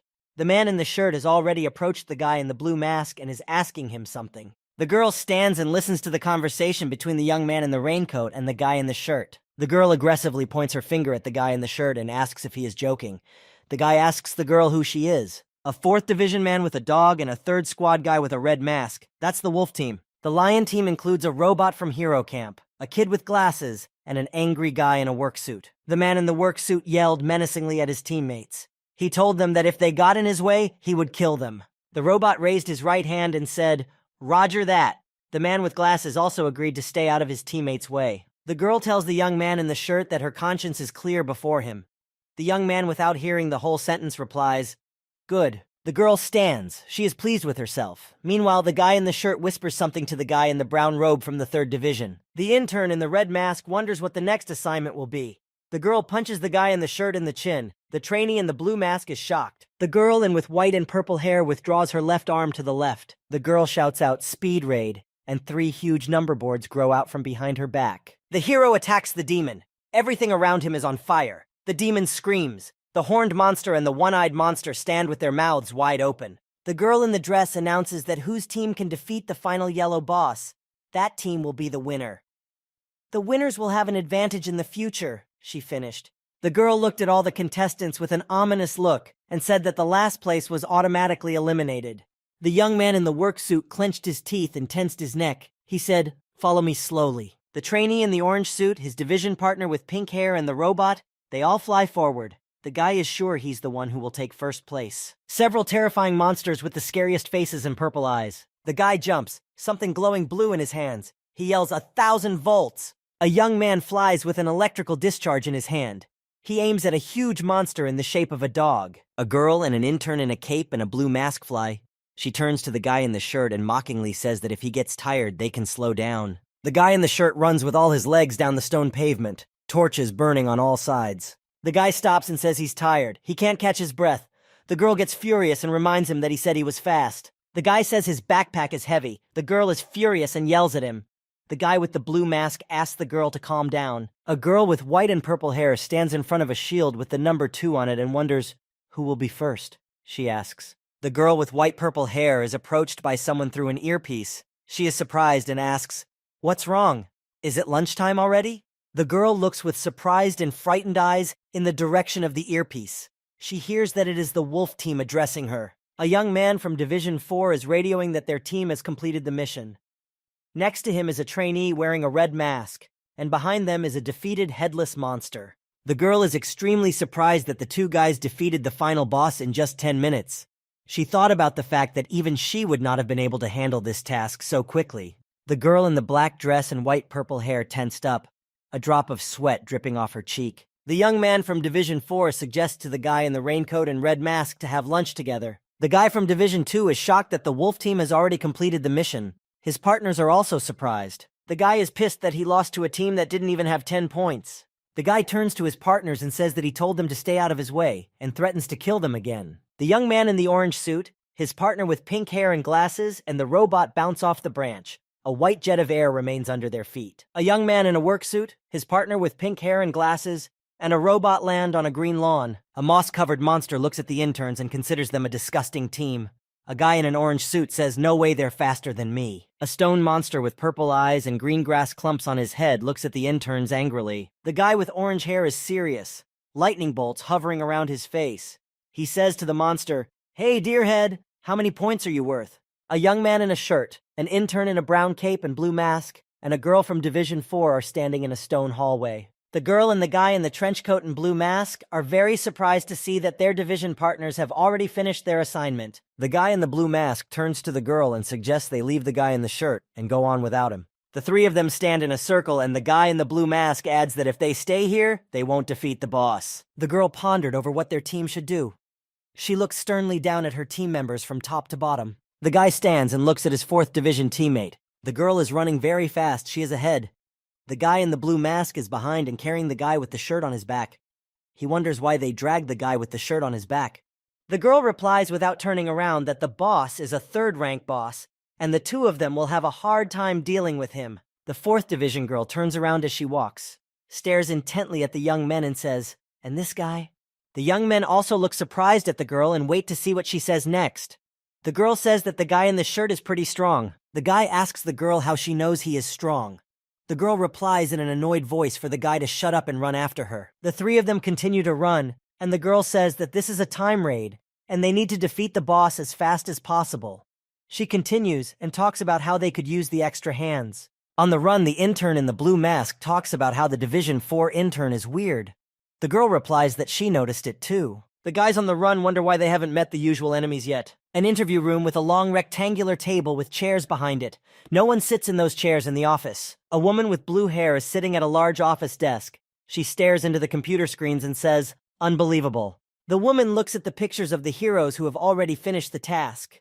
She is amazed that they got through the boss in only 10 minutes. She talks about how that is the best record ever. The woman smiles and says that this time the camp is more fun than she thought it would be. The woman folds her arms across her chest and asks the young man in the black jacket if he has heard the news that a new record has been set on the first mission. The guy in the jacket apologizes to the woman and tells her that they need her to hurry to the control room. The woman with the blue hair looks at the guy in the suit detachedly. He talks about there being a problem with the first assignment. A problem? The woman asks. A huge muscular monster stands back, with a 4th Division girl behind him, a guy in a cape and mask, and a young man in a shirt hanging from his shoulders. The scary monster has its tongue out of its mouth and is shouting, "I'm hungry! Hungry N!" The one-eyed monster pulls a smaller monster into his mouth. He wants to eat it immediately. The 3 guys look at this and discuss in horror that the sight before their eyes is just disgusting. The guys stare into a huge and vicious monster. The monster stands with its mouth open. He looks terrifying. Suddenly, the monster starts screaming with its mouth wide open. The screaming is very loud. The monster looks at the boys who are already covered in sweat from fear. The monster utters, "You." The monster sheds its skin and opens its mouth wide. Steam is coming off of him. He asks the guys if they have anything tasty to eat. The monster opens his mouth wide. His mouth is very full of teeth. His neck is tense. The monster has an eye in the center of his forehead.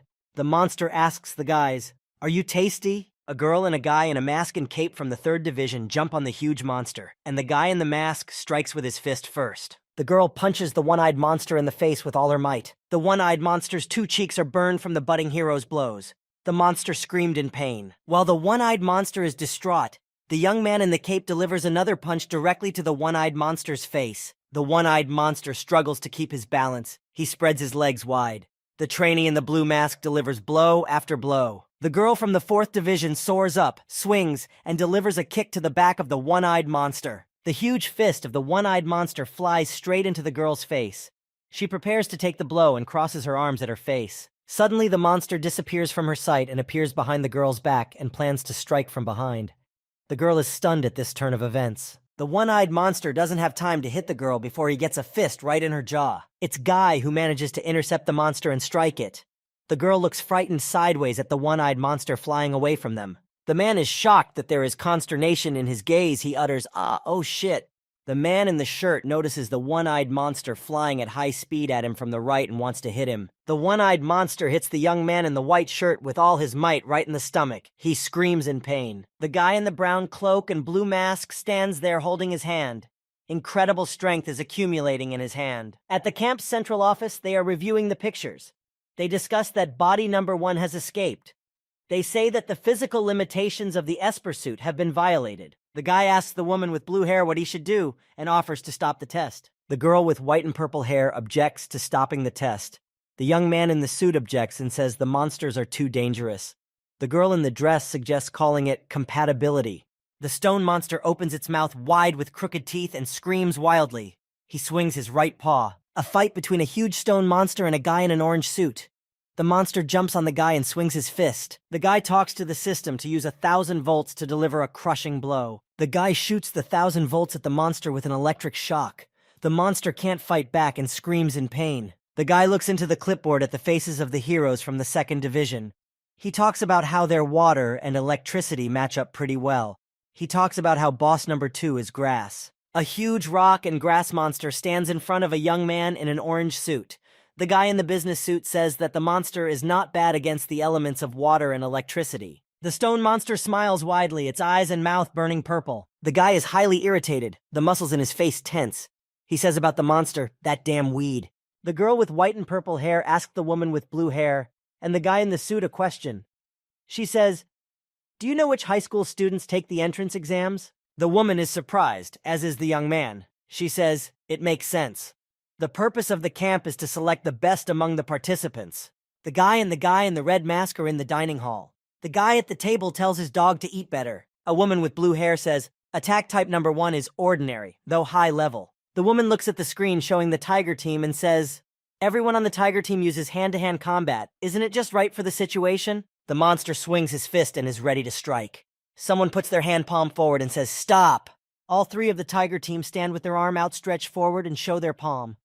They say, "We request time to discuss strategy." The monster also raises his hand palm up to the guys and with his mouth wide open says, "Accepted." 2 guys and a girl from the Tiger team sit on the paving stones and work out a plan.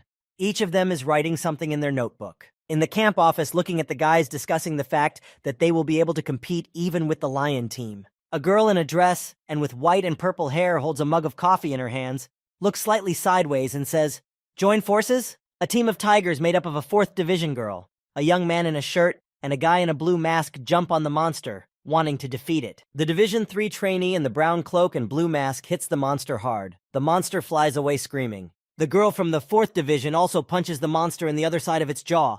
The monster flies off to the other side. The guy also runs towards the monster wanting to hit it. The guy has a backpack dangling behind his back. Suddenly, the monster tenses his arms and all 3 trainees from the Tiger team fly in different directions. The 3rd division trainee in the blue mask and brown cape in flight exhales and talks about how he's failing. The trainee in the blue mask throws off his cloak and says, "Sorry, master. I seem to lack brute strength."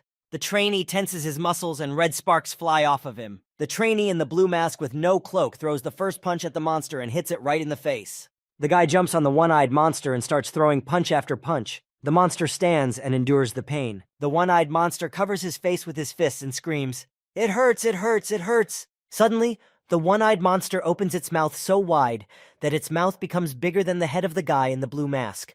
The monster shouts to the guy, "I don't like you. I'm gonna eat you." The monster swallows the guy in the blue mask and starts slurping as he chews him up.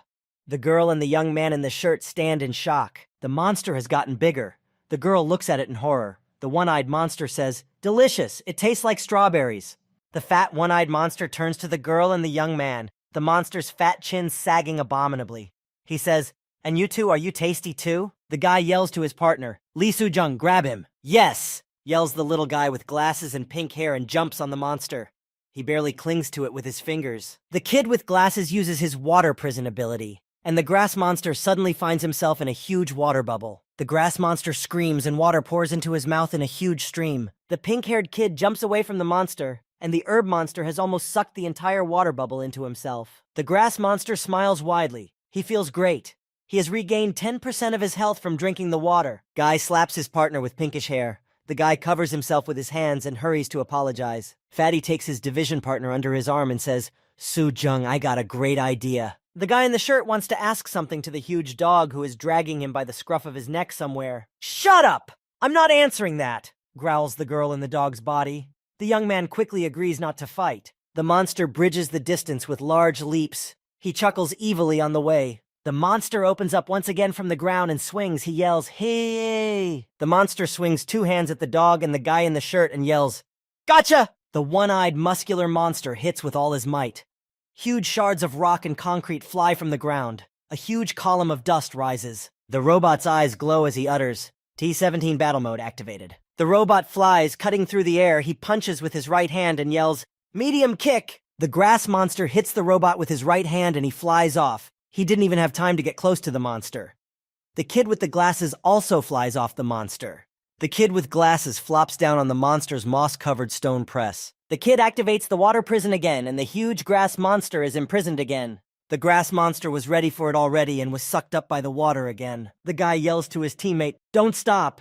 The guy with glasses tries his best to hold on to the monster and thinks about the fact that Seok-jin believes in him. The guy with glasses is trying his best to hold on to the monster.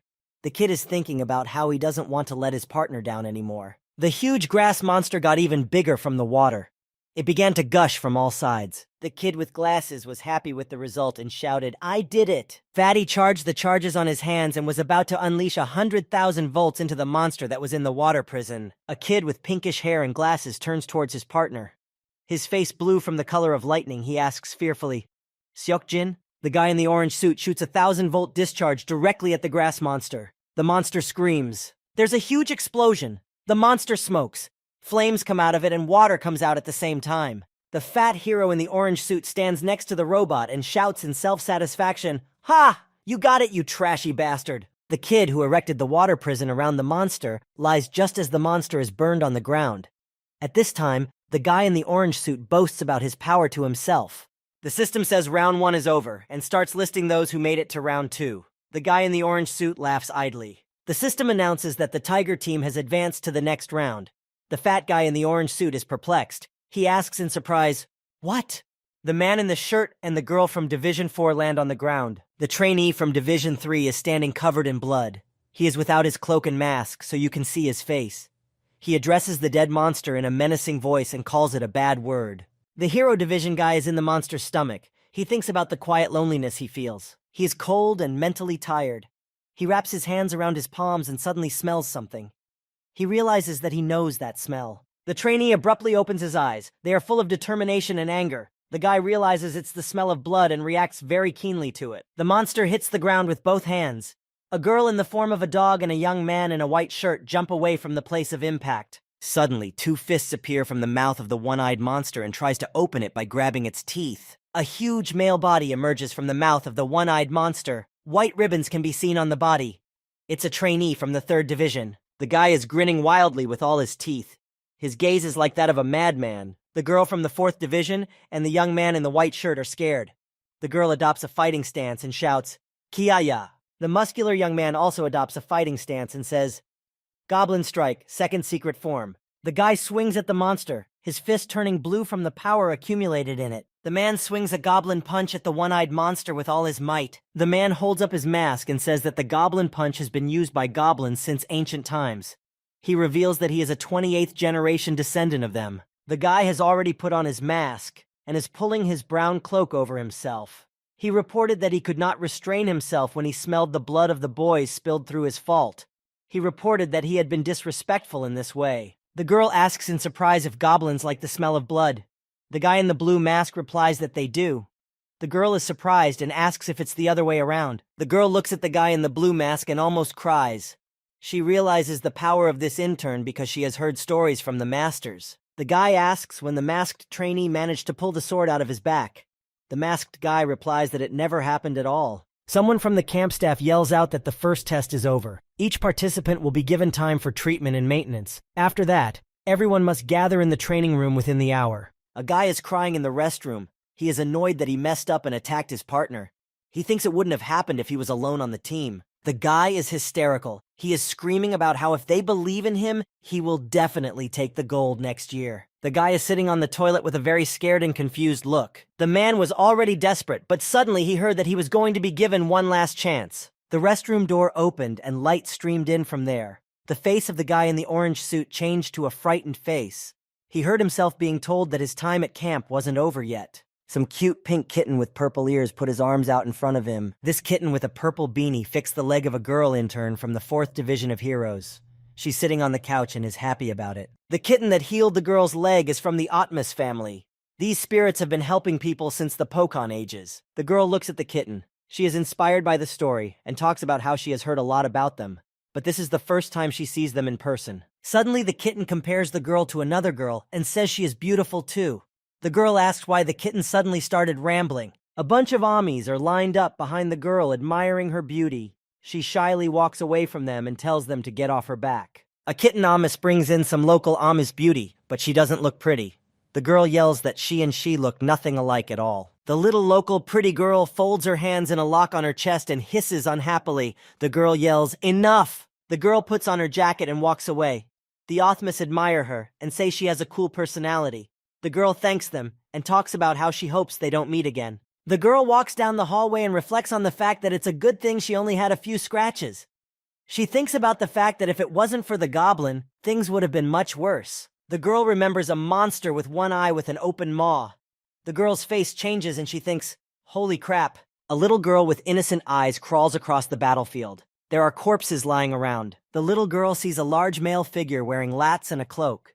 The sun is shining brightly. The girl ponders the fact that she wants to be the one who can stand next to the hero in lats with dignity. The boy stands in the center of the corridor and waits.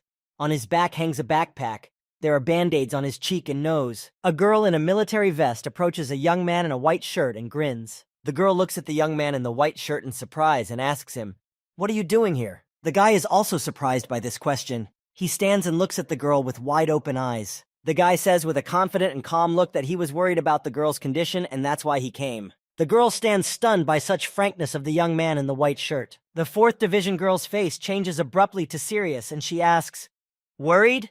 Because you couldn't do anything on the first test?" The guy unclenches his fists and stands in front of the fat guy in the orange suit. The girl from Division 4 stares at the guy intently and thinks, "What is he doing? Is he going to do something forbidden?" The guy in the shirt swings his right hand at the guy in the orange suit. The young man's fist gains strength. The guy chuckles and talks about how he didn't know it would be so easy. It's so easy it's funny to the guy. The fat man looks arrogantly at the guy in the shirt and says, "Go home, minus 900. Very suddenly, the guy in the orange suit sees a huge blue-purple blur in front of him, moving towards him. The guy watches with frightened eyes everything that is happening and doesn't realize what is happening. The guy stands there and doesn't move. The young man in the white shirt is close to him and is about to strike. The guy suddenly becomes more active and also swings at the guy in the shirt with a shout. His fist is electrified. A huge electrified fist whizzes past the guy in the shirt. A 4th Division girl knocks the guy to the ground to save him from being hit. 4th Division girl yells at the guy in the suit, "You pig! Do you want to get kicked out of the camp?" The shirtless young man lies on the ground and looks at the girl in surprise. An angry guy in an orange suit stands over the couple and says to the girl, "How dare you? You want to die too?" Suddenly, a girl in a dress and with white and purple hair appears and yells, "Freeze!" The girl in the dress and with white-purple hair says that if they continue, they will be thrown out right now. She orders them to stop and disperse to their seats. The fat guy in the orange suit looks at everyone with an annoyed look. He's obviously not happy that he didn't have time to deal with the guys. The sun is shining outside and the camp building is visible. It is reported that all subjects moving on to Stage 2 have been confirmed. Phase 2 will begin in 10 minutes. The boy stands quietly with his eyes closed. Suddenly, the dog and the young man from the 4th Division look directly at the girl standing next to him. The girl starts freaking out and waving her arms. The young man stands with his arms crossed over his chest and says he didn't say anything. The girl crosses her arms over her chest too and starts making excuses for her mistake of going in to save the guy with her shirt on. She didn't want the guy to get hurt. The man asks what bad thing would have happened if the young man had died. The guy calmly continues his speech and says that if the girl developed sympathy for the guy because they were on the same team, let her stop. The guy with scars near his eye adds that otherwise it will definitely become the girl's weakness. The young men in the blue and red mask are standing next to each other. One says to the other, "Don't forget, everyone here is each other's competition." The girl from the 4th Division replies to her partner that she knows that this could be her weakness and not to worry. The guy stands with his arms crossed over his chest and turns to his partner. "So what are you going to do, Junior?" The guy stands in front of the fat guy in the orange suit again. The guy's stomach is almost resting against the younger man. The fat guy in the orange suit is smiling widely. He chuckles and says sarcastically that he is very excited. The young man in the white shirt just stands there and stares at his opponent. The guy has an emotionless look in his eyes. Some little white-haired kid yawns and opens his mouth wide. The little guy is laying on a huge bear with a scar and says he's bored and the contestants should hurry up. The little guy is the instructor. The guy asks the little guy lying on the bear what PvP is. The kid replies, "Don't you know what that is? Are you stupid?" The little guy boorishly tells the shirtless young man that unlike normal PvP, there is another rule. This is PvP with a reward. The little white-haired kid is still lazily lounging on the bear. He points his finger at the guys and says in a cocky tone, "You guys, how much do you bet?" The guy with his arms at his side says that he bets all his attributes that he has accumulated throughout his life. The guy grins angrily and pulls his tongue out of his mouth. He tells the guy, "You have too few stats, so you'll have to shell out some money as well." The little guy looks at the trainees in front of him and says he agrees that money is the stats of the real world. He turns to the guy in the shirt and says he bets first. The man in the shirt squints at the little guy and says, "Okay, but only I won't be taking the reward." The kid with the pink hair is lying in the ward. He's in serious condition. The young man in the shirt announces that if he wins, he will give everything to the kid from Division 3. The man in the orange suit puffs up his cheeks and puffs. The guy points his finger at the kid and laughs loudly. He yells to the young man in the shirt, "Be realistic!" "I don't want to," replies the young man in the shirt. The fat guy in the orange suit is surprised by this response. He changes his face. The guy in the white shirt scratches his cheek thoughtfully and utters, "If I take your stats, you won't get away from me." The fat one looks at the guy in the shirt in surprise and asks, "What?" Fatty shows one finger to the boy on the bear and says that he agrees to the terms of the guy in the shirt. The young man in the orange suit takes off his orange jacket, his body showing charges of electricity. He declares that he is sick of talking to the guy. The man releases all the gimmicks from his suit. There are a lot of lotions in his costume. The fat young man finds himself in a huge iron suit. He's gotten many times bigger. The guy looks up at him in amazement. The fat guy's suit system tells him that the suit is fully armored. The fat guy tells the young man about ripping him to shreds. Two guys in capes, red and blue masks from Division 3 stand around discussing some brain tech. A huge electric robot composed entirely of armor stands in the center. There are a lot of sparks of electricity flying from it. The young man in the red mask says that the technology being used allows them to rise above the capabilities of ordinary heroes. The guy in the red mask asks his partner if the guy in the shirt has a chance. The young man in the blue mask says it's time to get ready for the next match. The girl from Division 4 crosses her arms over her chest. She thinks about the fact that the fat guy is at full strength and she feels an unimaginably strong energy from him. The girl looks at the shirtless young man standing in the center of the hall and thinks about what he will do. The fat guy in his huge iron suit is screaming about how he feels an incredible and unstoppable power. The guy angrily opens his mouth and pulls out his tongue. He yells to the young man in the shirt to consider himself a corpse already. The young man with the short haircut from the 4th Division stands and speculates about these guys. He says what he thinks is strange. He looks again at the fully equipped fat guy. It surprises him that he is using all of his power. The fat guy in the suit suddenly becomes nervous. Sweat is dripping from his forehead. The fat guy in the huge iron suit recalls the feeling of fear when in the previous battle the guy in the shirt flew at him to hit him. The guy in the iron suit sweats and worries even more.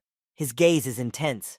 He thinks about the fact that if he feels everything right, then everything happening is not an illusion. The fat guy remembers again the moment the guy in the shirt attacked him.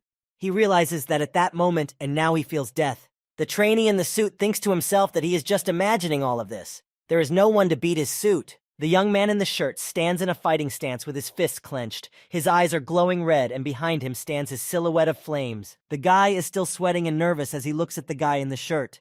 The fat guy believes that in this costume he will kill the guy in one punch. The kid on the bear puts his hand up and commands everyone on the battlefield to get ready. The little guy on the bear waves his little hand down and yells to the contestants to begin! The guy swings a huge iron arm at the guy in the shirt. The light shimmers in different colors. The huge, glowing iron fist is next to the guy in the shirt. The young man stands peacefully and doesn't even move. The fist is about to hit him in the face. The guy hits the guy in the shirt with his lightning-fast punch. There's flashes of light coming from everywhere. The guy's gonna be in a lot of trouble. From the force of the punch, a strong wind blows in all directions, and the whole room becomes bright. The guys from the 3rd Division cover themselves with their cloak from the light and wind. The girl from the 4th Division also covers herself with her hand from the bright light. She is thinking about how the fat guy is strong and even too strong. The bright light blinds the girl and she covers herself with her hand.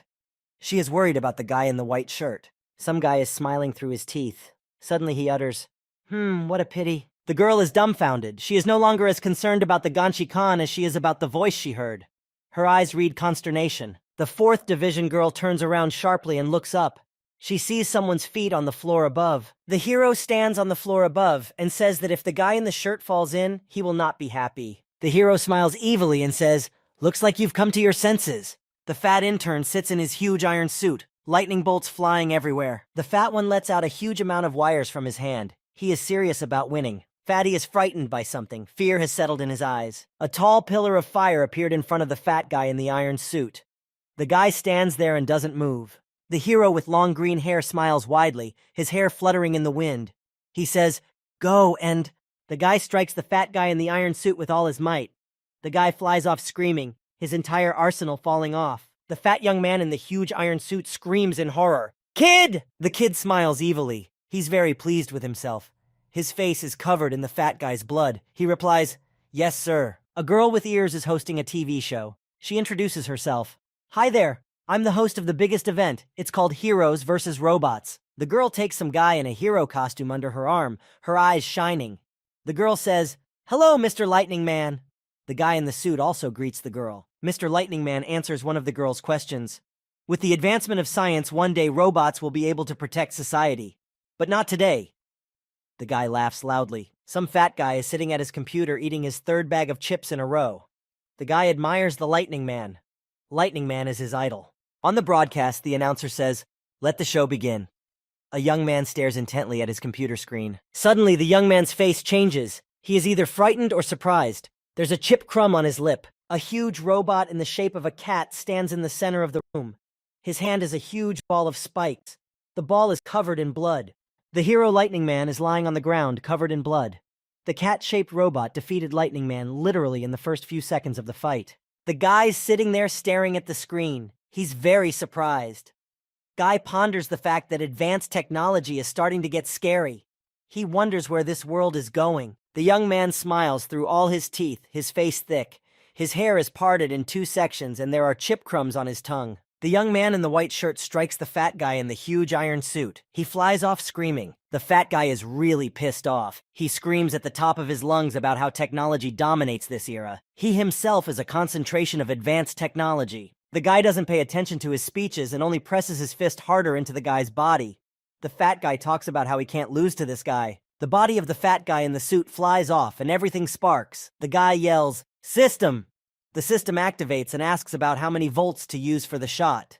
The fat young man is very annoyed. He yells at the system in a frenzy, "Shut up and turn on full power." A huge dragon silhouette appears above the young men. It's a dragon, a sign of the shirtless guy's power.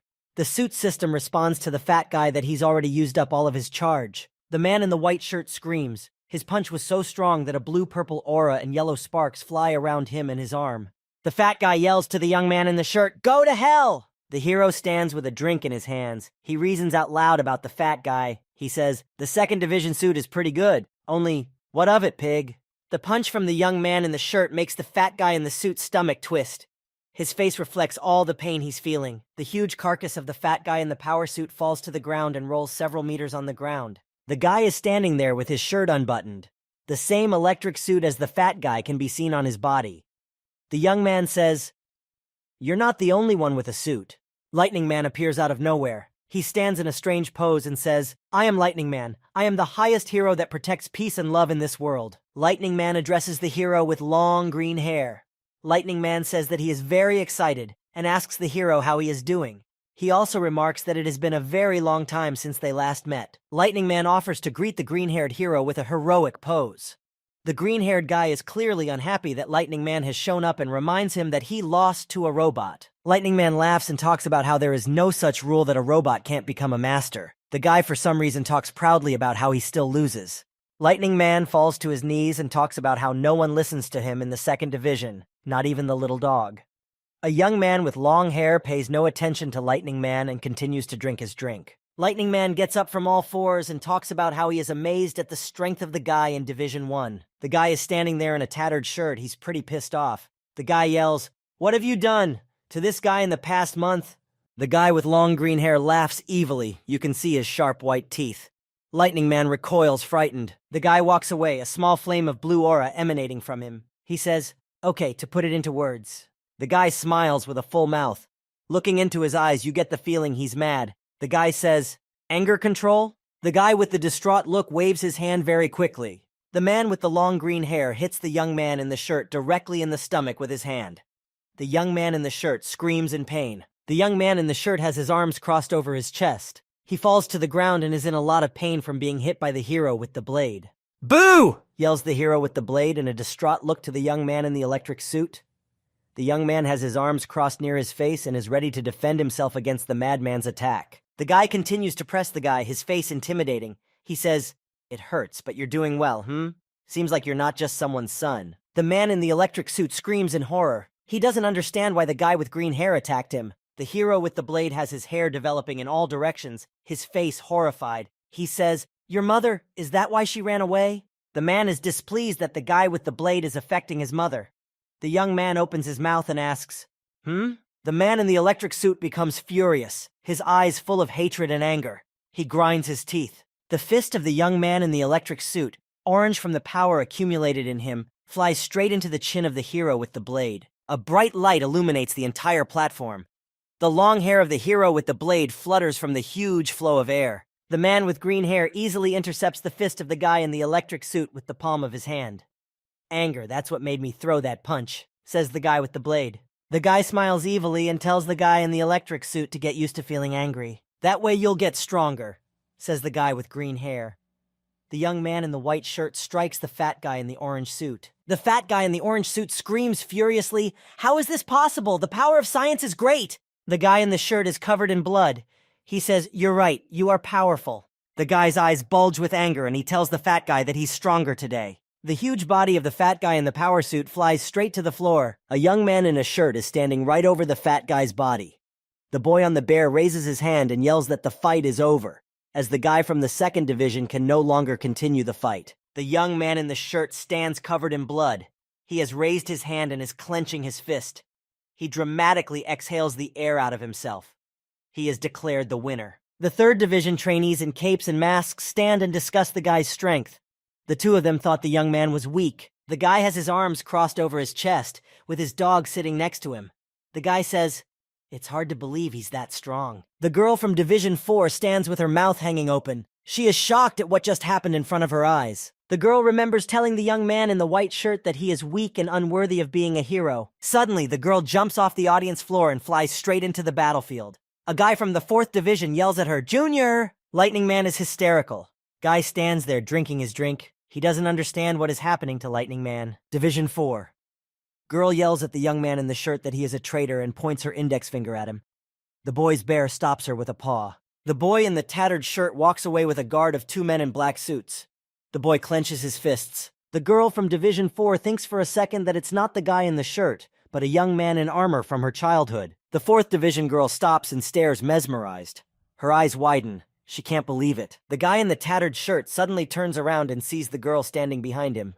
He doesn't understand why she's staring at him like that. The guy suddenly snaps out of his seat and runs towards the girl in huge leaps. She stands in shock and doesn't know what to expect. The girl is held by the bear's paw. She asks with a very worried face why the guy pretended to be weak. The young man asks if the girl was worried about him. The young man and the girl are silent for a second. They look at each other questioningly. A bear stands behind the girl to make sure she doesn't do anything. The girl gets out of her seat, and with all her might charges the young man with her fist into his chin. He flies off. The bear has no time to grab the girl and yells at her, "Get lost!" While everyone on the battlefield is yelling and fighting, a young man from Division 1 with long green hair stands there sipping his favorite drink through a straw. The Lightning Man is crying. He is very annoyed that his division has dropped out of the camp. The hero looks at the Lightning Man and tells him to calm down immediately. The hero watches the Lightning Man cry. He talks about how the Lightning Man's figure is disgusting. Lightning Man, through his tears, keeping his hands on his face and sobbing a little, says that he doesn't know what the guy with the green hair is talking about. A woman with blue hair appears and says to the Lightning Man and the guy with green hair, "Guys." The woman with blue hair is very serious. She asks the guys to come with her because there is a serious problem. A robot intern is standing next to her. "Serious problem?" Lightning Man asks. He wants to clarify what serious problem has arisen. The character with green hair just observes what's going on. The woman stands still and doesn't give vent to her emotions. She stands with a stone face and remains silent. The woman shows an article from a newspaper where mankind has made a peace treaty with a violation of what? Workers in helmets and suits are discussing the news of the peace treaty with the Narukaka in the factory. They banter with each other in a friendly manner and laugh. Suddenly, a voice calls all the workers to go somewhere. One of the laborers looks away in surprise. The guy informs the laborers that the first round is over. The laborers move out to work. One of the laborers talks about how he hopes the walls are intact. The workers continue walking and discussing the fact that it was over quickly, and actually all the walls should be fine. The other worker laughs and hopes so too. "Yeah, the walls are fine," says a young man in a business black suit. The worker next to him looks at the young man with surprise. The worker informs the young man that he is tired from his work. The young man politely asks the worker to be patient a little longer. The guy stands in the hallway. He utters a long and tired "yes." A little guy on a bear announces round 2. An intern in a blue mask and brown raincoat standing across from a guy from Division 4.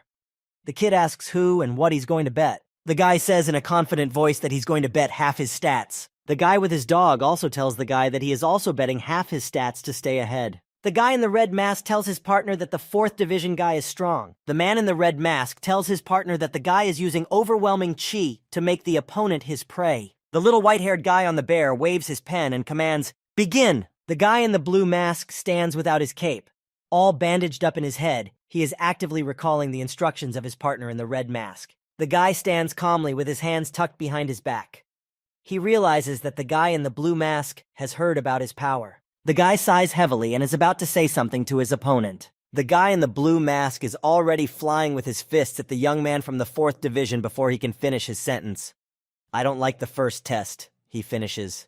A huge column of dust and dirt has risen in the hall from ceiling to floor after the blue-masked guy's punch. The guy smiles a little and says, "Well, great." The guy floats in the air behind the back of the guy in the blue mask who just hit the floor with his fist, and hangs in the air with a blank black stare, his hands behind his back and his face intimidating. The muscular guy in the blue mask turns around. He doesn't understand why he missed. The guy stands in the dark with his eyes closed. He calls out the blue-masked guy's name. The guy opens his left eye slightly. His pupil is red. He asks, "Mountains, maybe." "Mountains?" the guy in the blue mask asks in surprise. He is standing in a fighting stance in some green meadow. The guy doesn't realize what's going on. He is standing in the middle of the meadow and there are bushes all around. He's puzzled. The guy turns around. He is shocked. He wonders if he is hallucinating. The guy addresses the blue-masked guy by name and tells him to be careful while walking at night. The guy in the blue mask sees 1,000 red eyes in the dark, all of them looking at him. The guy tenses up, he doesn't know what to do. 1,000 snakes with red eyes pounce on the guy in the blue mask. He doesn't know how to resist it. Suddenly, the blue-masked guy gathers himself and a blue aura of power appears around him and on his hands. The guy clenches his hand into a fist and yells that since these are indeed mountains, he feels fine here. The guy jumps up and tries to land as many punches as he can in hopes of damaging the 4th Division trainee. 2 huge red and purple snakes with huge teeth want to strike at the young man in the blue mask. The guy stands bewildered. He tensed his muscles. There are a bunch of smoke puffs around him. The 4th Division guy stands behind the guy in the blue mask and says to him, "Do you know what trepidation is? It's what people feel when they stand in front of a mountain." The guy starts staring straight ahead, waiting for something to happen. The masked man abruptly turns around and fists a young man from Division 4. The young man in the blue mask punches the 4th Division guy with his fist. The 4th Division guy flies off, bleeding. The muscular blue-masked man is full of strength. His fist is huge and glowing with blue power. This is a barrage of punches. The victim is stunned. The blue-masked young man clenched his fists, but what he sees on the ground is not the body of the 4th Division guy, but his red-masked division partner. The bloody body of the red-masked man is lying on the ground wearing a brown raincoat. The guy can't believe his eyes. He asks in surprise and stammering, "Senior?" Behind the blue-masked guy, a huge blue snake appears. "This is fear," says the snake. The young man turns around sharply. He is surprised and confused. The huge blue snake begins to strangle the blue-masked young man with its body. The snake tells the young man that it is fear that makes him vulnerable. The young man is already immobilized. The snake gets a huge head instead of the head of the 4th Division guy. With its tail, it holds the guy in the blue mask and asks him, "Feel that trembling?" The guy bows his head. He talks about how he feels like he can't win and apologizes to the master. For a second, the muscular guy in the blue mask seriously thinks about it.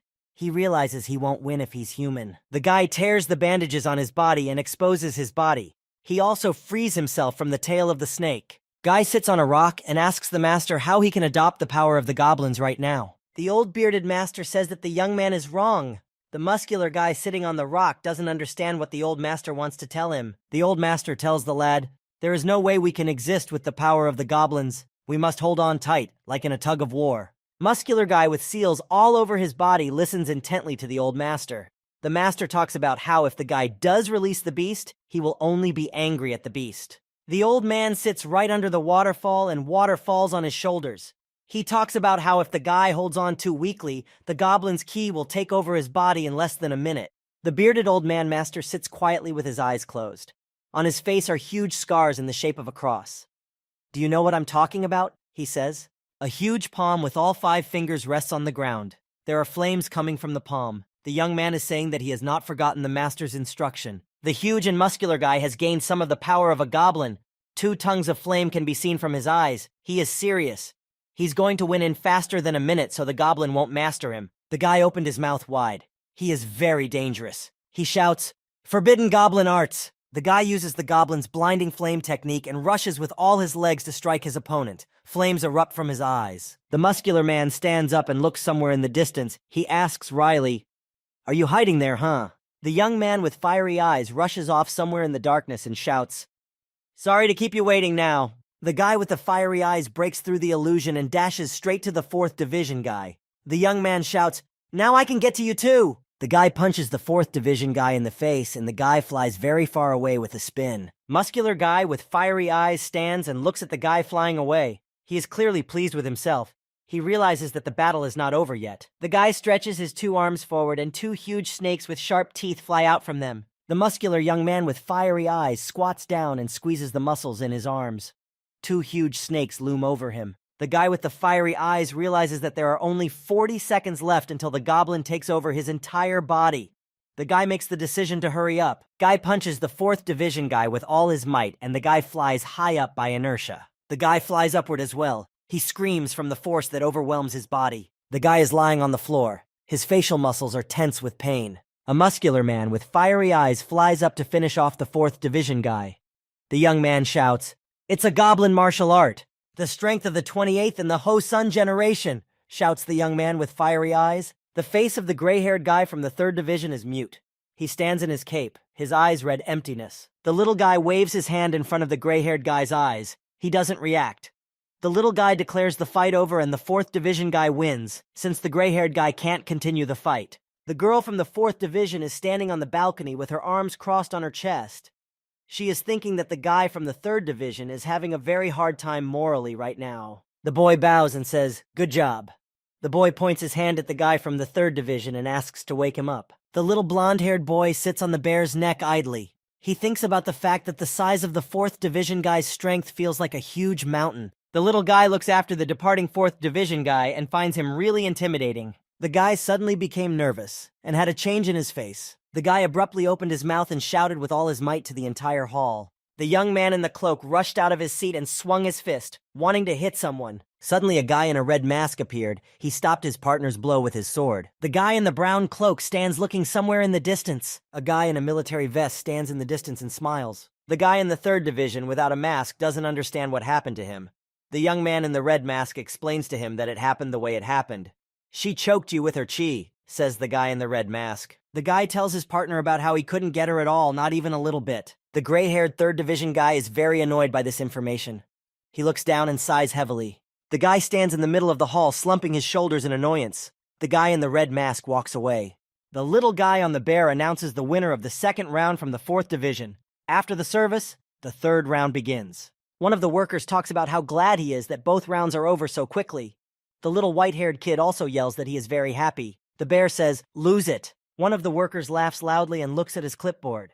The young kid waves his hand and tells the worker to get lost. The kid on the bear lifts his head up and looks up at the upper floors. He asks in surprise, "Oh?" The young kid with surprised eyes sitting on the neck of the bear asks, "What? Everyone was just here." Doors to the control center. Each of the automatic doors has a hero's badge on it. Lightning Man, a hero with long green hair, and a woman with blue hair look at the robot trainee. The woman utters, "Quotas. Personnel from headquarters are taking their places." The guy stands and talks to the blue-haired woman. The latter rebukes him for the fact that the 1st Division is perpetually absent from tests. Lightning Man laughs and says that he knows that very well. A woman with blue hair and a green-haired guy look toward the robot. The robot sits in a chair, and the trio discusses it. They talk about the staff calling the robot Electrobrain, and it is helping the 2nd Division. Trinity addresses the robot. Lightning Man asks the robot to tell everything it knows and only the truth. The woman waves her hand and 3 gold rings appear above her arm. The woman wrapped these rings around the Lightning Man and covered his mouth. The Lightning Man doesn't realize what's happening to him. The guy in Division 1 is extremely surprised by the actions of the woman with the blue hair. He says, "Hey." The woman with blue hair, wearing a black business suit, stands in front of the robot. The guy with green hair asks about why she is doing this. A guy stands in front of a woman with blue hair and repeats his question more aggressively, with a bound zipper man behind him. The guy pulls out his fan. He is very serious. He threatens to kill the woman with blue hair if she doesn't tell him why she did it. The woman with blue hair and a black jacket stands motionless with a stone face. She suddenly utters, "Cheon Yul." "That hairy man?" a young man with long green hair asks. He thinks back to his principal. The woman says she was recommended to say that name if the guy wanted to kill her. The woman doesn't turn around and asks the robot sitting Myronar on the chair what the robot's purpose is. The robot peacefully replies that his assignment is to be an observer in the 2nd Division. The robot tells him that he was analyzing the emotions of the fat guy in the orange suit. Turns out he wasn't too upset after the sortie. All the fat young man in the orange suit felt after the sortie was intense fear. "Fear?" the young man with green hair asked with a surprised look on his face. The robot recounts that after tampering with the suit's programming, it heard the fat guy's dialogue with someone. The robot heard at that moment the words, "You must calm down, or you will die." This phrase was said by someone to the fat guy through the suit. The woman stands and folds her arms across her chest and tells him why she decided to put the surveillance robot in Division 2. The guy stands and listens to her. The woman also tells him that the camp has had a tradition since the 1st season that those who score the most points are rewarded with some symbolic object. The guy crosses his arms over his chest and asks the woman, "Is that gold? How many carats?" The woman replies that it's a sculpture. The huge gold statue of a golden Khitan was inherited by the woman with blue hair from her grandfather. "A statue of a Khitan?" a young man with green hair asks dazedly and tensely. The woman with blue hair stands in the center of the office and explains to the guy with green hair why she is giving the statue to the best student. The guy stands thoughtfully. He has his eyes off to the side. His face shows he is analyzing something. The guy raises his head and looks up and asks the woman with blue hair where the statue is now hidden. The woman shows some small yellow token in the palm of her hand and says that the statue is hidden in it. The young man with green hair is very surprised by this. The woman puts the pendant on her finger and says it wasn't hard to get. This souvenir was sold at the War Memorials Commissary. The boy looks at the token with surprised eyes as the woman with blue hair continues to tell him about the pendant. The yellow-ringed lightning man tries to say something, but his mouth is closed, and only mooing comes out. The lightning man is mooing to be untied. He has his own version and wants to tell it like it really was. The guy and the woman with her arms folded across her chest turn around to the kneeling lightning man. The lightning man gives up resisting and lowers his head. He mutters something to himself. Suddenly, the lightning man frees himself from the gold ring on his mouth and screams very loudly and insults the woman and the guy. The lightning man is thrashing his body and head in all directions. He talks about how he doesn't know anything. The young man with green hair talks about how he doesn't think the lightning man is lying. The guy turns around and talks about how lightning man is very loud and tells him to shut up. The lightning man yells, "What?" even louder. The guy tells the woman with blue hair that someone is messing with the camp. The woman stands with her arms folded across her chest and doesn't say anything back. The guy talks about needing the woman to stop the camp first. He starts telling his plan with a smart look. The woman doesn't wait for him to finish his sentence and cuts him off with a denial. The young man with green hair is shocked. The woman puts one hand to her mouth and takes a very pensive pose. She tells the young man with green hair that they can't stop the camp on their own. The woman looks somewhere to the right and talks about how if they don't find anything, they might get disciplined and have their budget cut. The guy is annoyed and asks about whether it's really that important right now. The woman with blue hair puts the guy in his place and says that he doesn't decide anything at the camp and she only called him in to find out. The robot sits peacefully in a chair and suddenly utters the phrase, "The people on whose shoulders responsibility rests in danger." The robot continues the phrase and says that in the future it will protect itself even more strongly. The guy stands with his back to the robot. She heard everything he had time to say. The woman extends her left arm back without turning around. Some kind of yellow charge is accumulating in her hand. The woman with blue hair shoots a yellow charge at the robot, and the robot is suddenly wrapped in yellow rings. The camp leader turns to the robot and asks him if she even allowed him to speak. The robot wrapped in yellow rings wonders why he is not allowed to say anything. A robot asks a woman with blue hair if she lives by the orders of her creator. The woman with blue hair turns around surprised and asks, "What?" The robot's neck begins to change. It is covered in veins. The robot says, Genesis 3 and 5, God knows your eyes will be open while you eat, and you will be like God if you know good and evil. The robot's face turns red and more evil. He continues with a sinister look to reason about the eternal. He talks about how he is not human. The woman frantically yells, "T-17, really?" The woman talks about the robot becoming fully human. The young man with green hair steps forward and asks the woman to step back. The green-haired hero waves a fan and the robot is blown apart by the air currents. His head flies off his body. The guy points the fan at the robot and tells him to stop his literary nonsense and tell the truth. The guy is cold-blooded, his gaze suggestive of terror. He asks the robot who he is. The robot's decapitated body sits on a chair in yellow rings and laughs nastily and long. The guy sits with his ears plugged in the restroom.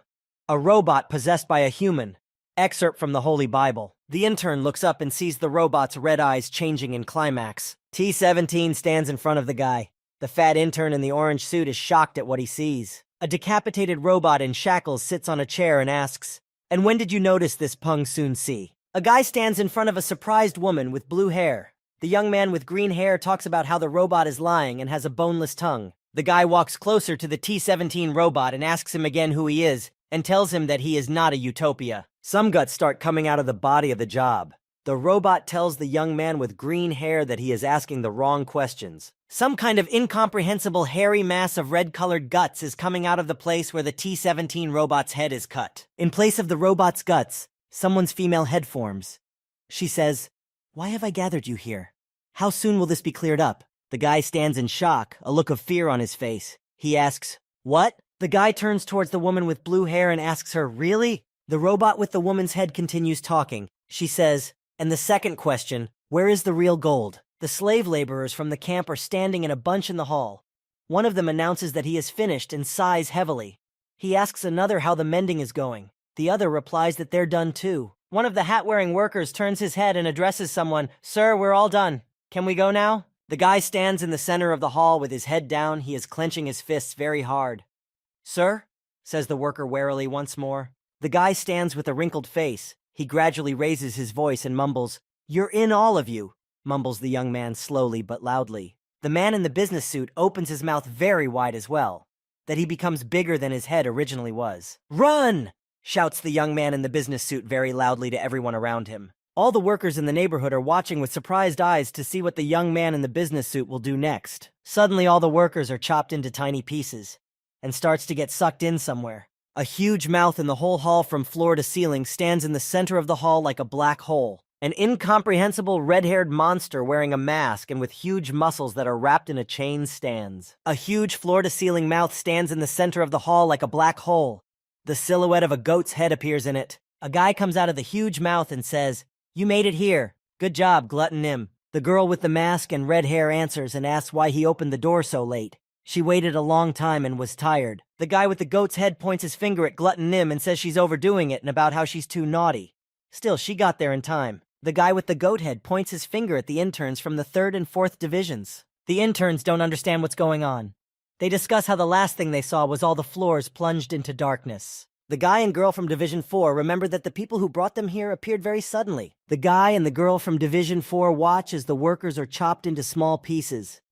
The young man and the girl from Division 4 are standing on the top floor. The girl is horrified thinking about the fact that everyone who was killed had the best characteristics among the camp workers.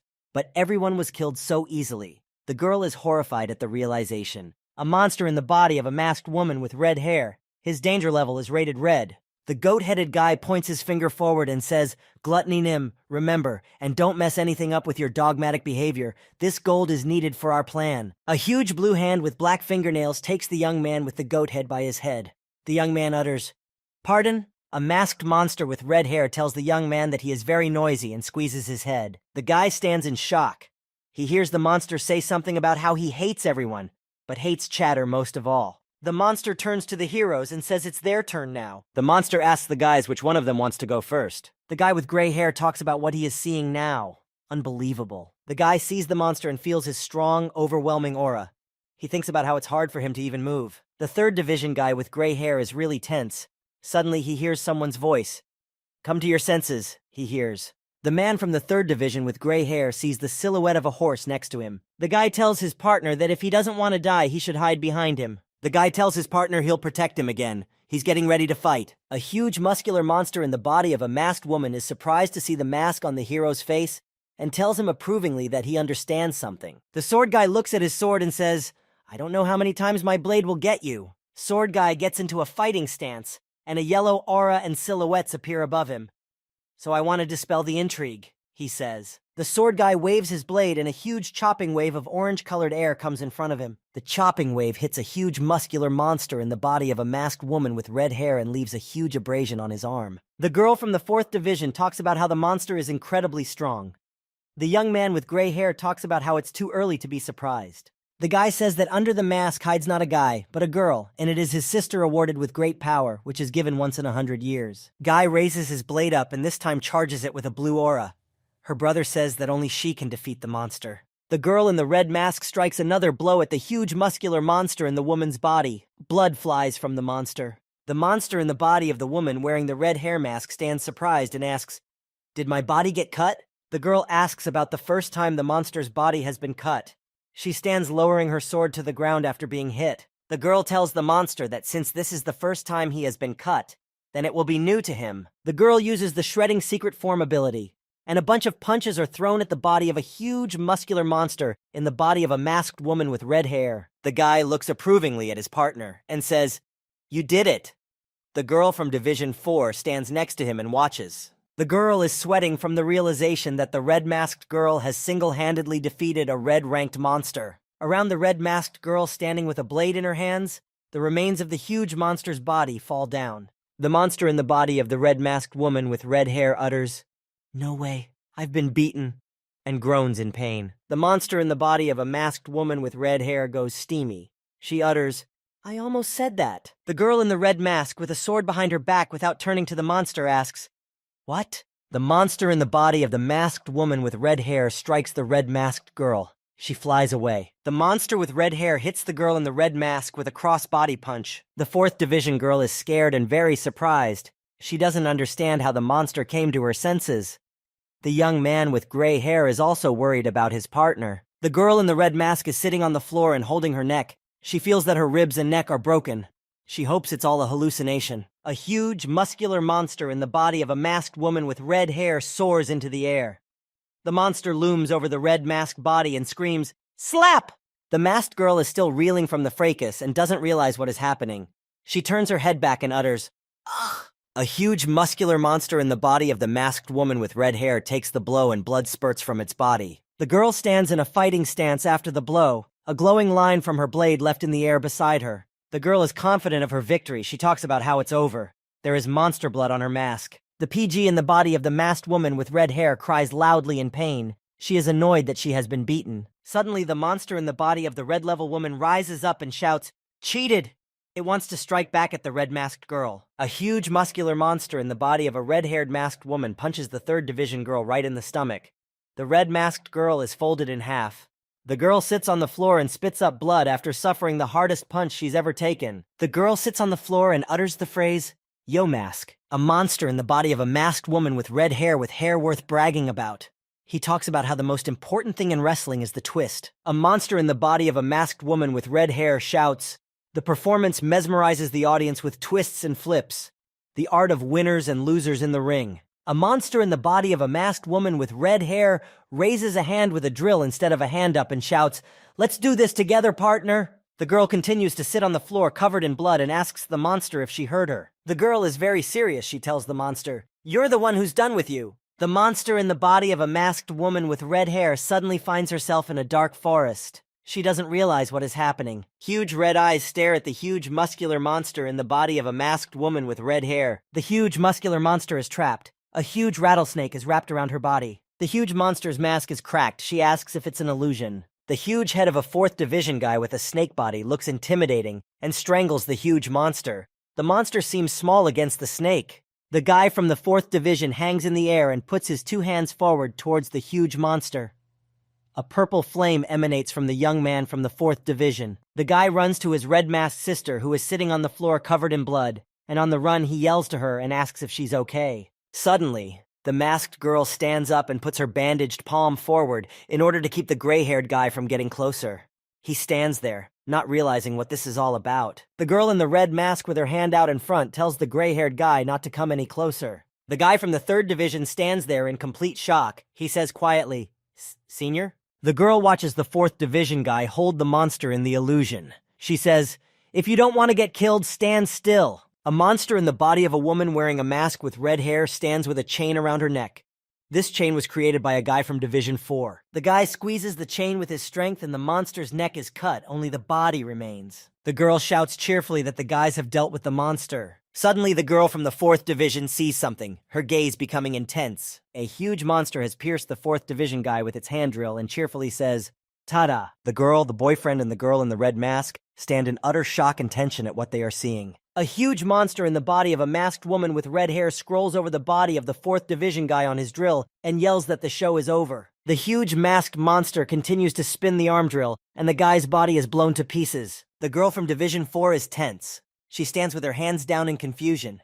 She realizes that there is no hope for anyone else. The girl from the 4th Division is terrified. Her face covered with sweat, she slowly and quietly says, "I won't be able to do anything." The monster in the woman's body stares intently at the guys and asks, "Who's next?" 2 children stand in the ruins of a city. Buildings around the children are on fire. Piles of broken cars on the roads and corpses on the ground. A little girl in a white shirt says the phrase, "Promise me." The little girl sits next to her little scared brother.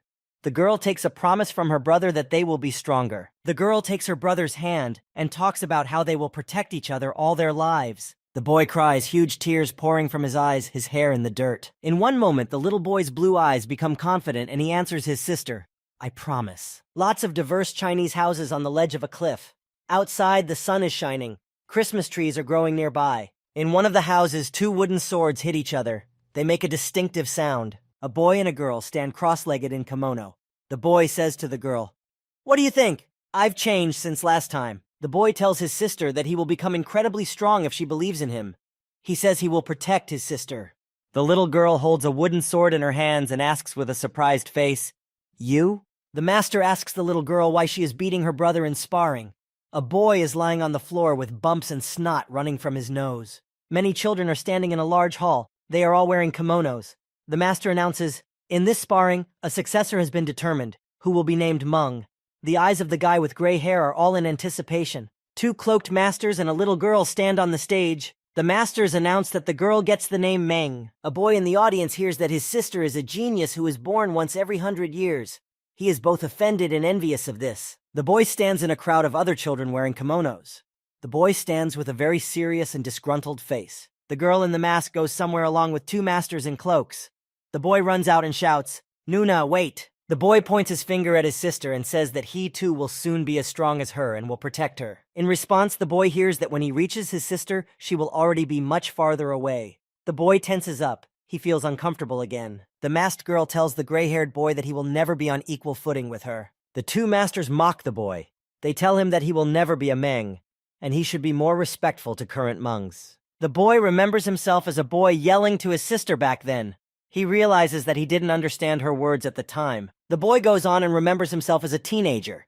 He realizes that when he understood his sister's words, it was too late. The girl in the red mask is fighting others at a training session. The boy realizes that she is already too strong. An old master with a beard asks a 3rd division guy why he decided to learn martial arts. The old master gets water from a waterfall falling on his shoulders and questions the guy. He says, "You must have a reason to become strong. It's the only way to get stronger." The guy with the body seals is also standing under the waterfall. He talks about how he wants to protect someone.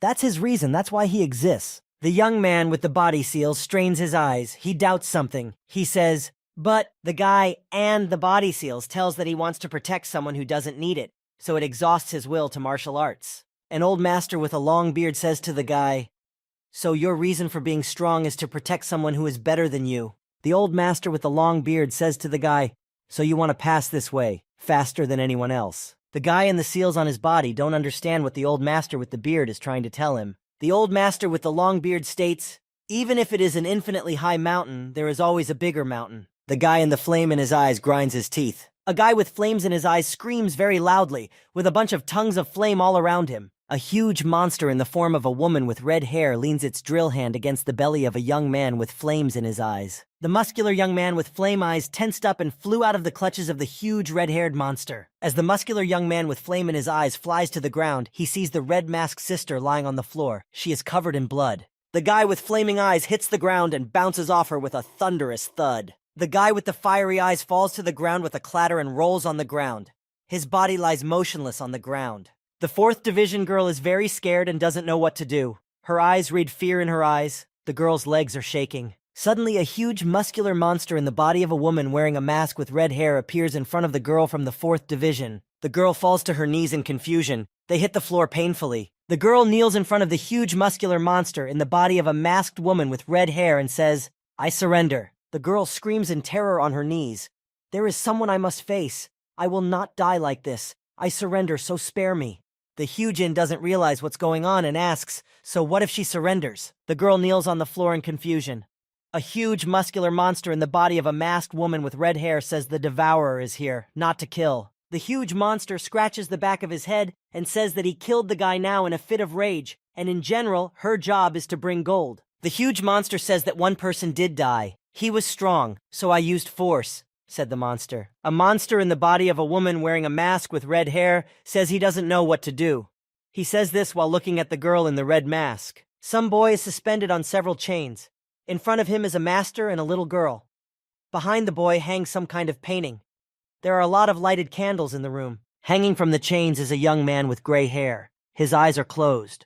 There are many seals on his body. The girl looks in horror at the guy hanging from the chains and asks, stammering, "What is it?" The old master with the beard says to the little girl, "Does it matter?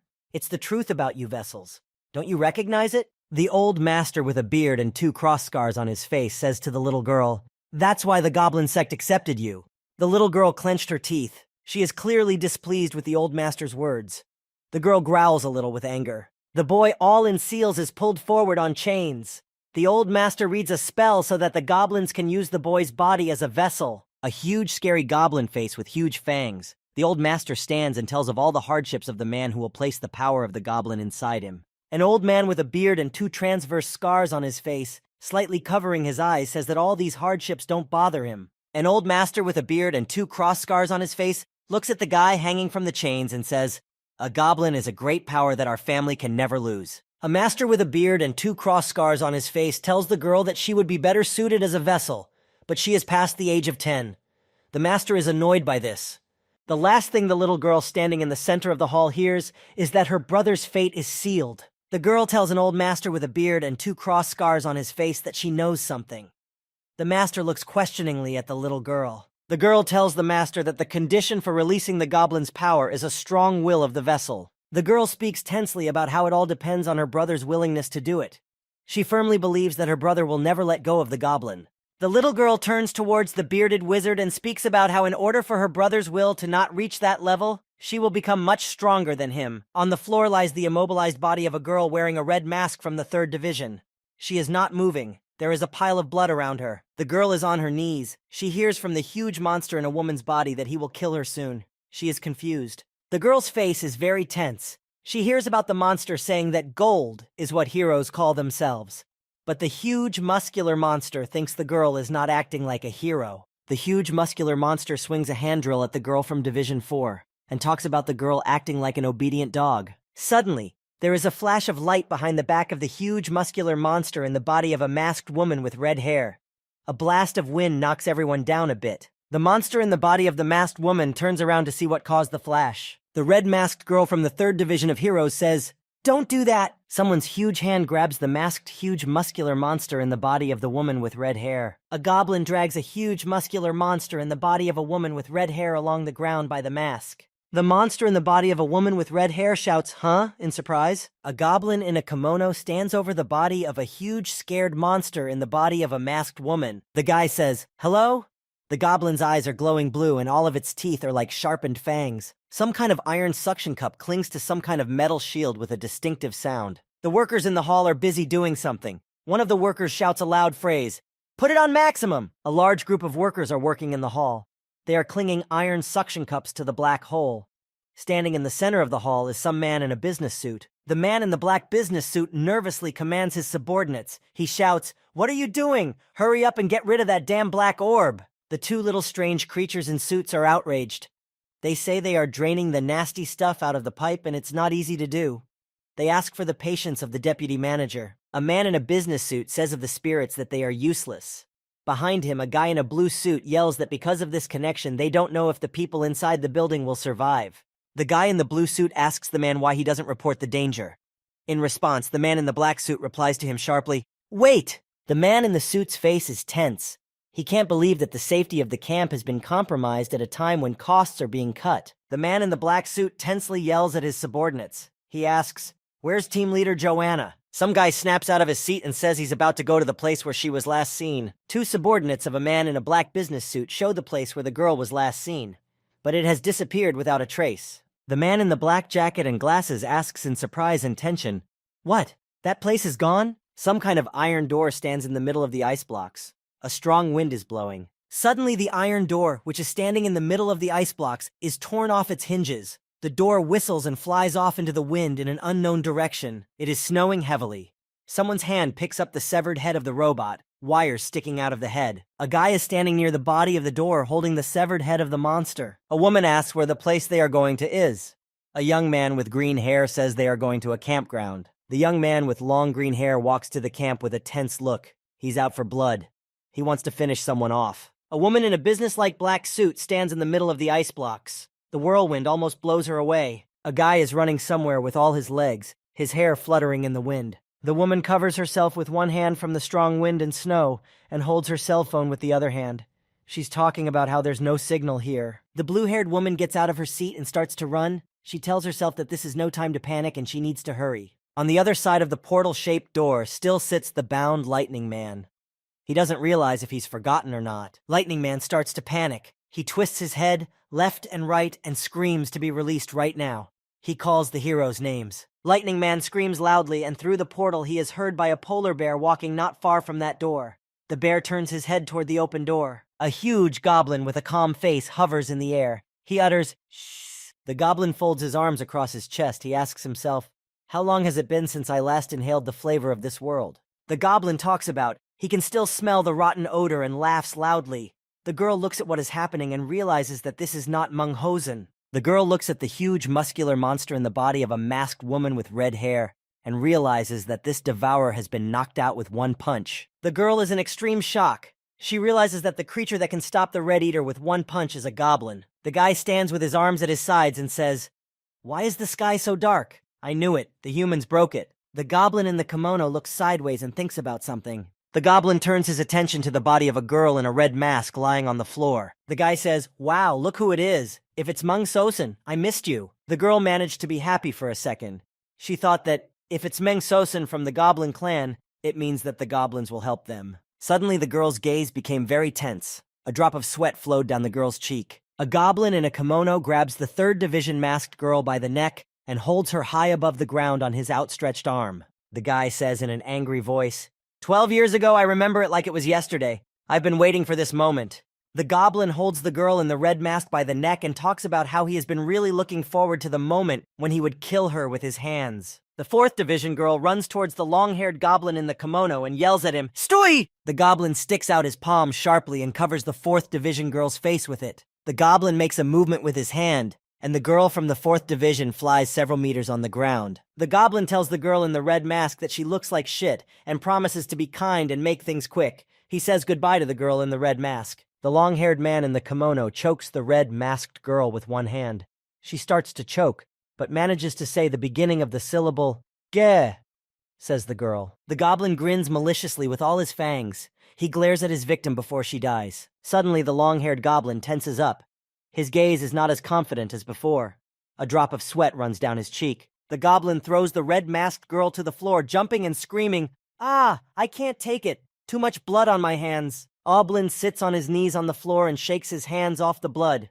He talks about how he tried to be calm, but he got a brain, and his power left his body. A goblin in a kimono asks a red-masked girl lying in blood why people are so bloody and who wanted to take his toy. A monster flies from above the long-haired goblin to strike at him. The monster is flying at a very high speed, so the swirls of air are visible. The monster in the body of the masked woman freezes and says, "Oh?" questioningly. The goblin stops the crushing blow of the huge monster in the woman's body and says to it, "You're neither a woman nor a man. You're just cocky."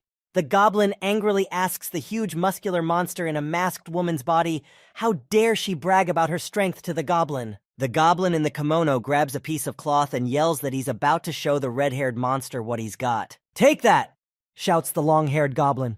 A huge muscular monster in the body of a masked woman with red hair spins in a circle due to the strong air currents. The guy himself covers his face with his hands from the strong wind. His kimono is developing in the wind. The girl gets up on one knee after falling down. She realized that the goblin's body is not Hosen. The 4th Division girl analyzes what she saw. She recalls that the men Hosen enjoyed the smell of blood, and the goblin passed out immediately when blood got on his hands. The girl also realizes that Men Hosen wouldn't have wanted to kill his sister, and the goblin was very much willing. The 4th Division girl puts her fingers to her temples and closes her eyes. The girl says to herself, "Think, think." The girl wants to think of a solution to this situation. She randomly remembers her childhood and how she sits with a book on a chair. The girl moves her fingers away from her temples. Some idea has popped into her head. The girl stands with an illuminated look in her eyes. The girl turns to a long-haired goblin in a kimono.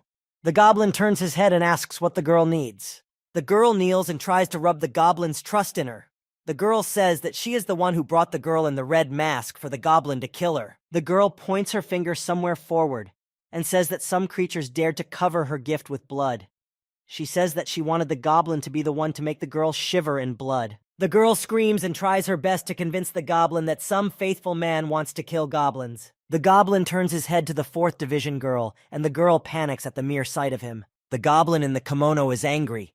He opened his mouth and his fangs became visible. Blue flames appeared in the goblin's eyes. The kneeling girl gives the goblin a book that says that goblins believe and humans lie.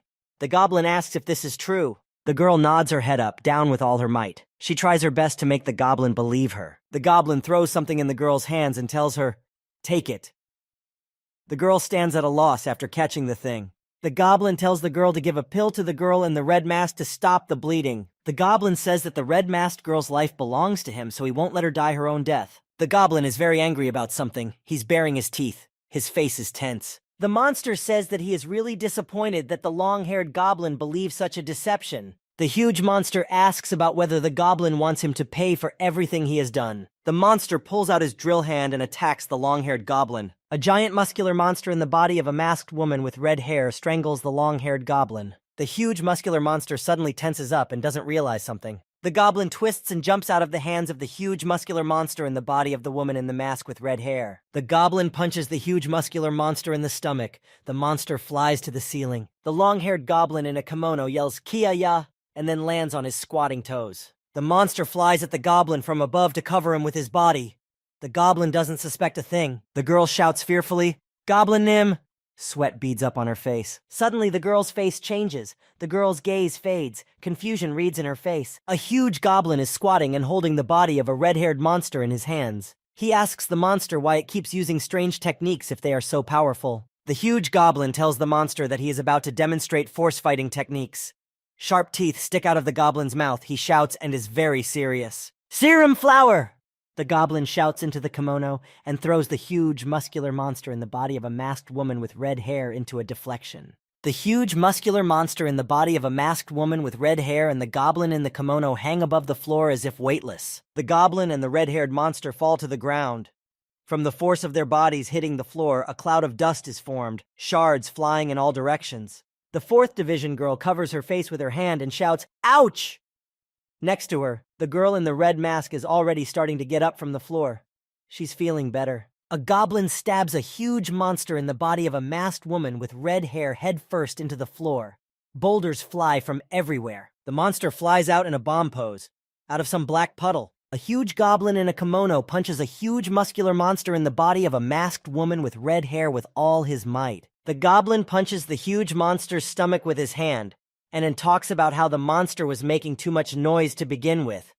The goblin talks about how that bothers him. The goblin in the kimono is annoyed. He talks about the red-haired monster doing cheap tricks, evil tricks. The huge monster jumps on the long-haired goblin in the kimono and asks, "Cheap tricks?" A monster in the body of a masked woman with red hair topples the goblin to the floor. The floor breaks and tiles fly in all directions again. The goblin stands and looks at the huge monster with red hair who is on one knee. The monster is very angry that the goblin doesn't take his abilities seriously. A muscular monster in the body of a woman wearing a mask with red hair is squatting with her drill hand down to the floor. She doesn't think her abilities are cheap tricks. A bunch of clones of a huge monster stand in front of a long-haired goblin in a kimono. A bunch of huge monster clones with reddened eyes say to the goblin, "Round 2, let's go!" The goblin stands with his arms at his sides and watches the clones of the huge masked monster scurry around him. The goblin says, "Oh, what's new?" The goblin uses some sort of ability that causes a huge stream of light and wind. The clones of the huge masked monster fly in different directions around the hall. The large goblin stands without a kimono. A tattoo can be seen on his chest. The goblin is talking about how he too will now play for his own pleasure. His hair stands up. A large number of monster clones in the body of a woman attack the goblin. The goblin tensed his muscles and shouts angrily. The long-haired goblin in his new form swings his fist to strike at one of the red-haired monster spears. Below them, a bunch more spears fly up to get the goblin. The goblin punches a huge muscular monster in the body of a masked woman with red hair in the jaw, laughing and asks him, "Is that all you got?" The goblin throws another punch at the huge red-haired masked monster and tells the monster that this is all very laughable to him. The girl picked up the red-masked girl. They both hear the huge monster and the long-haired goblin fighting and cursing. The girls look at the goblin fighting with the monster clones.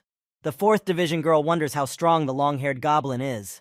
A young man with the head of a goat suddenly appears out of nowhere and tells everyone to stop fighting immediately. The goblin turns his attention to the young man with the goat's head and asks what he wants. At the goblin's feet lies a defensive monster. A long-haired goblin asks a guy in a business suit with a goat's face who he is. A goblin, a huge red-haired monster, and a young man in a business suit are facing each other.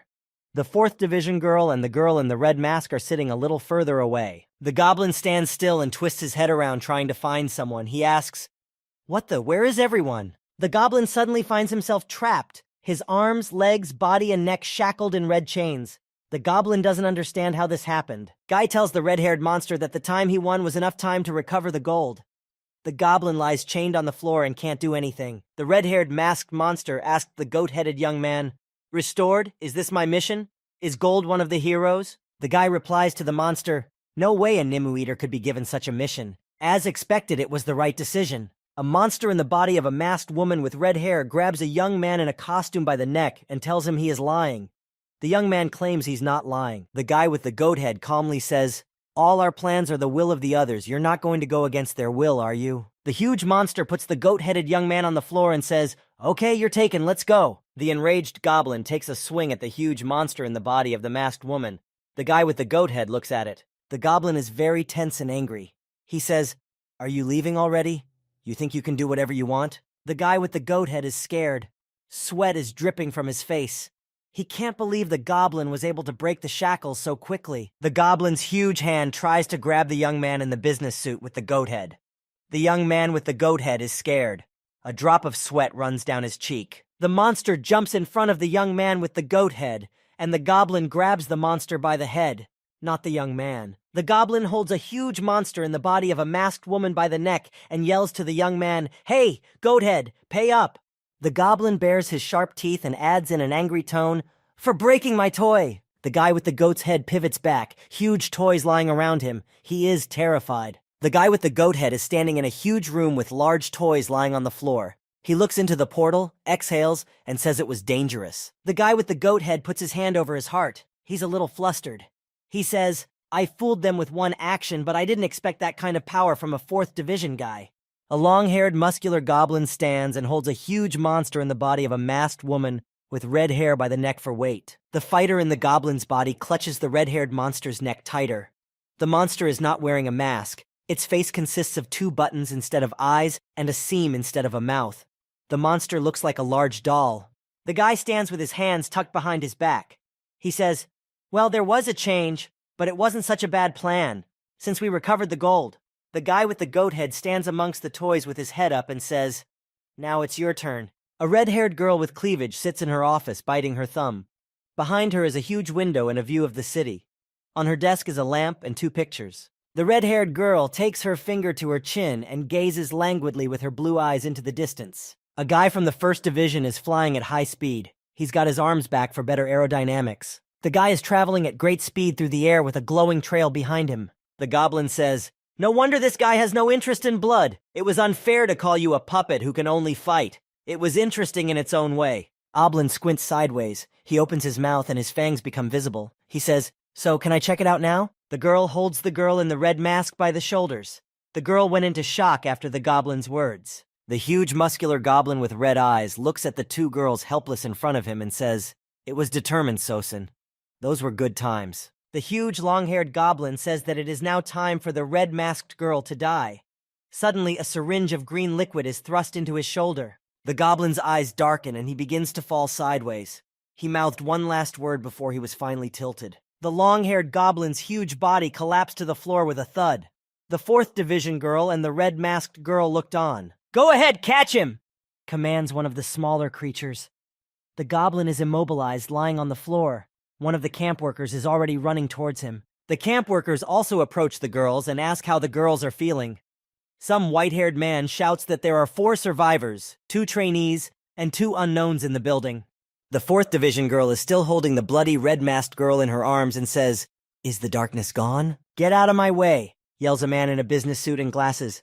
The young man with blonde hair steps back. A bunch of workers stand in the hall and examine the goblin. A man in a business suit runs up to the girls and asks why the 2 of them are left alone and the other interns are nowhere to be found. The man in glasses grabs the 4th Division girl by the shoulders. She takes a step back.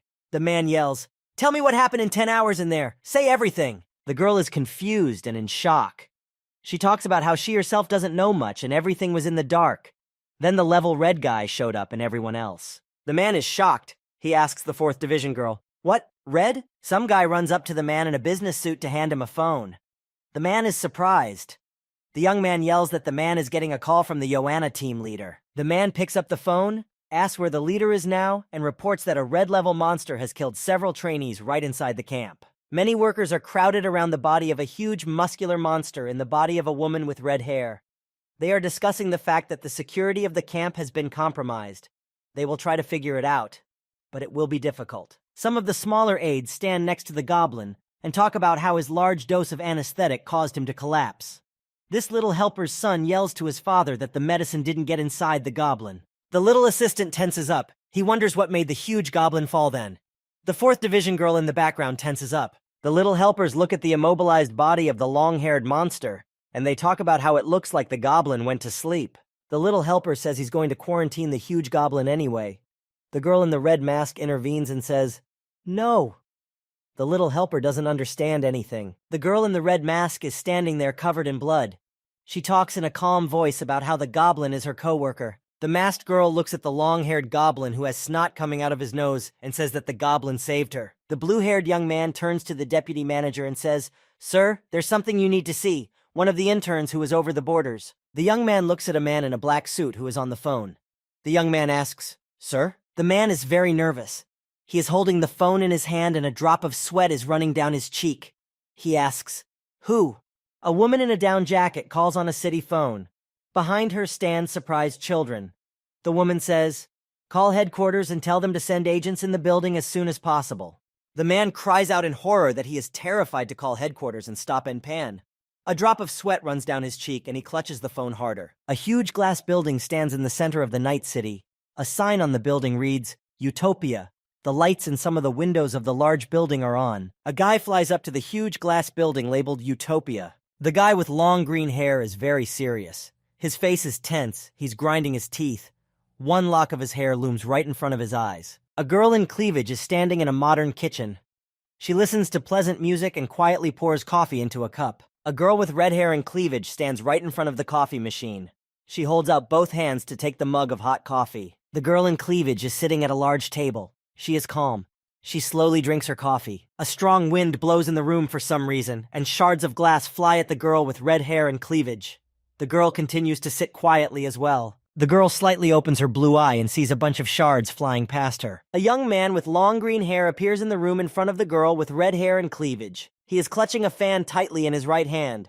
The girl sits quietly at the table and says to the young man with long green hair, "I've been waiting, the moment when we will meet." The girl, and a little wilted, and tells the young man with long green hair that she knew she would be nervous in front of him. A girl with red hair and a black dress looks at a young man with long green hair and talks about how he is her hero. A guy with a fan in his hand tells the girl that he is not her hero and insultingly asks her to shut up.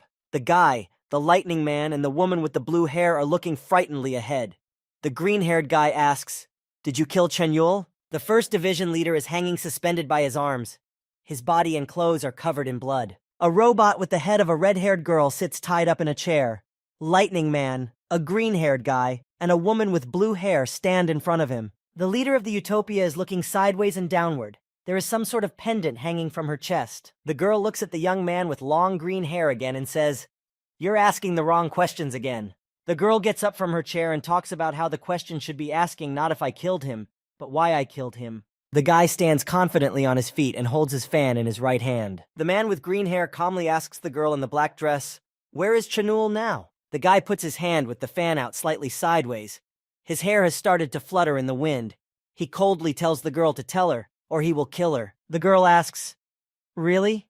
The young man with long green hair changes in his face. He is surprised by this question. The red-haired girl in a black dress holds a sharp knife and says to the young man, "Only I know where Chen Yul is, and even so you still want to kill me?" The guy unhappily looks at the red-haired girl in the black dress and throws an insulting remark at her. The guy suddenly remembers something and says to the girl with red hair in the black dress, "Wait, are you a person?" The girl with red hair in the black dress is still holding the knife and asks, "Why are you surprised?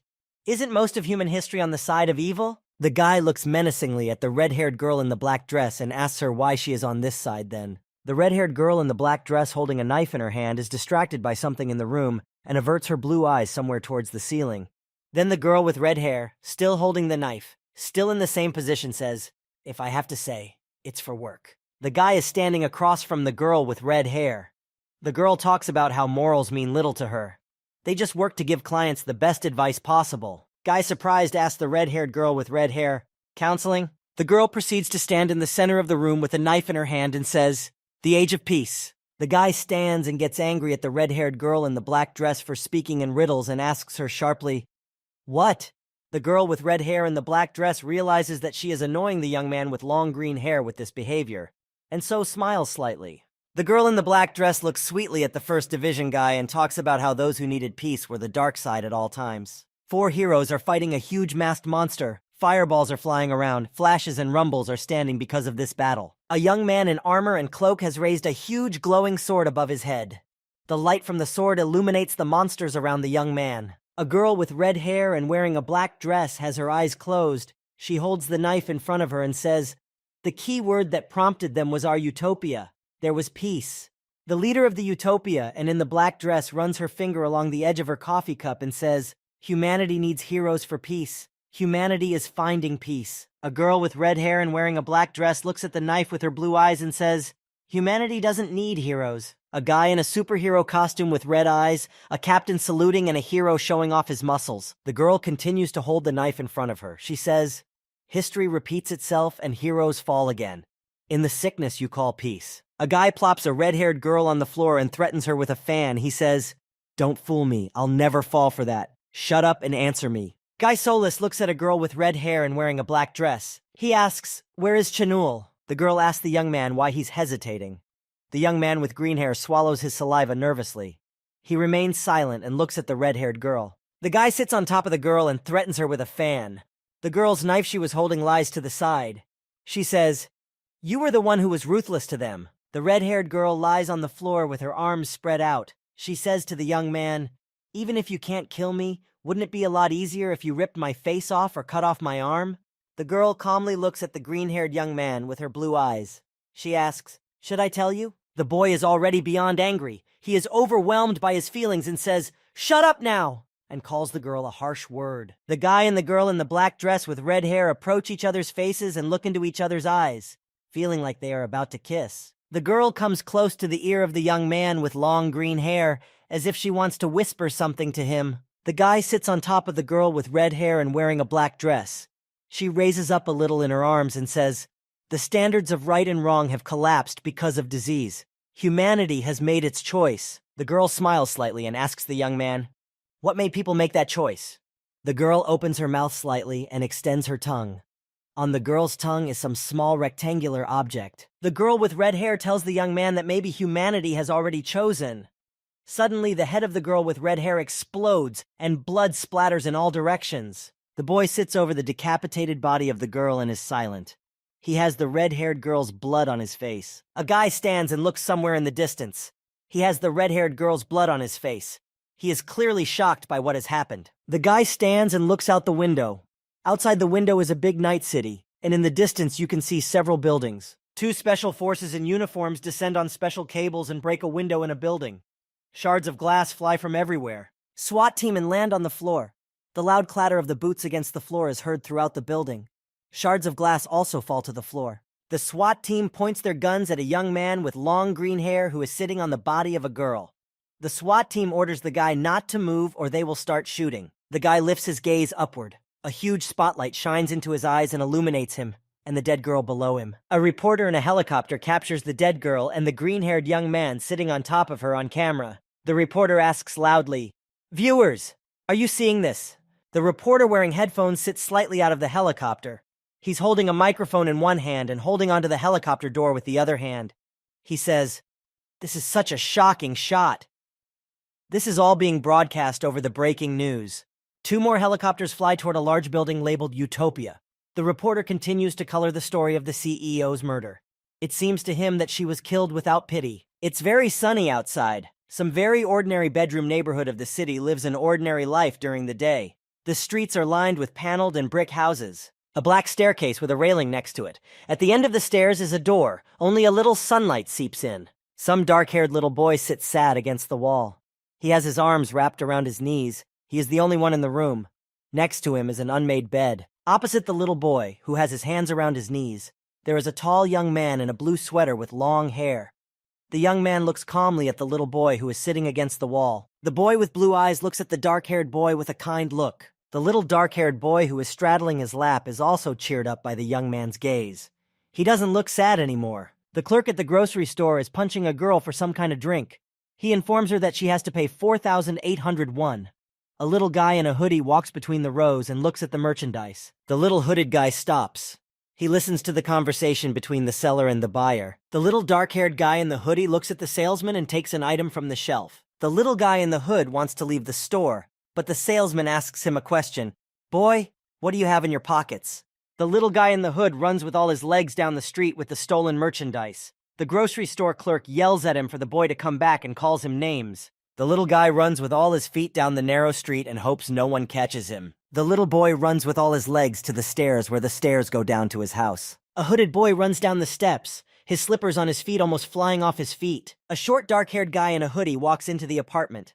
There is trash on the floor, empty chip bags, bottles and clothes lying all over the room. The little guy walks into the room where a woman in a blue sweater is standing. The kid looks at the woman in the floor-length skirt and blue sweater. There is trash lying all over the room where they are. The room looks poor. The blue-eyed woman in the blue sweater asks the little dark-haired guy in the hoodie, "Son, are you back? Did you go away to play?" The woman stands in the center of the room and something begins to leak from under her skirt. A puddle of urine forms under the mother of the little dark-haired guy in the hood. The little dark-haired guy in the hooded sweatshirt looks at what is happening. The little dark-haired guy in the hooded sweatshirt is shocked at what he sees. The mother's skirt is lying in a red basin in the bathroom. Next to the red basin is soap in a tub. The boy is wringing out the washed skirt. A small dark-haired guy in a hooded sweater is crying. The guy is on his knees wiping up a puddle of urine. A bucket of water stands next to him. Not far from him, empty bottles are lying on the floor, and an ashtray of cigarette butts stands. A small dark-haired boy in a hooded sweatshirt sits on the floor. His mother approaches him with a knife in her hand. The little dark-haired guy in the hooded sweatshirt tenses up. The blue-eyed woman in the blue sweater says to the little dark-haired guy in the hooded sweater, You're not my son, are you?" The boy sits on the floor covered in sweat. He's agitated. His mother says, "You think I'm going to fall for this again?" The mother of the little boy in the hooded sweatshirt brings a huge knife over her head. Her eyes glisten white. By all appearances, she wants to kill the boy. The little one moves his mother's hand to the side as she was about to stab him. The knife stabs into the floor. The little boy's mom, wearing a hooded sweatshirt, starts swinging the knife further and running around the room. The mom of the little boy in the hooded sweatshirt swings the knife around the room. At one point, she loses her balance and starts to fall. The little dark-haired boy in the hooded sweatshirt is on his knees covering his little ears to hide from reality. The huge knife his mother had been swinging around the room falls to the floor with a clang. The mother of the little dark-haired boy is hysterical. She screams and tears stream from her eyes. She yells across the room, "Ah!" Mom falls to her knees in hysterics and grabs her head. She can't calm down. Something is tearing her soul apart. The mom crawls up on her knees to her son, a little dark-haired guy wearing a hooded sweatshirt. She puts her arms around him and says, I'm sorry, son. It's night outside." The mom of the little dark-haired boy in the hooded sweater is asleep on the floor. The light from the moon comes through the window and falls on the floor. A dark-haired boy in a hooded sweatshirt stands over his mom's sleeping body. He stares at her intently, mouth slightly open. The little guy in the hooded sweatshirt lies down on the floor and hugs his mom in the blue sweatshirt from behind. A little guy in a hooded sweatshirt and shorts sits on a bed with his arms around his knees. A pink bedspread is spread on the bed. The little boy's mom stands in the doorway in front of him. She is covered in abrasions. She says, "Mommy, I'm so tired. I'm going to forget everything and start my life over." With a sad intonation, the mom of the little dark-haired boy in the hooded sweatshirt says that he should forget her too. The woman's eyes are sad. The boy wraps his arms around his knees. He says back, "No, I can't forget, Mommy. I just can't." The little boy's mom closes the door, and the room is plunged into darkness. The little dark-haired boy in the hooded sweatshirt continues to sit on the bed with his arms around his knees. The boy realized that he didn't feel anything. He had just been pushing the feelings inside him all this time. He sobbed nervously and then cried. Suddenly, the door to the room opened and the room was illuminated with light. Who asked the little boy, "Why are you crying, boy?" The boy sobbed once again, tears rolling down his cheeks, and he asked the stranger who he was. The boy is standing in a white restraining shirt. On his hands are huge, heavy black handcuffs. The guy is standing in a white restraining shirt. He is telling a little boy that he is a hero. A guy is on a bed with a pink bedspread and says to a young man with long green hair, "What?" The boy climbs out of the closet and says, "Why are you here, teacher? Whoever opened this door?" The guy sits up and cries. The man opens the door and looks at the crying little boy. The boy is still standing there in handcuffs, his hair fluttering in the wind, and he says, "Who knows? Maybe the door needs to be reopened for you." The boy stands and holds on to the straps of his backpack. A young man with long green hair stands across from him in handcuffs. Both are silent. The guy asks the guy in the shirt why the guy in the shirt isn't interested in why he's in a straitjacket. They bicker with each other. The guy standing in the white restraint shirt, he stretches his cuffed hands forward and says to the guy in the shirt, You're so annoying. The guy standing in the white restraining shirt puts his cuffed hands on the head of the young man in the white shirt. The man in the white shirt stands shocked at what is happening. He has his eyes wide open and looks at the green-haired young man in surprise. The man with long green hair tells the guy in the shirt not to make that grimace because he finds it disgusting. The guy is standing in a white restraining shirt and leaning his hands against the shirt guy's head doing something. A purple sphere appears around them and blue swirls fly. The shirtless guy squirms in pain. The young man with long green hair continues to hold the guy's head tightly. The guy with the long green hair is serious. At one point, he wonders if he can give that much strength in the state he is in right now. The young man in the shirt asks the guy what just happened. A young man with long green hair tells the guy to shut up. The guy rubs his head after the incident. A young man with long green hair tells a guy to find him in 3 days, with team members matching the guy. The guy stands in a straitjacket and handcuffs and says, "This is reckless, but right now you're the only one I can believe in." The rookie, "No, you don't." "Hero," called the guy in the shirt, a young man with long green hair.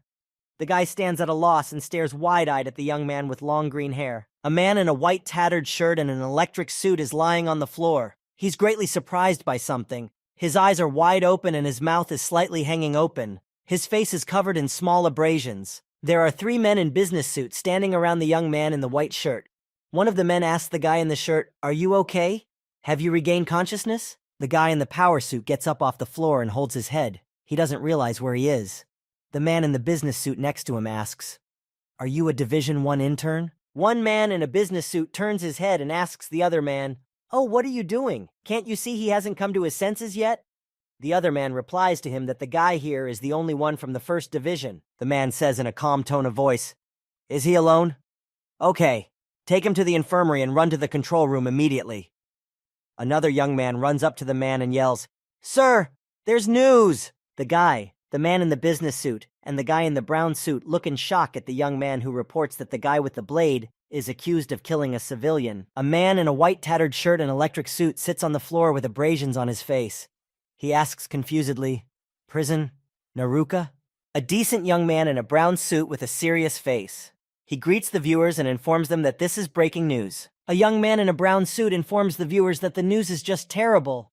He begins to talk about the murder of the director of the Shinmari Utopia. The multi-story glass building of the Utopia appears on the viewers' screens. A decent young man in a brown suit says, "At 2 a.m. last night, Utopia director Shinmari was murdered." On the viewer's screen, there is footage of a police officer preventing reporters from getting closer to the building, and doctors putting the body into an ambulance. A decent young man in a brown suit talks about the suspect sneaking into the Utopia office. A decent young man in a brown suit reports that police said it was a brutal murder. The victim's body was so mutilated that it was difficult to identify the face. A decent guy in a brown suit reports that the murder victim was a world-famous talent. TV viewers are shown the face of a girl with red hair wearing a black dress. The girl with red hair is squatting with a hat on. There are small happy children standing around the girl. A decent young man in a brown suit informs that the girl has been called the future of humanity for her journey to peace. The guy shows footage of the hero with long green hair being taken by the police. He says that the alleged killer was a 29-year-old man from the Heroes Union. The viewers are shown a Heroes badge. An announcer in a brown suit says that the Heroes Alliance has not yet made a statement regarding the incident. A girl is standing on a city street with teenagers and adults walking around. The girl says, "Honestly, it's really scary today with all the issues surrounding the heroes. People on the city streets are outraged." A young man in a green Olympics and hat pokes his finger at the camera. Behind him are 2 other disgruntled guys. The guy in the brown suit displays on the screen the statistics of the National Statistical Institute, according to which many people, namely 97%, voted against the existence of heroes and 2 and 8% in favor. Guy reports that people in their cities are now taking to the streets with mass demonstrations and calling for the heroes to be disbanded. Guy says, "The heroes who protected our world have found themselves unable to fit into the world. They've become an insane group, and that's only after being murdered." The guy states with an affirmative and serious tone that now the time has come to protect society from the heroes. Someone in the audience yells, "Turn it off!" The TV screen goes out with a distinctive sound, and an asterisk appears on the screen. 5 men are sitting on a table. One of them the director of the 1st Division of Heroes.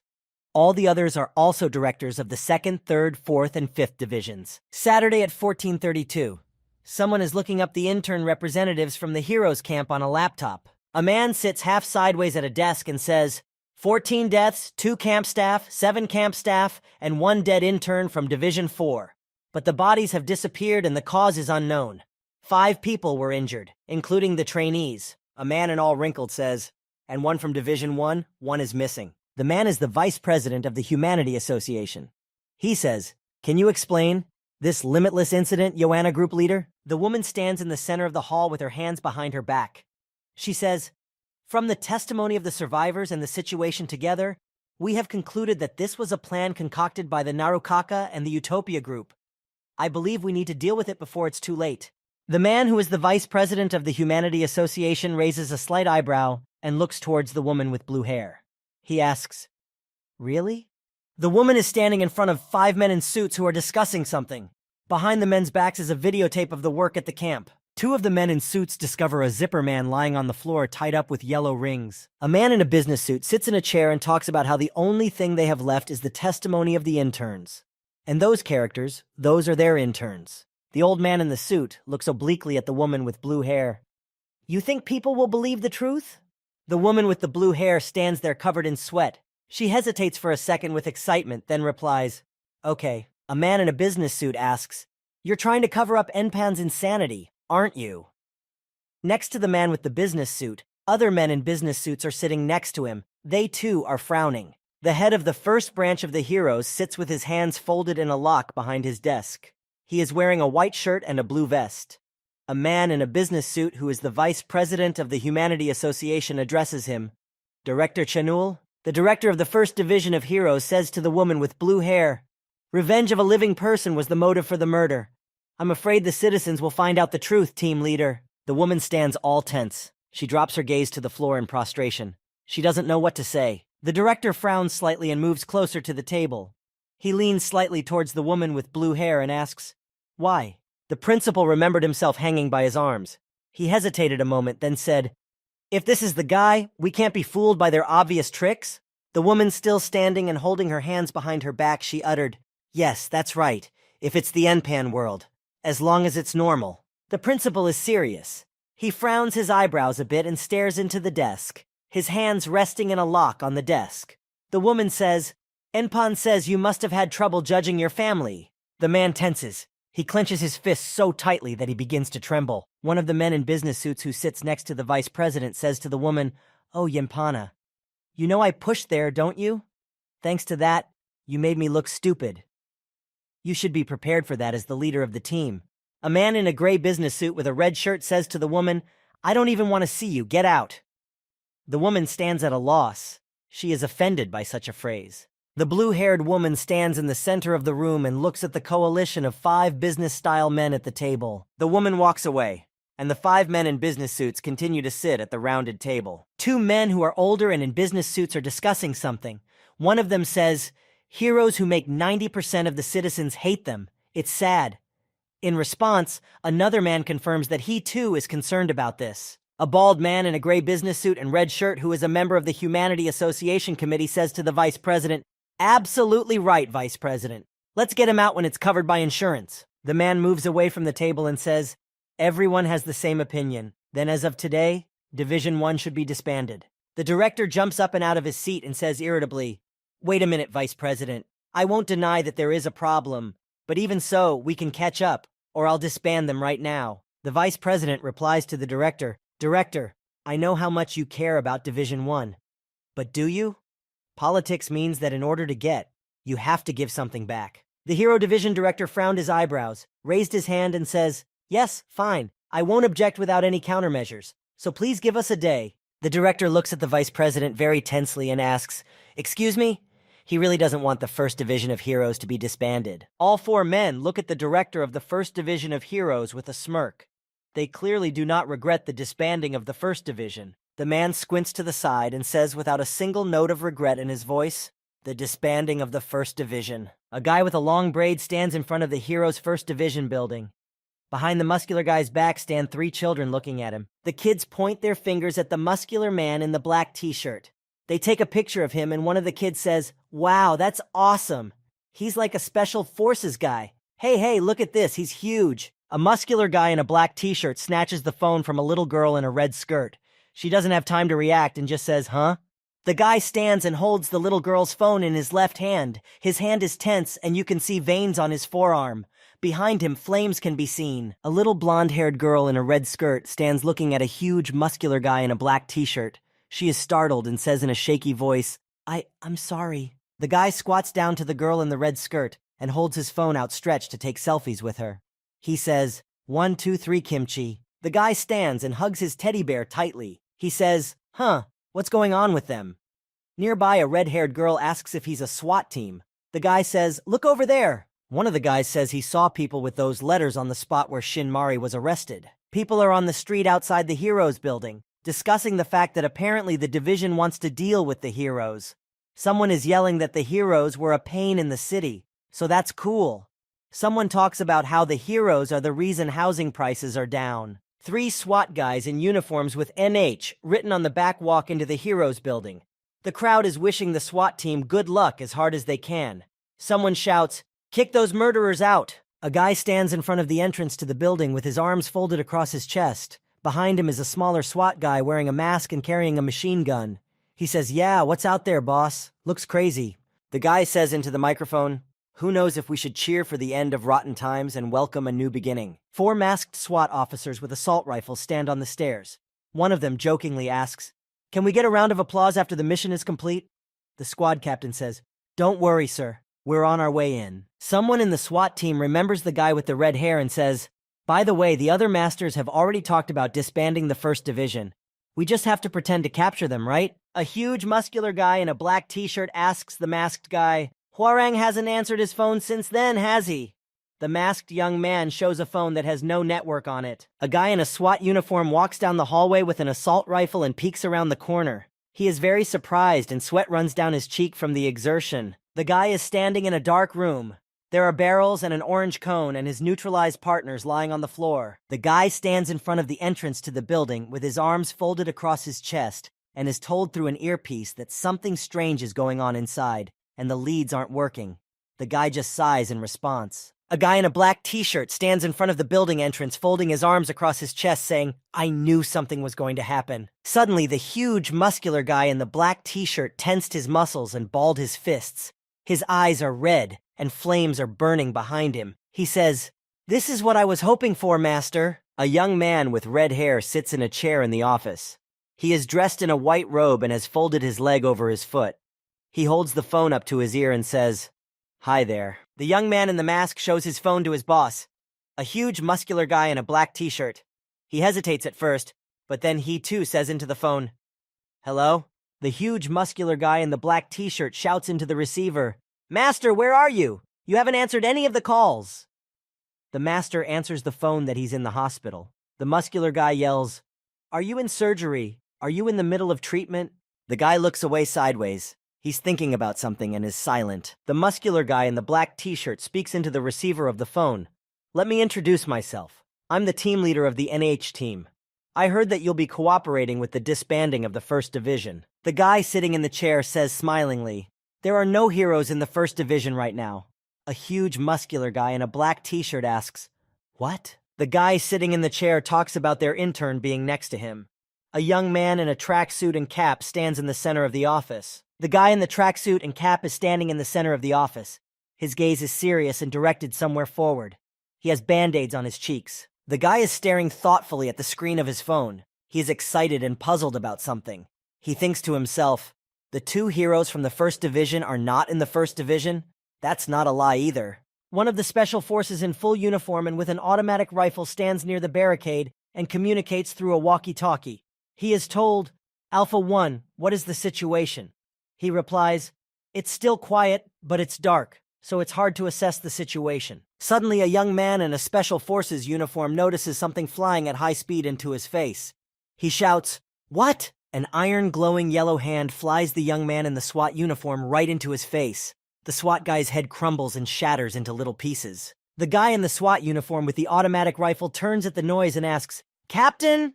The young man sees only a column of dust behind him after the impact. A young man in a mask and a SWAT uniform with an automatic rifle shines a flashlight deep into the corridor but sees nothing.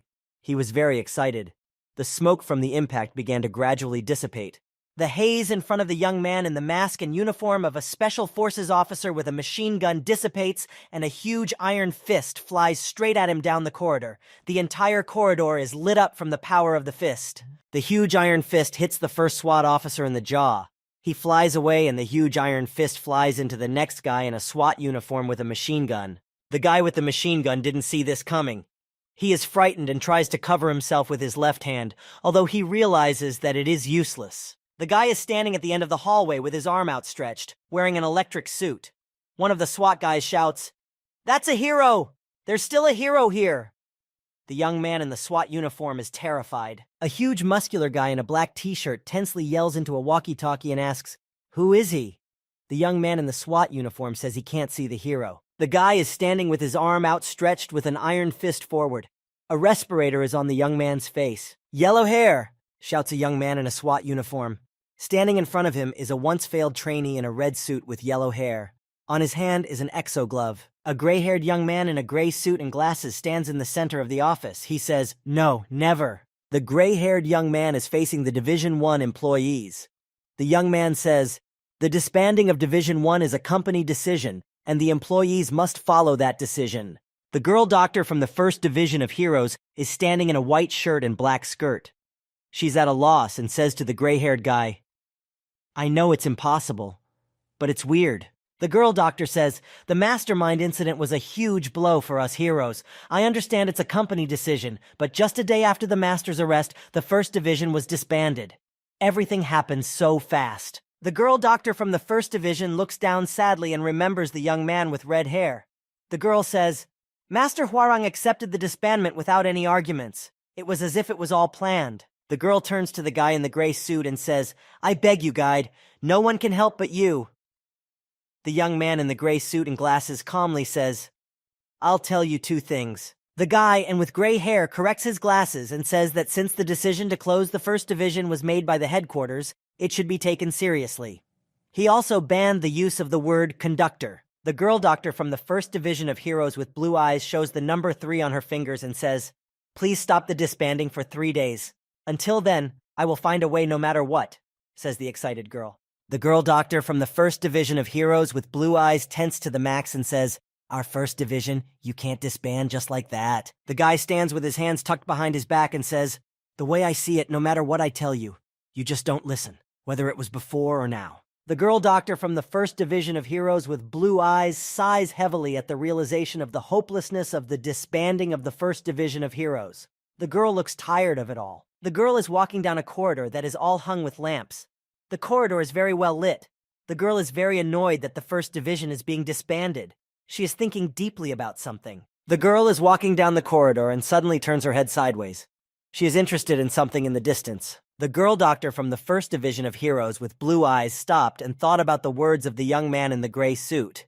She scrolled over the phrase he said again, "The decision must be taken seriously." The guy with the foggy glasses stands in the center of the corridor and says, "However, if it wasn't for the work of the company, everything would be different." A blonde-haired guy stands half naked in a lighted hall. He has many scars of varying sizes on his body and is clenching his fists. A young man in a gray suit says, "But there is another hero who is not yet in the company." A guy stands half naked in a lighted hall. There are many scars on his body. He looks around. There's a pile of metal parts on the floor and his arm is made of iron. A guy with blonde hair and a mask like a respirator releases his iron arm forward on a cable. The iron arm goes around one of the SWAT guys and hits the other one. The SWAT officer is thrown off and moans in pain. A young man in a SWAT uniform standing nearby just looks at what is happening. A guy in a Spetsnaz uniform, who is the captain of the battalion, shouts to his guys, "Don't be scared, it's just one guy." But you can see in his eyes that he's pretty scared himself. "Fire!" commands one of the 3 SWAT guys standing in the hallway, and they all start firing at the end of the hallway. The corridor was lit up by the shots, and there was a lot of noise on the floor. The guy hides behind a barrel and waits for the shooting to stop. Bullets fly by him. 3 SWAT guys stop shooting. Steam is coming from their automatic rifles. One of the commandos yells, "He's stopped!" Another commando commands, "Sector 2, cover Sector 3, 4, 5, follow me." All around them are bullet-holed barrels and ruined tiles. It seems that the guy in the red suit would not have survived such gunfire. One of the young men in a SWAT uniform steps on a thread with a massive boot. The string crawled very sharply out from under the SWAT officer's foot. Apparently it was a trap. Two young men in SWAT uniforms raise their heads up and see a huge white net falling on them. They realize they won't have time to react. The huge white net falls on two young men in SWAT uniforms, and they are pinned to the floor. One young man in a SWAT uniform turns around and sees that his partners are immobilized. He is confused. A guy with a mask on his face flies behind the back of the young man in the SWAT uniform and wants to fire an iron hand at him in order to kill him. The SWAT man is scared and senses something amiss behind his back. The blonde-haired young man with a mask on his face releases his hand into the SWAT officer, and a distinctive sound is heard. The iron arm of the young man in the red suit with the blonde hair catches up with the young man in the SWAT uniform, and he screams in pain, "Ah!" The young men in SWAT uniforms surrounded the young man in the red suit and with blonde hair. They pointed the muzzle of their assault rifles at him. One of the commandos shouts, "Yellow hair, that's the one." One of the group of young men in SWAT uniforms shouts, "Keep formation, fire." At that moment, a young man in a red suit and with blonde hair pulls the strings with all his might. The guy pulls 3 strings with all his might. The 3 SWAT officers have their legs tied together and are thrown into the air. They are all disarmed and won't shoot. They yell in surprise, "Ah!" The guy stands in the center of the hallway. He is satisfied with the results of the fight with the special forces, with assault rifles lying around. All the tile is in splinters and holes. Everything is scattered, and you can see the signs of battle. A guy in a mask that looks like a respirator is sweating as the battle progresses, and a drop of sweat runs down his cheek. He stares intently at the floor and thinks about the fact that he made it. The guy stands and stares at his iron hand. He thinks to himself, "I'm so glad the new light armor version 7.0 works properly in real combat." The guy in the red and black suit, with blonde hair and mask, turns his head and is still thinking, "They must be surprised at such a sudden change. They won't be able to attack again so quickly. I have plenty of time to set up a defense zone again." One of the special forces hanging from the ceiling chuckles. A young man in a red and black suit with blonde hair and mask looks up in surprise. He doesn't understand what the SWAT officer is grinning at. A young man in a SWAT uniform hangs upside down from the ceiling and tells the guy in the red and black suit that the leader is sure to destroy the young man. The guy is terrified. He looks with widened eyes at the SWAT guy and asks in surprise, "Leader?" Suddenly, a huge fist in a military glove flies straight into the cheek of a young man in a red and black suit, with blonde hair and wearing a mask. He didn't have time to react and now only looks up. The boy flies far away after being hit by a muscular young man in a black t-shirt. He wasn't prepared for a punch of such force. The guy calmly says to the young man in the red and black suit, "Good to see you, hero." The huge, muscular young man in the black t-shirt squares his shoulders and walks towards the young man in the red and black suit. He tells him, "I'm the leader of the NH offense, Kim Jae-hun. I'm about to tear you apart." The iron hand from the red and black suited young man with blonde hair and a mask flies at high speed straight into the huge muscular guy in the black t-shirt. The iron arm literally cuts through the air. The guy effortlessly catches his hand from the young man's red and black suit and asks, "What's that? A toy?" At this time, the young man in the red and black suit and with blonde hair is already swinging his leg to kick the huge muscular young man in the black t-shirt. The iron hand was just a distraction. The huge young man in the black t-shirt, who is the leader of NH, catches the young man in the red and black suit by the leg and says to him, "Hey, hero, don't try to play games." "Take that!" shouts a huge muscular young man in a black t-shirt who is the leader of the NH and throws the young man in the red and black suit with blonde hair and a mask against the ground. The young man in the red and black suit screams in great pain, "Harg!"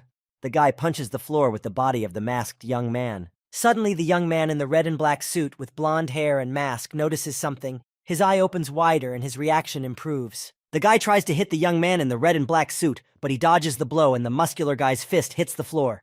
Splinters fly from the floor. The guy squats down and rests one hand on the ground. He looks at the muscular guy in fear. The guy says to him, "Now I get it." The guy says to the young man, "You're an unknown hero hiding out in the 1st Division. For a hero..." The muscular guy says, but he doesn't finish the sentence. The guy put his foot over the blonde-haired guy's head and told him that he was too unremarkable for a hero. A young man in a red and black suit stands and stares at the huge guy. The guy kicks the young man in the red and black suit, but he manages to dodge and the muscular guy punches the floor again. The guy doesn't realize how he missed this time too. He stares intently at the point of impact and asks himself the question, "What?" The guy puts pressure on the young man with his foot. In turn, the young man in the red and black suit blocks the muscular guy's punch with his arms crossed at his chest. The guy grabs the huge, muscular young man by his shoe and starts squeezing it with all his might. The muscular young man didn't have time to react. The guy turns blue with anger.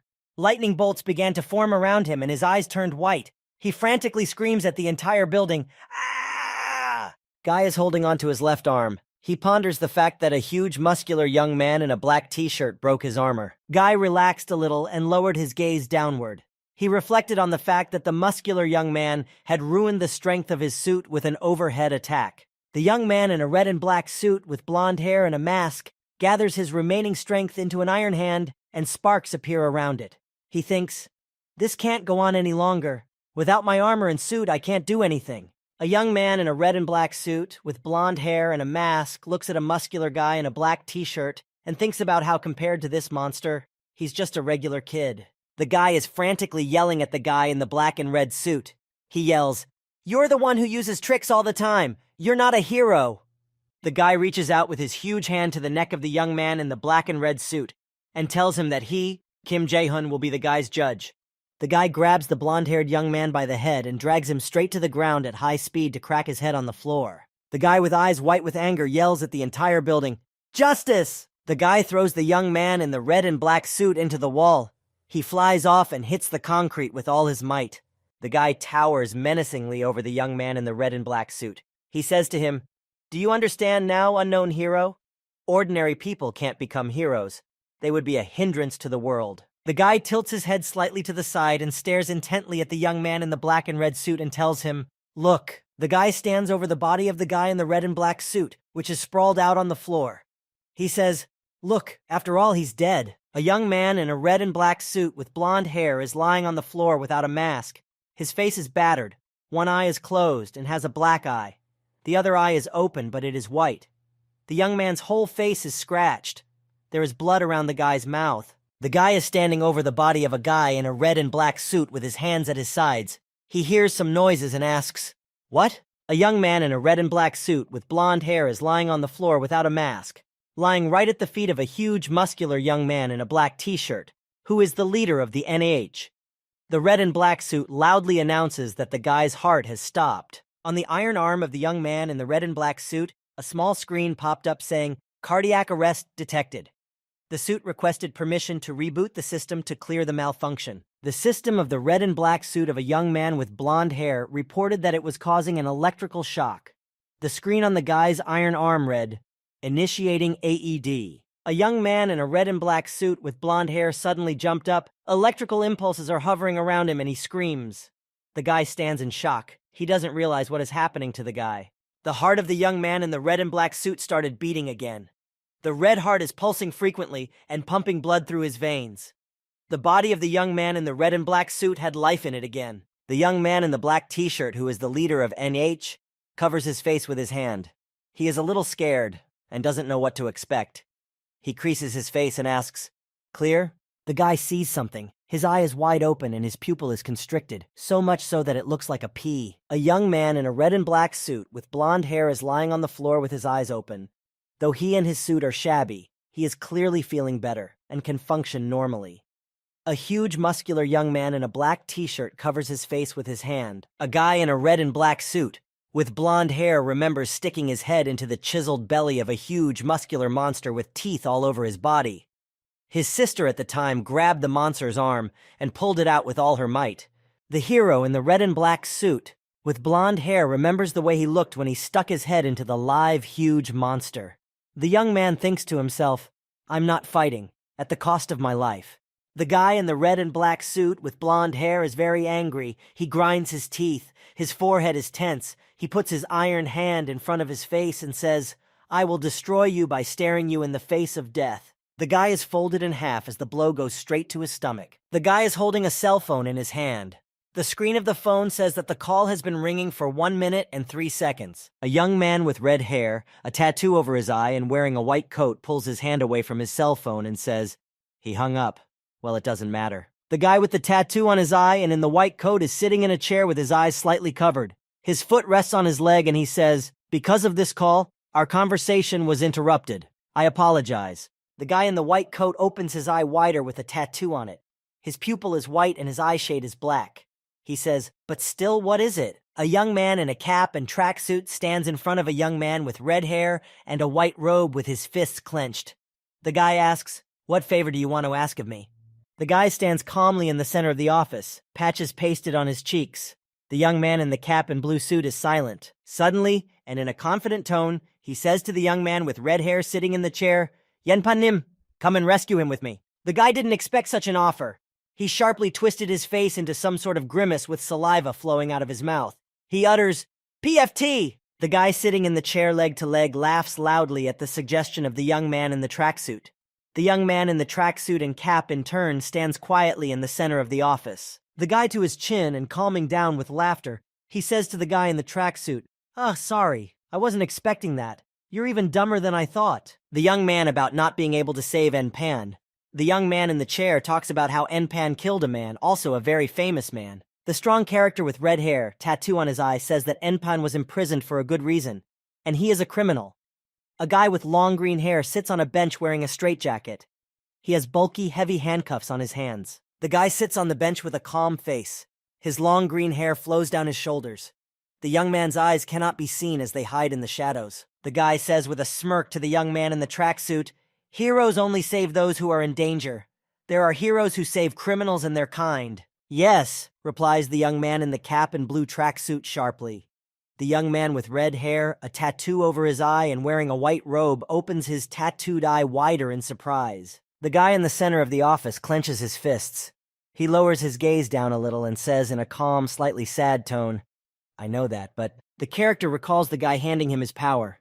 The guy says, "Enpan Nim asked me for a favor. He told me to come get him." The guy says in a confident voice to the young man in the chair, "I'm sure there must be a reason for that, and I believe him." The guy with the patches on his cheek stands in the center of the office and adds to the sentences he said earlier. The young man in the cap thinks he and the young man with long green hair are a team. The boy sits in the office on a chair, putting one foot on the other leg. He puts his head down and laughs loudly after the words of the guy in the tracksuit. The laughter is loud enough. The guy stands in semi-darkness and stares intently at someone, his long hair flowing along his own face, and he says, "Of course he'll believe me. After all, we're a team." The guy leans forward slightly toward the young man in the blue tracksuit and says, "Really? Then try this." The guy suddenly transforms into a huge fire demon. It pounces on the guy in the blue tracksuit. The guy doesn't move. The whole place is in flames. It's getting dark outside. Behind the white window of a brick building, you can see red flashes created by a young man with red hair, a tattoo on his eye, and wearing a white robe. A huge explosion occurs. The blast wave hits the glass. A huge column of tongues of flame and smoke rushes out. The guy is thrown back by the tongues of flame. His cap flies off the young man. A circle of flames forms around the guy. The guy falls helplessly to the ground and rolls a few meters on the ground. A huge column of dust remains behind him. He flies on the ground with his hands up in the air. The guy sits against a brick wall and stares menacingly ahead, dust flying around him. A young man with red hair and a tattoo over his eye asks the guy if he remembers the day of the interview. The guy stands there with little sparks flying around him. He says to the young man in the blue tracksuit, "Like yesterday, I remember you said you were strong." A red-haired young man with a tattoo on his eye and wearing a white coat and black badlan is standing on a brick wall with his hands in his pockets, with puffs of black smoke flying behind him. He says to a young man in a tracksuit, "Kill me." The guy is standing capless at the bottom of a high brick wall in puffs of smoke. The guy points his finger at his neck and says to the young man in the tracksuit, "If you cut my neck here, I'll help you." The guy stands in a tired pose, one of his arms hanging loose. He says in a tired and angry voice, "No, I can't kill Hwarang Nim." The guy stands with his hands tucked into the pockets of his black pants and says, "Where did your old spirit go? I thought you had the courage, but was I wrong?" The boy puts his fist forward and says in a confident voice, "If I kill you, I can't save Enpan Nim." The guy's look changes to a more menacing one, and he looks at the young man with red hair and tells him that he'll only knock him out, not kill him. The guy stands against the backdrop of the sunset and the city. He has his hands tucked into his pants pockets and his white robe is developing in the wind. He himself is calm.